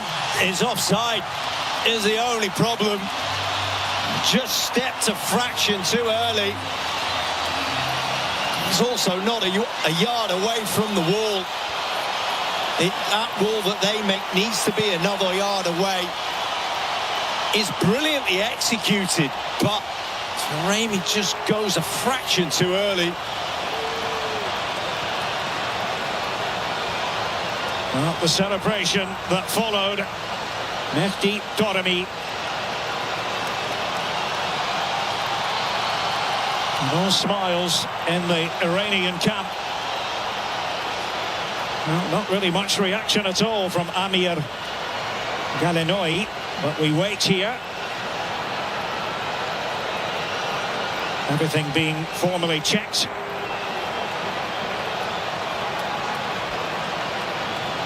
And let's once again bring in Mark Clattenburg. Mark, what do you think? Well, as you know, offside is factual decision. But what you do see, what Rob's made a great point. You see an Iranian forward actually leaning into the wall to create space. And what we know is when there's more than 3 players in a wall, the attacking player has to be 1 metre away. So therefore, that Iranian player, the forward, is not 1 metre away. And he tries to create the space by pushing the wall away. And that's the contact. So for me, this should be disallowed. Here's Dario Herrera. So, Mark, just to clarify, he's offside and he's encroaching. Yeah, so it's disqualified twice. Yeah, so even if it wasn't offside, Rob, it should have been disallowed anyways because of that encroachment. Well, it has been disallowed. Slight microphone problem there. Well, the Argentinian referee was concerned, but offside. The official decision on the screen. And 0-0 it remains. My goodness. Iran thought they had opened the scoring here. Massive underdogs against a very capable, competent Belgian side.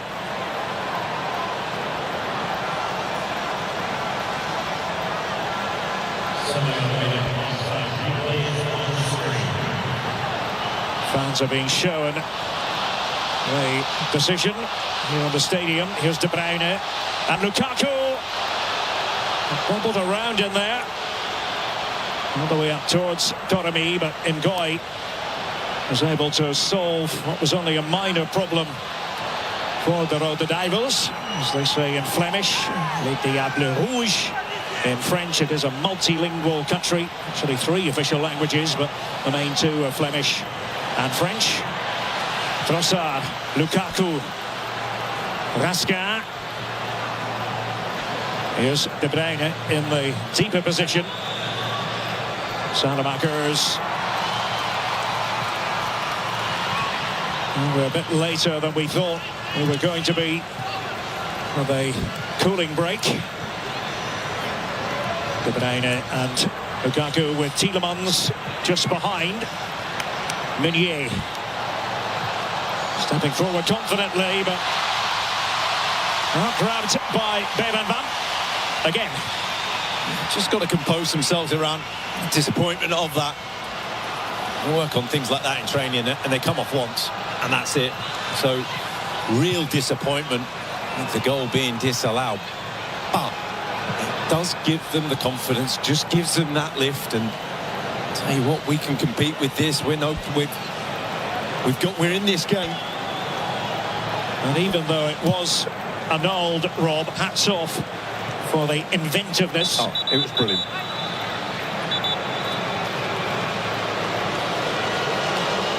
No goal in the end, and now we go into the hydration break here in Los Angeles on this Sunday. Well, Iran proving they can mix it with Belgium, but no scoring so far. An Iranian goal disallowed.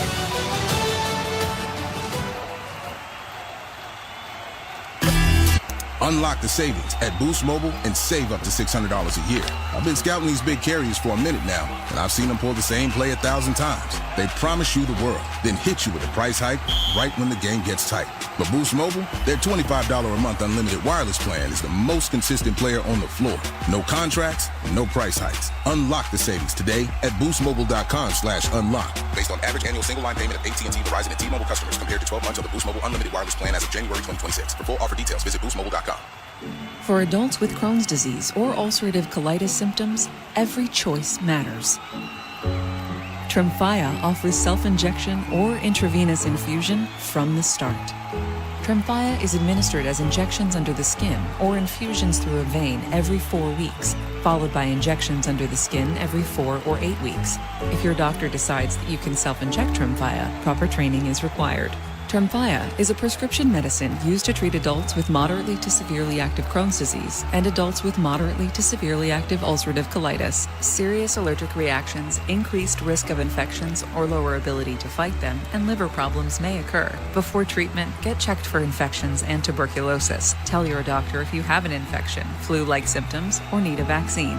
Explore what's possible. Ask your doctor about Tremfya today. Call 1-800-526-7736 to learn more or visit tremfyaradio.com.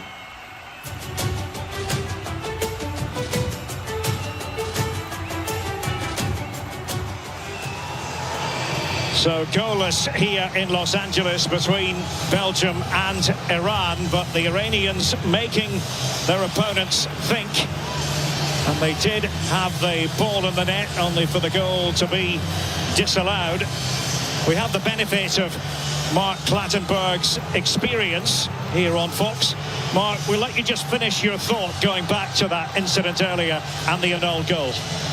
Yeah, it's the right call in the end. It's certainly it's a factual decision, a really tight offside. However, like Rob said as well, it would have certainly been cancelled anyways, even if it wasn't offside, because of that interference by an Iranian forward on the defensive wall. But, you know, there's another incident. We're all worried about this hydration break and when the hydration breaks are. There was an opportunity maybe with the goalkeeper of Iran when he went down, but after the offside that was given and cancelling the goal, maybe that's when the hydration break should have been, because it seems to have gone on for about another 3 or 4 more minutes. Class, just one more thing on that.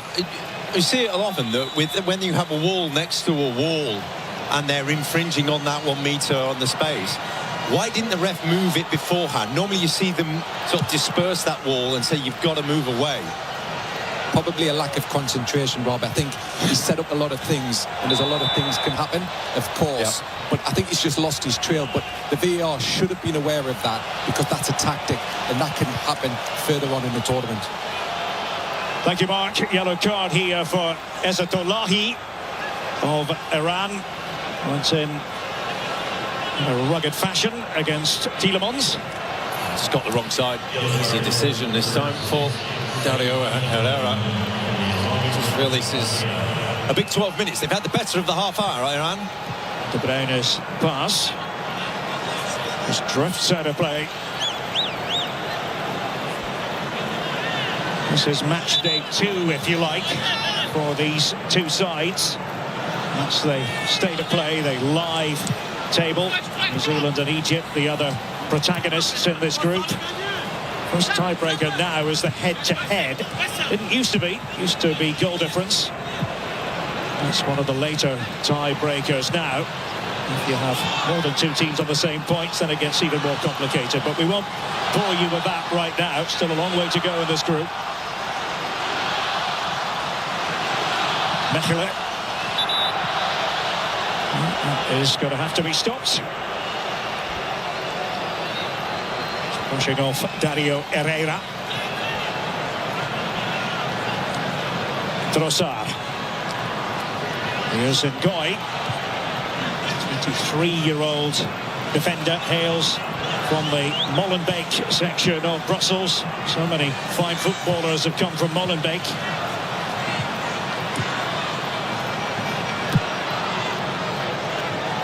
And it's COYI for Meunier.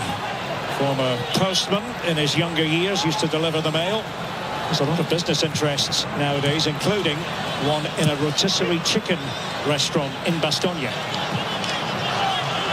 Big fan of art, big fan of Salvador Dali. Mechele.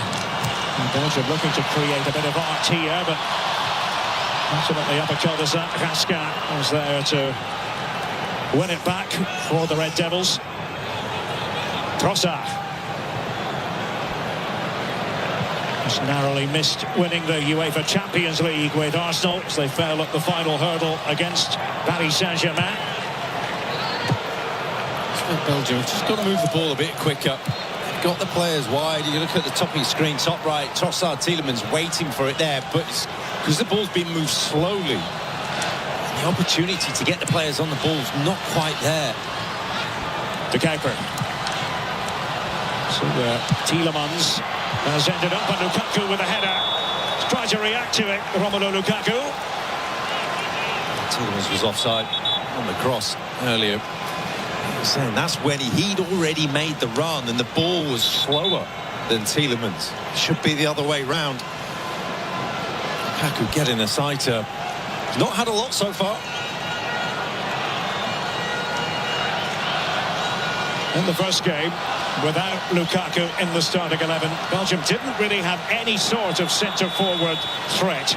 Charles de Ketelaere was nominally in that position, but it's not really his game. He's trying to become a centre-forward, but his skills more akin to those of maybe a false nine or somebody who can play a bit wider. De Bruyne there was upended. And I saw one for one of the finest footballers of his generation, Kevin De Bruyne. That's a unfortunate one. Yeah, Taremi just getting around the back of him. There's no real effort to play the ball. I'm not quite sure where he was. But it's interesting, Derek, you say that about Lukaku. Is where do they go if it doesn't work with Lukaku on the pitch? Good point. Really good point, Rob. Yeah, what's plan B? So throw in here for the Belgians. And De Kuiper at the ready once again. De Bruyne. We'll do it one more time. De Kuiper. Tielemans. Trying to play that purposeful ball in. Here is De Kuiper. Little flick towards Trossard.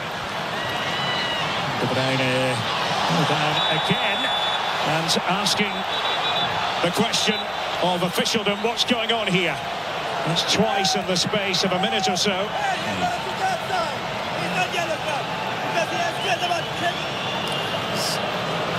Fortunate here, Haji Safi, you're expecting that to be a yellow card. De Bruyne is certainly thinking so. It was late. Catches him on the foot with his knee. He's just thinking, oh, as it goes. But just the free kick for Belgium. Good opportunity for Belgium this. He's got De Bruyne on the ball in a really good area, and you're looking at Lukaku as the main target, but how can you block someone off? How can you create a bit of space for him? Players around him. Trossard is there, and McKelly is there. You're just thinking maybe just block him off for him.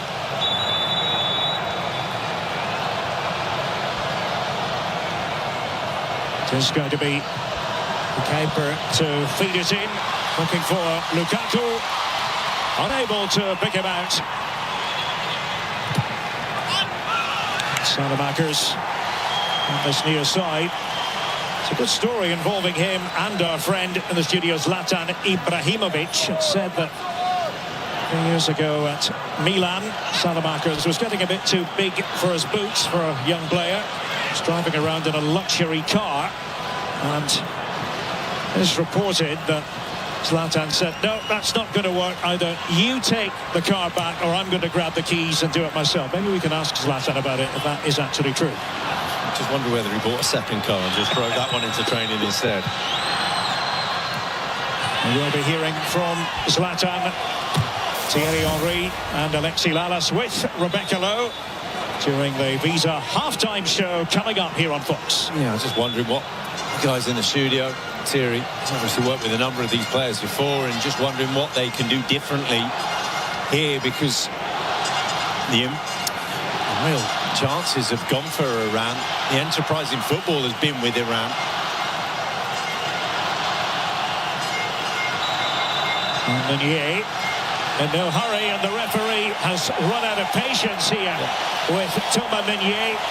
Took too long, and we know what that means. You incur the wrath of the official under those circumstances. A throw-in goes the other way. Yeah, absolutely, and I think that sums up where Belgium are at the moment. I think that is kind of looking at each other going, well, someone's got to do something somewhere. And it's not quite happening for themselves, just starting to second-guess themselves.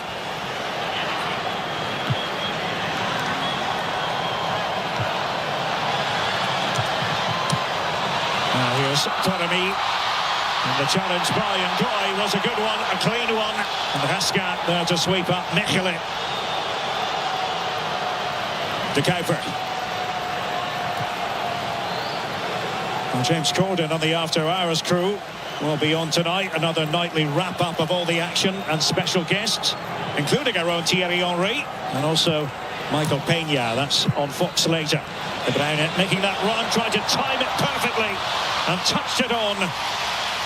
But into the grasp of Bayranban for Iran.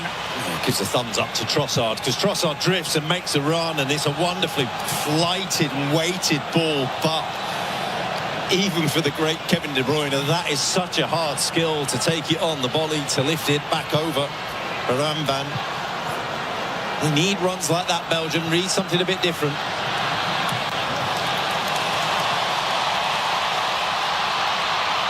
Safi trying to come away with the ball. Here's Trossard. Lukaku. Trossard again. Just nothing there. Well, at times, as was the case against Egypt, from a Belgian point of view, it's been a bit like wading through treacle. Just not quite found the rhythm, the straps. It just hasn't clicked, has it, Derek? There's moments where you see it, moments where you think they can move it a bit quicker, and the movement is there. They haven't put it all together in one. Economy, not going to get away with that. It's a precious few touches of the ball in this first half, and the boos ring around the stadium here in Los Angeles. It's very much a pro-Iran crowd. I might give the boos, but it's a fairly clear handball.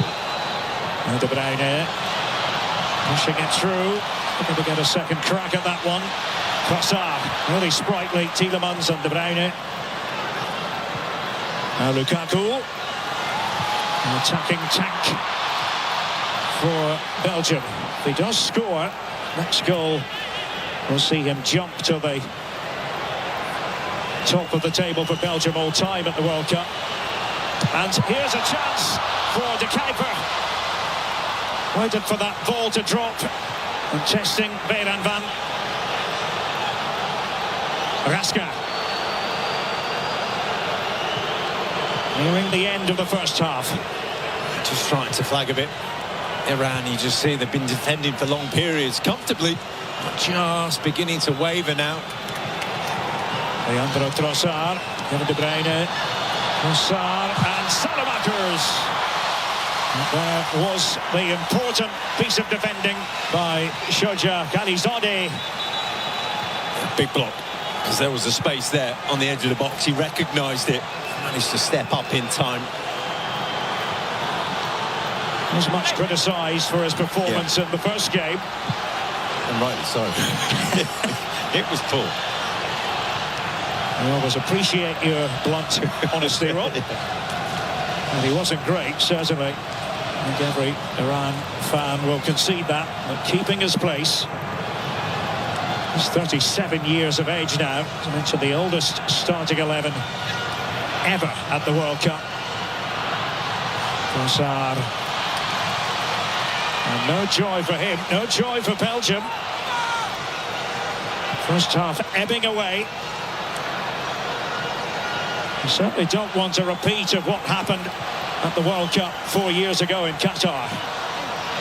Lukaku trying to shovel that one off to Meunier. Safi wasn't too particular about where he sent it. Little flick from Ngoy. And Mechele for Raska. Salamakers. Lukaku chesting it back towards Trossard.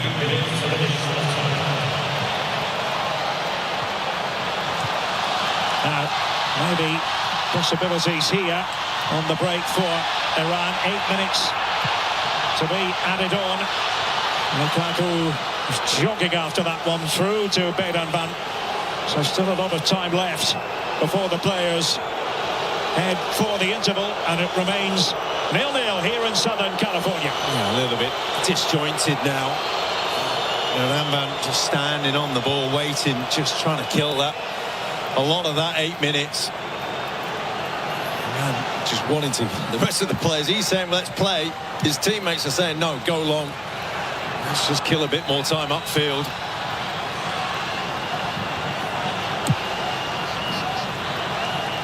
Mechelen. Hails from Bredene on the North Sea coast. I imagine the beaches there were pretty packed today. Belgian heat wave back home. Now by Alizadeh. Hoja Alizadeh. Hoja means brave. And they're certainly going to need all the courage going. And if they are to make it out of this group, of course, a very complicated build-up, having to base themselves in Tijuana in Mexico. Original plan was Tucson, Arizona, so they're coming in on the day of the game. They're leaving straight away, no ice baths or anything afterwards. It's round everyone up and get on the plane. Yeah, it's a difficult situation, and on the field, when you've got your match day, you have your routine, you have your relax and pre-match preparations, and it certainly isn't the case for Iran. Brown wanted to take charge. A little reflection on the way through. Wasn't quite right for Tielemans. It's been a long time since a Belgian player scored at the World Cup. 361 minutes of match time. It's the own goal in the last game. Here's Lukaku dragging the ball with him. And he was looking to get in there again. He's just trying to bulldoze his way through. About 5 Iranian white shirts in there. They're in a long furrow at times, and it's so heavily congested. It's almost a bit like a rolling mall in rugby. Everybody enjoys the rugby. Just wondering the alternative options for Belgium, and Akin is a player who's got some different guile. Rudy Garcia is going to have to do some thinking at half-time, because it's another half-time in this World Cup where they're asking the questions of where is the goal going to come from, and Akin's got different keys to unlock the door, hasn't he? He's just got a different way of thinking, a different style of play. He's not an automatic first choice by a long shot. That's going for Tielemans. Zero de Kuiper had ended up into the centre of the attack. He spent a fair bit of this match deep inside Iranian territory.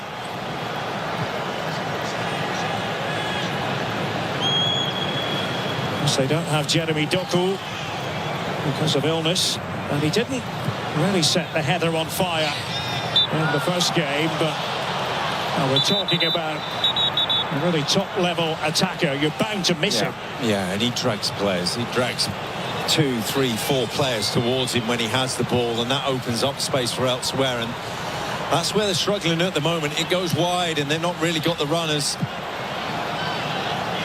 Raskin. Mechelen. Ngoy for Belgium. And space here opens up for Salamakers.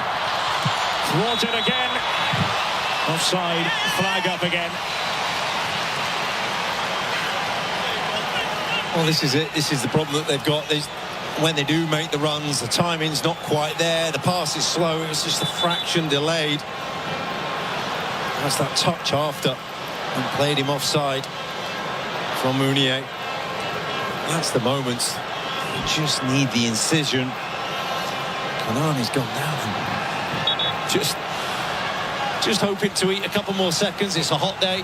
It's been a long half. And certainly heating up. It was a very cool morning here in the LA area.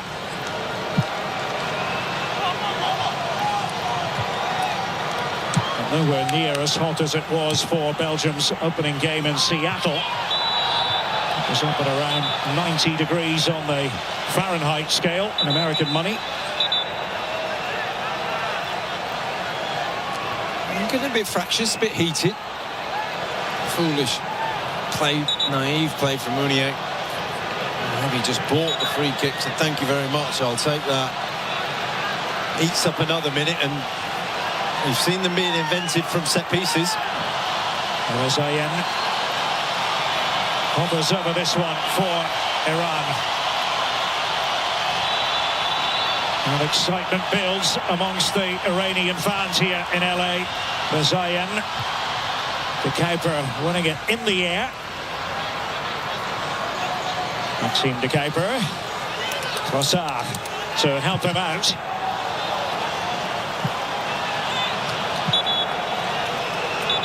There'll be a brief stoppage here.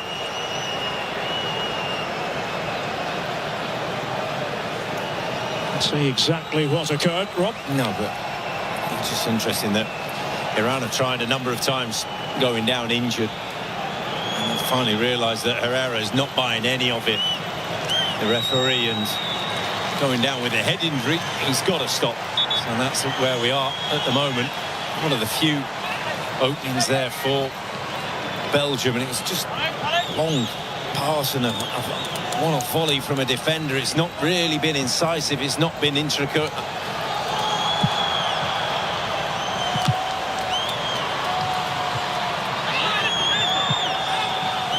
Well, we know Belgium can perform better than this. But we keep saying that. Yeah. Mechelen knew he had to get his head to the ball. De Kuiper looking for Lukaku. Trossard, as the Belgians try to build a bit of momentum right at the end of this first half. And COYI, that's ended up being a super ball. De Bruyne nonchalantly was Lukaku trying to almost hang in the air. De Bruyne's pass. De Kuiper. Well, it's been backs to the wall from Iran. They make no apology for that. De Bruyne again. Trossard. And that is going to be it for the first half here in Los Angeles.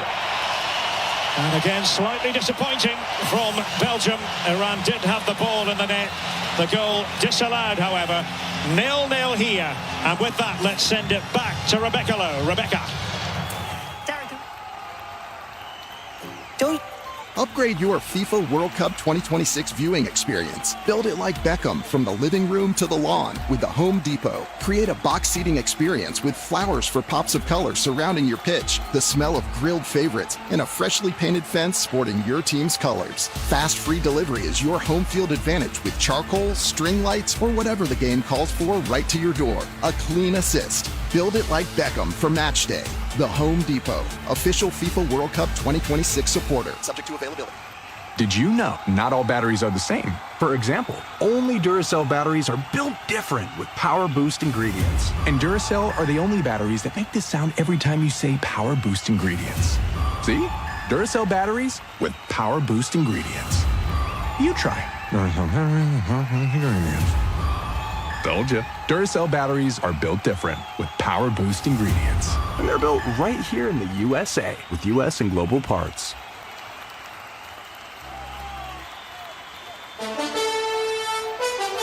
Time now for halftime here at the FIFA World Cup 2026 on iHeartRadio, presented by Fox One.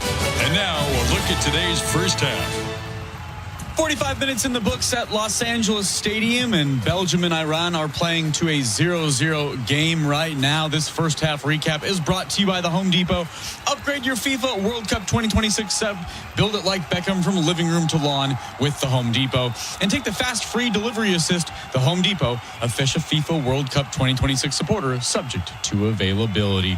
We welcome you into the halftime show. My name is Jackson Feltz. I'm alongside the All-American and national champion at North Carolina, Danny Jackson, and the #1 overall pick in Sounders FC legend, Steve Zakuani. Gentlemen, let's talk about this first 45 minutes. I really want to spend a few extra minutes diving deep into what happened with the disallowed goal in the 25th minute. But Steve, overall, your thoughts on the opening 45? I think if you're Iran, you're very encouraged with what you've done. And we came into it before the game, I said, you've got to sit back and absorb pressure. And Belgium has been okay, but I think this is a game that if you're Iran going into halftime, you think, there might be a win here for us, let alone just a tie. I think if you're a Belgium fan, you've got to be very disappointed. I know we saw an image of a young Belgian fan in the stands crying. because he thought they'd gone behind. But they should be crying anyway, just because their team isn't playing as well as they think they should be. I think for a team that is a golden generation and it's now your second game, they just haven't shown up. It looks very disjointed. You're getting flashes, maybe a bit of moments from De Bruyne cross into the box, but they look toothless is what I would say. And I think if I'm one of the other bigger teams, I'm not fearing facing Belgium. I think you watch Spain today, you think, okay, wow, they can really turn us over. I'm not getting that same sense from Belgium, which is very disjointed. Yeah, I totally agree. Now, pre-game, we talked about those keys. De Bruyne and Lukaku fully match fit. Are they sharp? It doesn't feel that way right now. They're covering all the ground, but with 81% possession, the question is possession with a purpose. What are Belgium doing?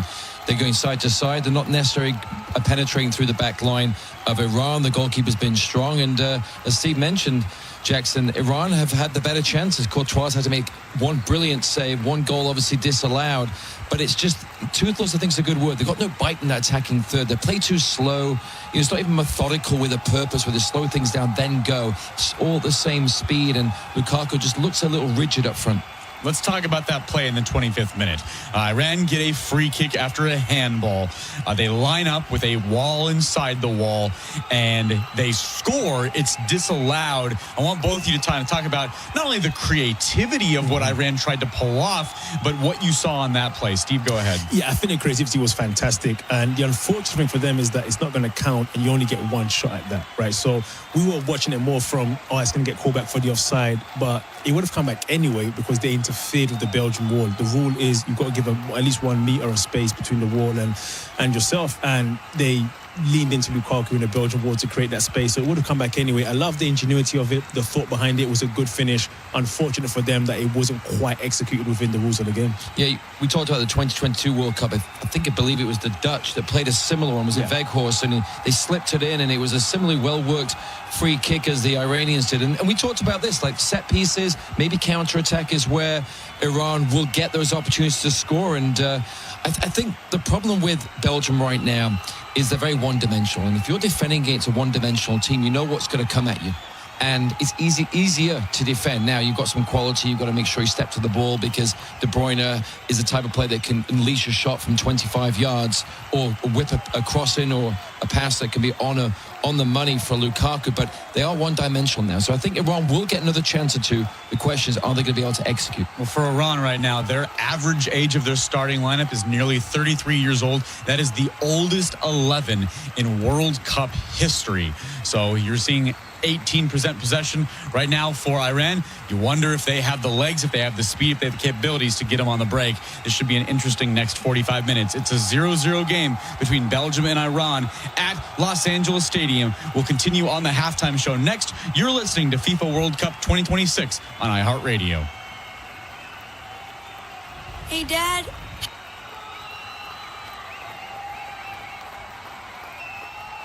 All in one. Discover a new podcast from our library of over 350,000 titles. Here's an iHeartRadio podcast preview. Here's something pretty disturbing I discovered while researching this podcast.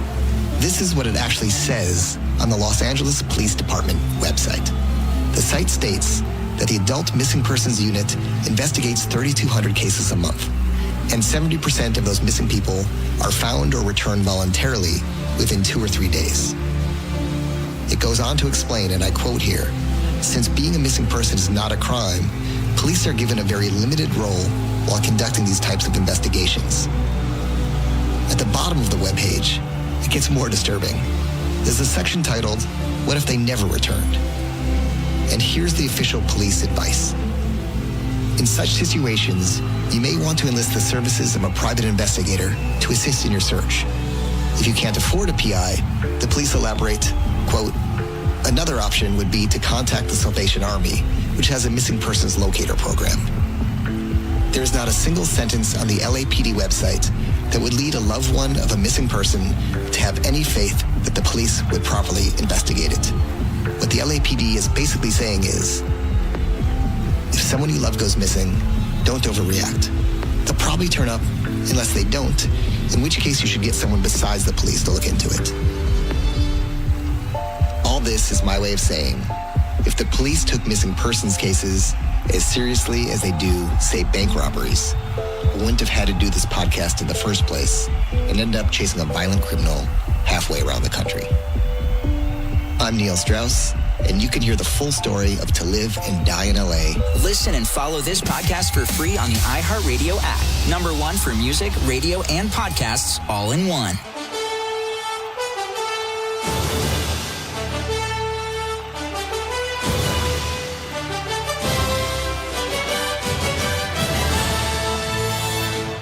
Listening to FIFA World Cup 2026 on iHeartRadio. Jackson Feltz alongside Danny Jackson and Steve Zakuani as we discuss what is right now a 0-0 game at Los Angeles Stadium between Belgium and Iran in this group. A chance for both of these teams to pick up the first win and potentially take the top of this group, but nothing has come yet in this game. Let's get to some keys. Our keys to the second half are brought to you by Fox One.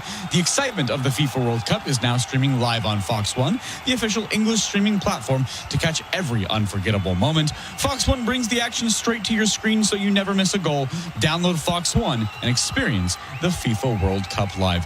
Gentlemen, let's start with Belgium right now. Steve, you had that great comment, and it did make me laugh, and I think it's apt right now that Belgium fans right now should be like that little kid who was crying, angry and sad about the way their team performed. What are the keys for them to turn those tears into smiles? Yeah, I think it should be a heated locker room. I think there's guys not asking each other questions, a lot of accountability, but they should galvanize them, come out second half. You still have 45 minutes to turn us around. We haven't really seen anything in behind for Lukaku, I think. And it might be hard when Iran sits as deep as they do. When that happens, at times, Lukaku, you drop straight for the ball, and then the wingers make the runs in behind. You have to find ways to move the Iranian backline a bit more. It's been too predictable. He's been trying to get balls out wide, get crosses in. They've got lots of numbers in the box, defending well. So I think a bit more dynamic movement in attacking sense from Belgium should shift the Iran back line and then create spaces for people like De Bruyne to exploit. What Pochettino did so well against Australia, they knew that Australia would sit back and hold and then counter once in a while, so he played 3 back. He added another striker up front in Pepe to play alongside Balogun. I think Lukaku needs a strike partner up there to kind of unlock this stubborn back line of Iran. They'll continue to be disciplined, but I think they can afford to shift one more player into the midfield, one more player up front. Yes, they need width. Yes, they need to be a bit more dynamic on the outside. It's too laboured right now. It's too slow. I think De Bruyne needs to get on the ball in more central areas, not float too far out wide. But I think you could afford to push another player further up the field and get better support for Lukaku. Steve, keys for Iran. Don't change much in the first 15-20 minutes because you can't you don't want to lose the game and give Belgium more space. So for them, they played really well in the first half in terms of staying compact, frustrating Belgium to an extent. As the game goes, if it remains dead level, especially at the hydration break, I think they can then begin to maybe themselves take a few more risks, just a few more, because they've shown that they can be dangerous around the box. Yeah, I think very much the same. Can they scrape out a point here, go into that final game? And I think everything's to play for when they play against Egypt in that final game. I think they match up quite well with Egypt. Yes, Marmoush is fast at the back, up front, which Lukaku necessarily is not. But I think for Iran is, hey, be patient. Maybe you'll get a chance or two from a set piece, but much of the same. Goalkeeper's going to have to make some big saves in the second half. To that point, I am wondering if at some point you do see the commit from Iran. No, we can't just sit back. We have to push, because you look at what's going on. New Zealand, Egypt later today. I mean, we saw New Zealand get a draw versus Iran. That's a good draw for them. You look at just the FIFA rankings overall. Iran 20th overall as a country ranked by FIFA. So you're wondering at a certain point if you say, all right, looking at that game we have against Egypt in Seattle in match day 3 on June 26th, do we have to push forward? Do we need to try to go grab 3 points at some point and send numbers? I don't think you need to go and get 3 points. It'd be nice. I think at the minimum, you don't lose this game and then you set yourself up really well for that final game. I think if the chances are there, like in the first half, set pieces, counter-attacks, maybe then you can try. But at the minimum, you can leave this game with at least 1 point. I agree. I think Morocco will likely get the 3 points. They're dynamic. They didn't get their 3 points in their first game. Belgium will be on the front foot in that final game against New Zealand with the expectancy that they'll get 3 points. So if they can come into that final game with 2 points, maybe Egypt has 4, then you've got a very different situation knowing that Belgium would have to put the foot on the gas. That's going to be the interesting thing of kind of looking forward, how these games could be structured, how they play out, how New Zealand goes forward. This is an interesting group indeed here in Group G. We will see how this second half plays out at Los Angeles Stadium. Right now, the biggest chance came on a disallowed goal in the 25th minute. We'll see if one goes into the back of the net in the second half. It's Belgium 0, it's Iran 0. We'll send things back down to Los Angeles Stadium. The second half will come up next. You are listening to FIFA World Cup 2026 on iHeartRadio.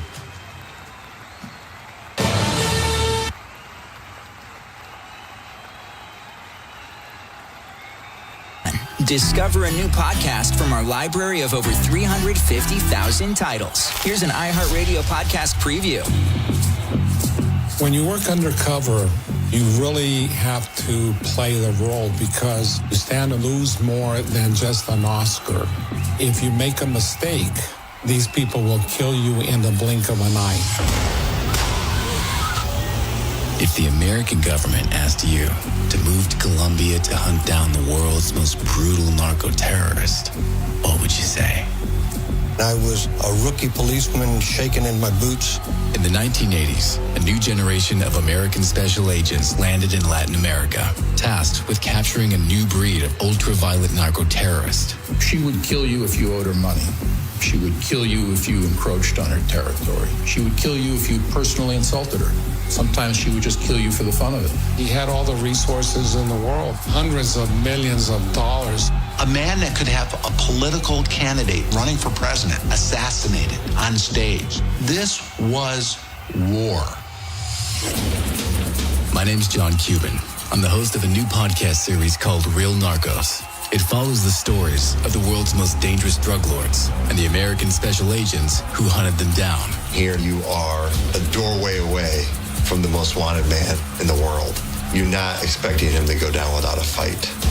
We didn't have sophisticated software. That didn't exist. The software was a pen and paper. The only destiny drug traffickers have is either prison or death. Real Narcos sits down with the fearless agents and journalists who were there on the ground at the time to tell the inside story of the hunt for some of history's most dangerous criminal masterminds. These guys are the real deal.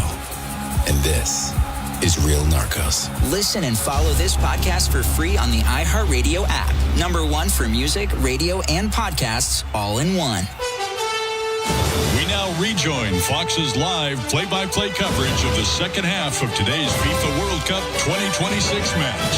Follow all the exclusive World Cup action on iHeartRadio. Sometimes that way highlighting that you made a mistake and you allow a striker to have a goal. He just looked at it, back in his position, dealt with the corner, and that's about it. That's what he does. He won everywhere he went. I love him as a goalkeeper. Or you scream at the goalie to come out. Hey, Alexi, how many times did you say to your goalie, come out and take the ball? All the time. They didn't listen. They're goalkeepers. But That's why they're goalkeepers. Yeah, exactly. But you need someone that is calm. You need someone like a captain of an airplane. You know, you want to make sure that somebody is in control, even in emergency types of situations. And that's the way he is, and that's why he's so valuable.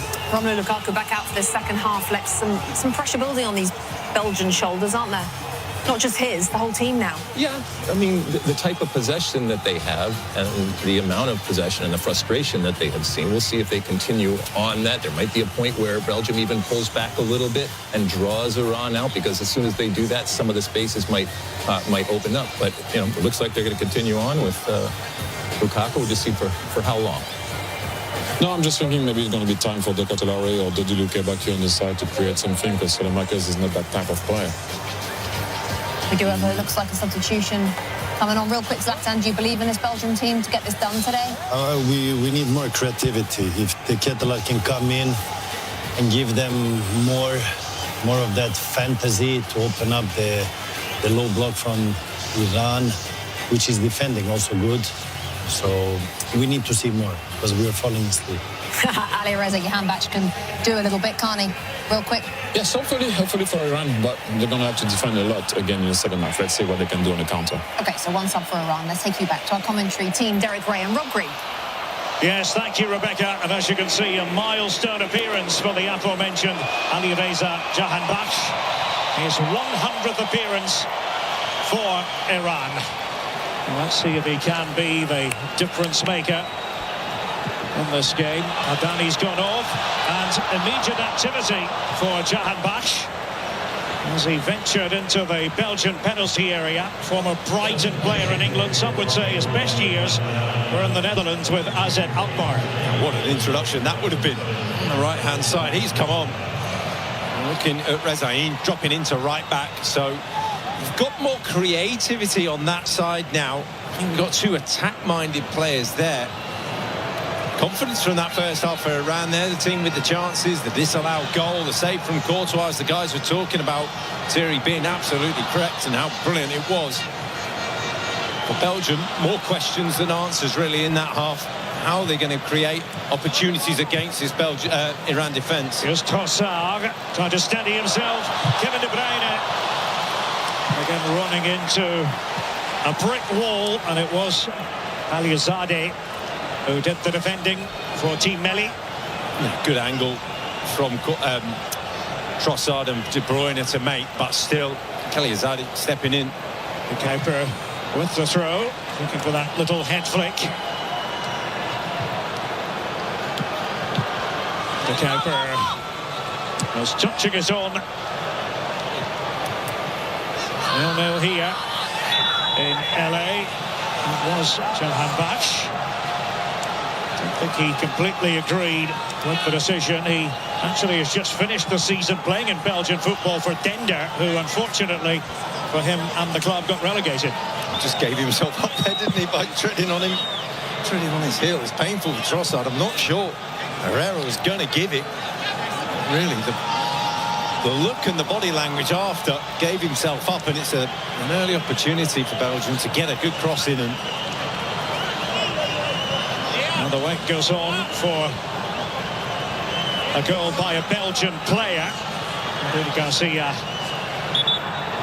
able to get his message across at half-time. I'm sure he was pretty blunt. That's how long it's been since a Belgian player scored at the World Cup. Got to go back to Michy Batshuayi against Canada in Qatar. An own goal in the first game, even though Romelu Lukaku, as all strikers would, claimed it.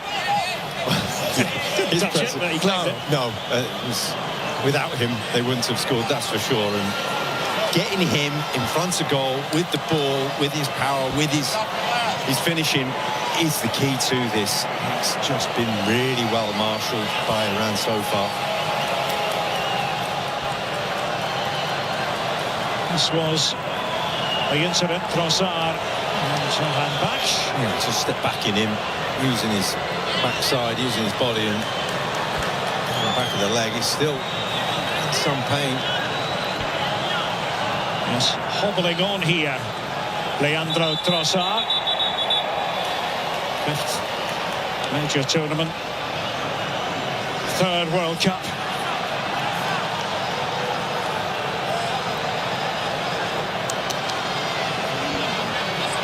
Lukaku in the centre, and here is the Belgian free kick. De Bruyne with it.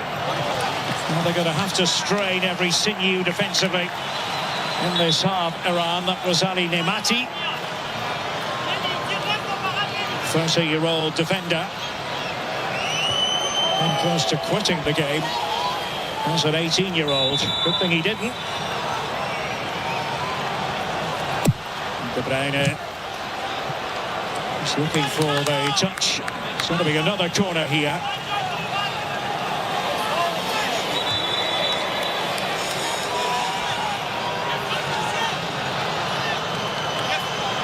The keeper is available.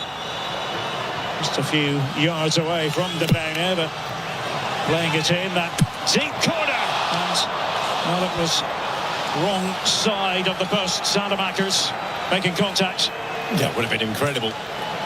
All the space on that far side, no one picking him up, everyone drawn towards COYI and Lukaku. But from that angle, even still, on the volley with your laces is a really tough skill to get that on target at such a tight angle. Zayan reaching out for it. He's always had a reputation for being a bit of a showman in terms of his comportment out there on the pitch. A really good player for Iran down the years. He's running through the sides again. Salamakers getting the start. First World Cup appearance, what with Doku feeling unwell. It was interesting to hear Thierry talking at half-time about getting Trossard on the ball in more central areas, getting him in front of goal. That's another route. He tends to stay a lot out wide, keep the width, and whether he can interchange with the Kuipers. see him inside of him. Salamakers is cutting in. Tielemans, exquisite flick. Here's De Kuyper.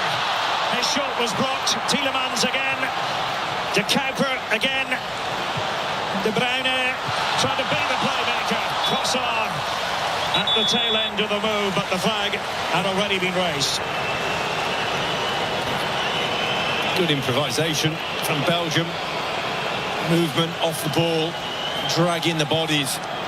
Give De Kuyper the chance. So that's what we were talking about, what Thierry is talking about. You'd rather that be Trossard. It's a wonderful finisher. It's a tight offside. Player down was playing him on. Tielemans with the clever little flick that buys De Kuyper that bit of time. The commitment from other players. First shot from outside the box for them, but just feeling that sort of little bit of imagination is the answer for them. Zade ready to soldier on. Second game in the group stage has often been a fruitful one for Iran, going all the way back to 1978 when they drew with Scotland in the second game. Remember them beating the USA in the middle match, 1998. Wales at the last World Cup, but even when they've lost, it's usually been after a spirited effort. And all of a sudden a chance here, Toremi, and the save made by Courtois for Belgium. Jahan Bash trying to plant another seed of fear in Belgian minds. And up goes Lukaku, and it's Courtois there to grab hold of it. Another really big save from Courtois. This was more instinctive, straight at him, but needed to be made. And he got the contact he would have wanted. When he's turning, hitting that ball, he would have been happy with how he struck it. Courtois, the busier of the two keepers in the game. Here's Tielemans, and up towards Trossard. Immediately penalised. On there. Just a little flinch, wasn't it, towards the ball. Spotted.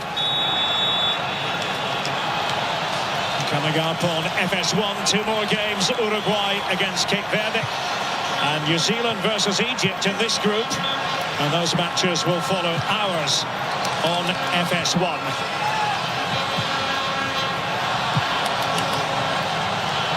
I think when the draw was made, many looked at it and thought, right, Belgium should be the clear winners. Not just winners, but clear winners in that group, but making heavy weather of it.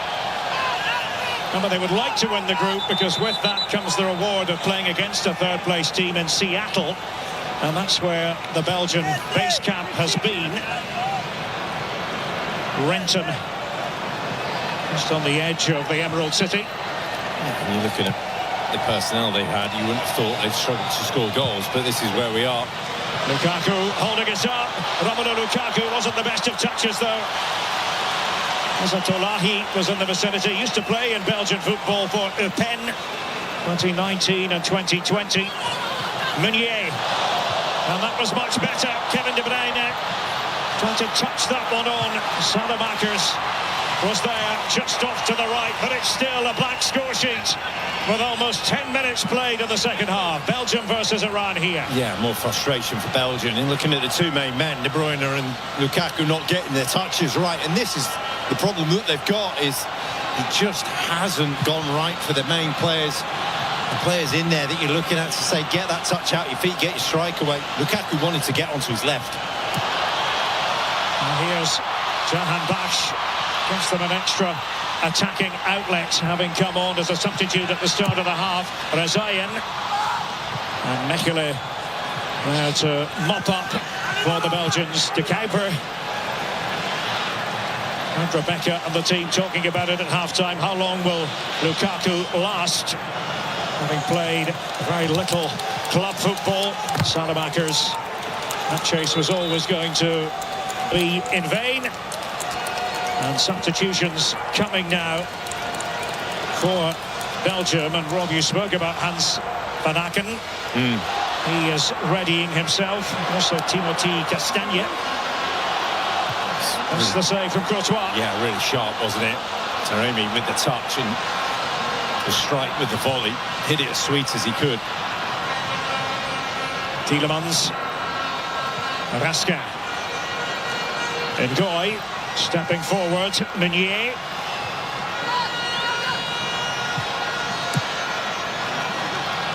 Salamakers. Ngoy once again. There's not much from Belgium in the final third. Trossard. Lukaku. Something to locate the ball. Actually going to be 3 in one fell swoop for Belgium, with Dodi Lukebakio also coming on, in addition to Van Aken and Castagne. And changes of foot, creative changes as well. Van Aken, imagine Lukebakio coming in from the right-hand side. That's where he normally plays, onto his left foot. He can shoot from distance, saying lack of shots from outside the box. Trying to establish who's coming off. There seemed to be, initially anyway, some confusion with regard to the numbers.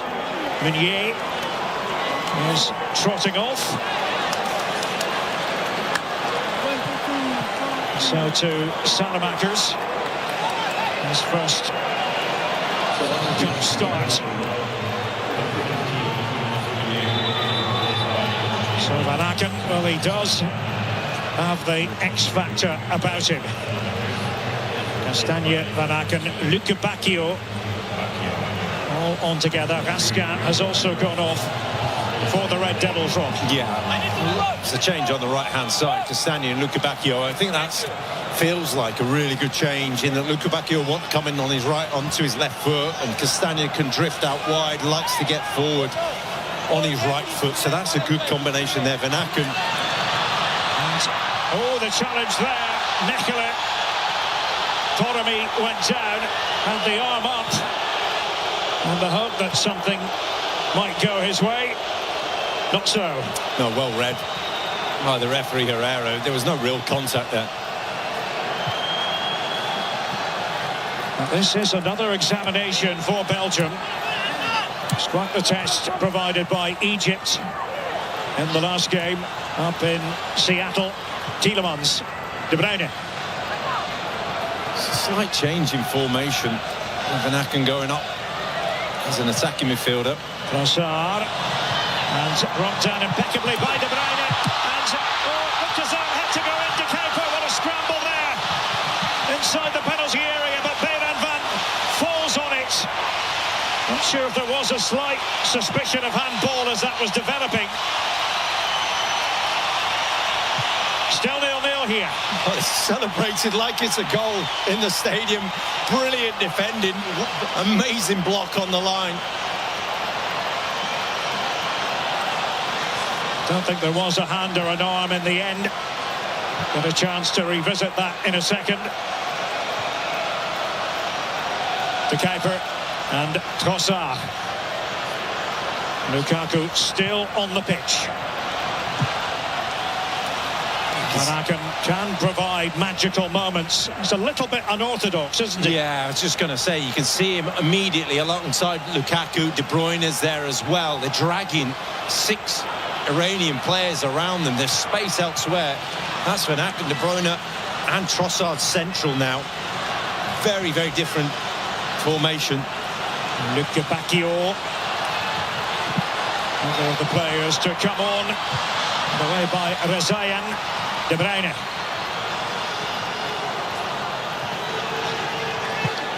For a different angle of approach here. It was pushed through by Trossard. Ay. This was the movement from De Bruyne. Can you pick your man out? And it's all hands to the pumps. Brilliant instincts initially. In there for the block and for the cross, and then inadvertently the second one as well. Nemati getting in that block, and then again on the line. By any means possible, just get something on it. A wonderful save and a brilliant block.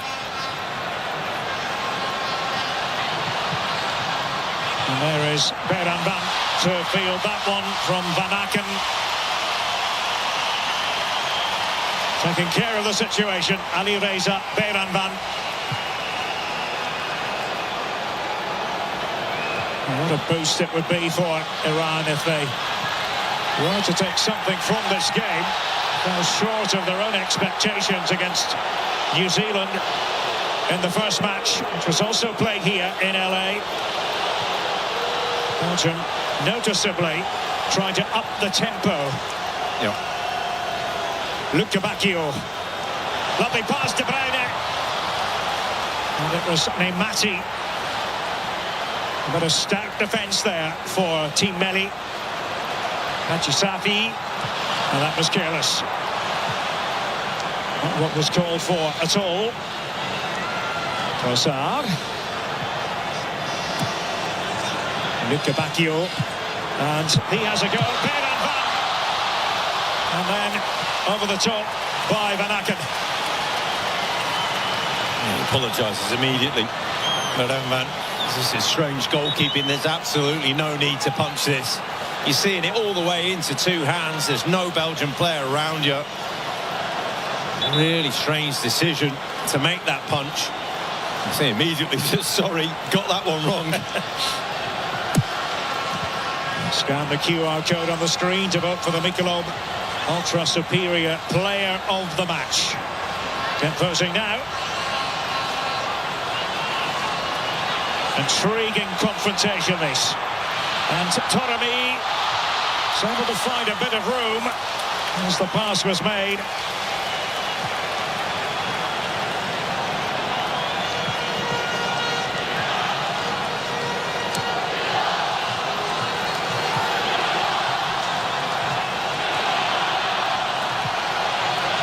Here is De Kuyper. Possession with Belgium. It's been that way throughout. Can they break Iranian resistance? De Kuyper. No real need for Haji Safi to get close to it, and through it goes for the goal kick. Rudy Garcia's side. Well, they have to be more imaginative in the final third. Do you hear from the ref camp, Rob? Fantastic save in the end, already down. And to get up and just have that instinct from there. Just throw something at it. It was just a hand. That would have been a goal. That would have been the one that...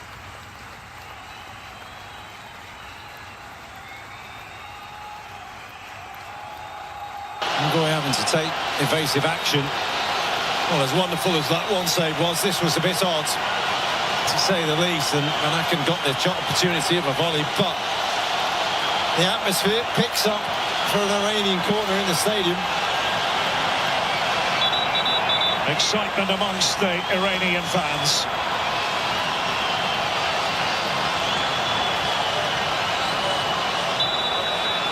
Razayan to take the corner.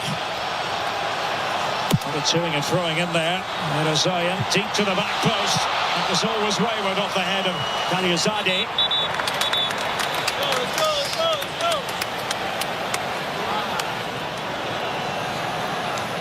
Difficult from there, just got the timing wrong, the jump wrong. And using this moment, just take a breather, kill the game, couple of subs.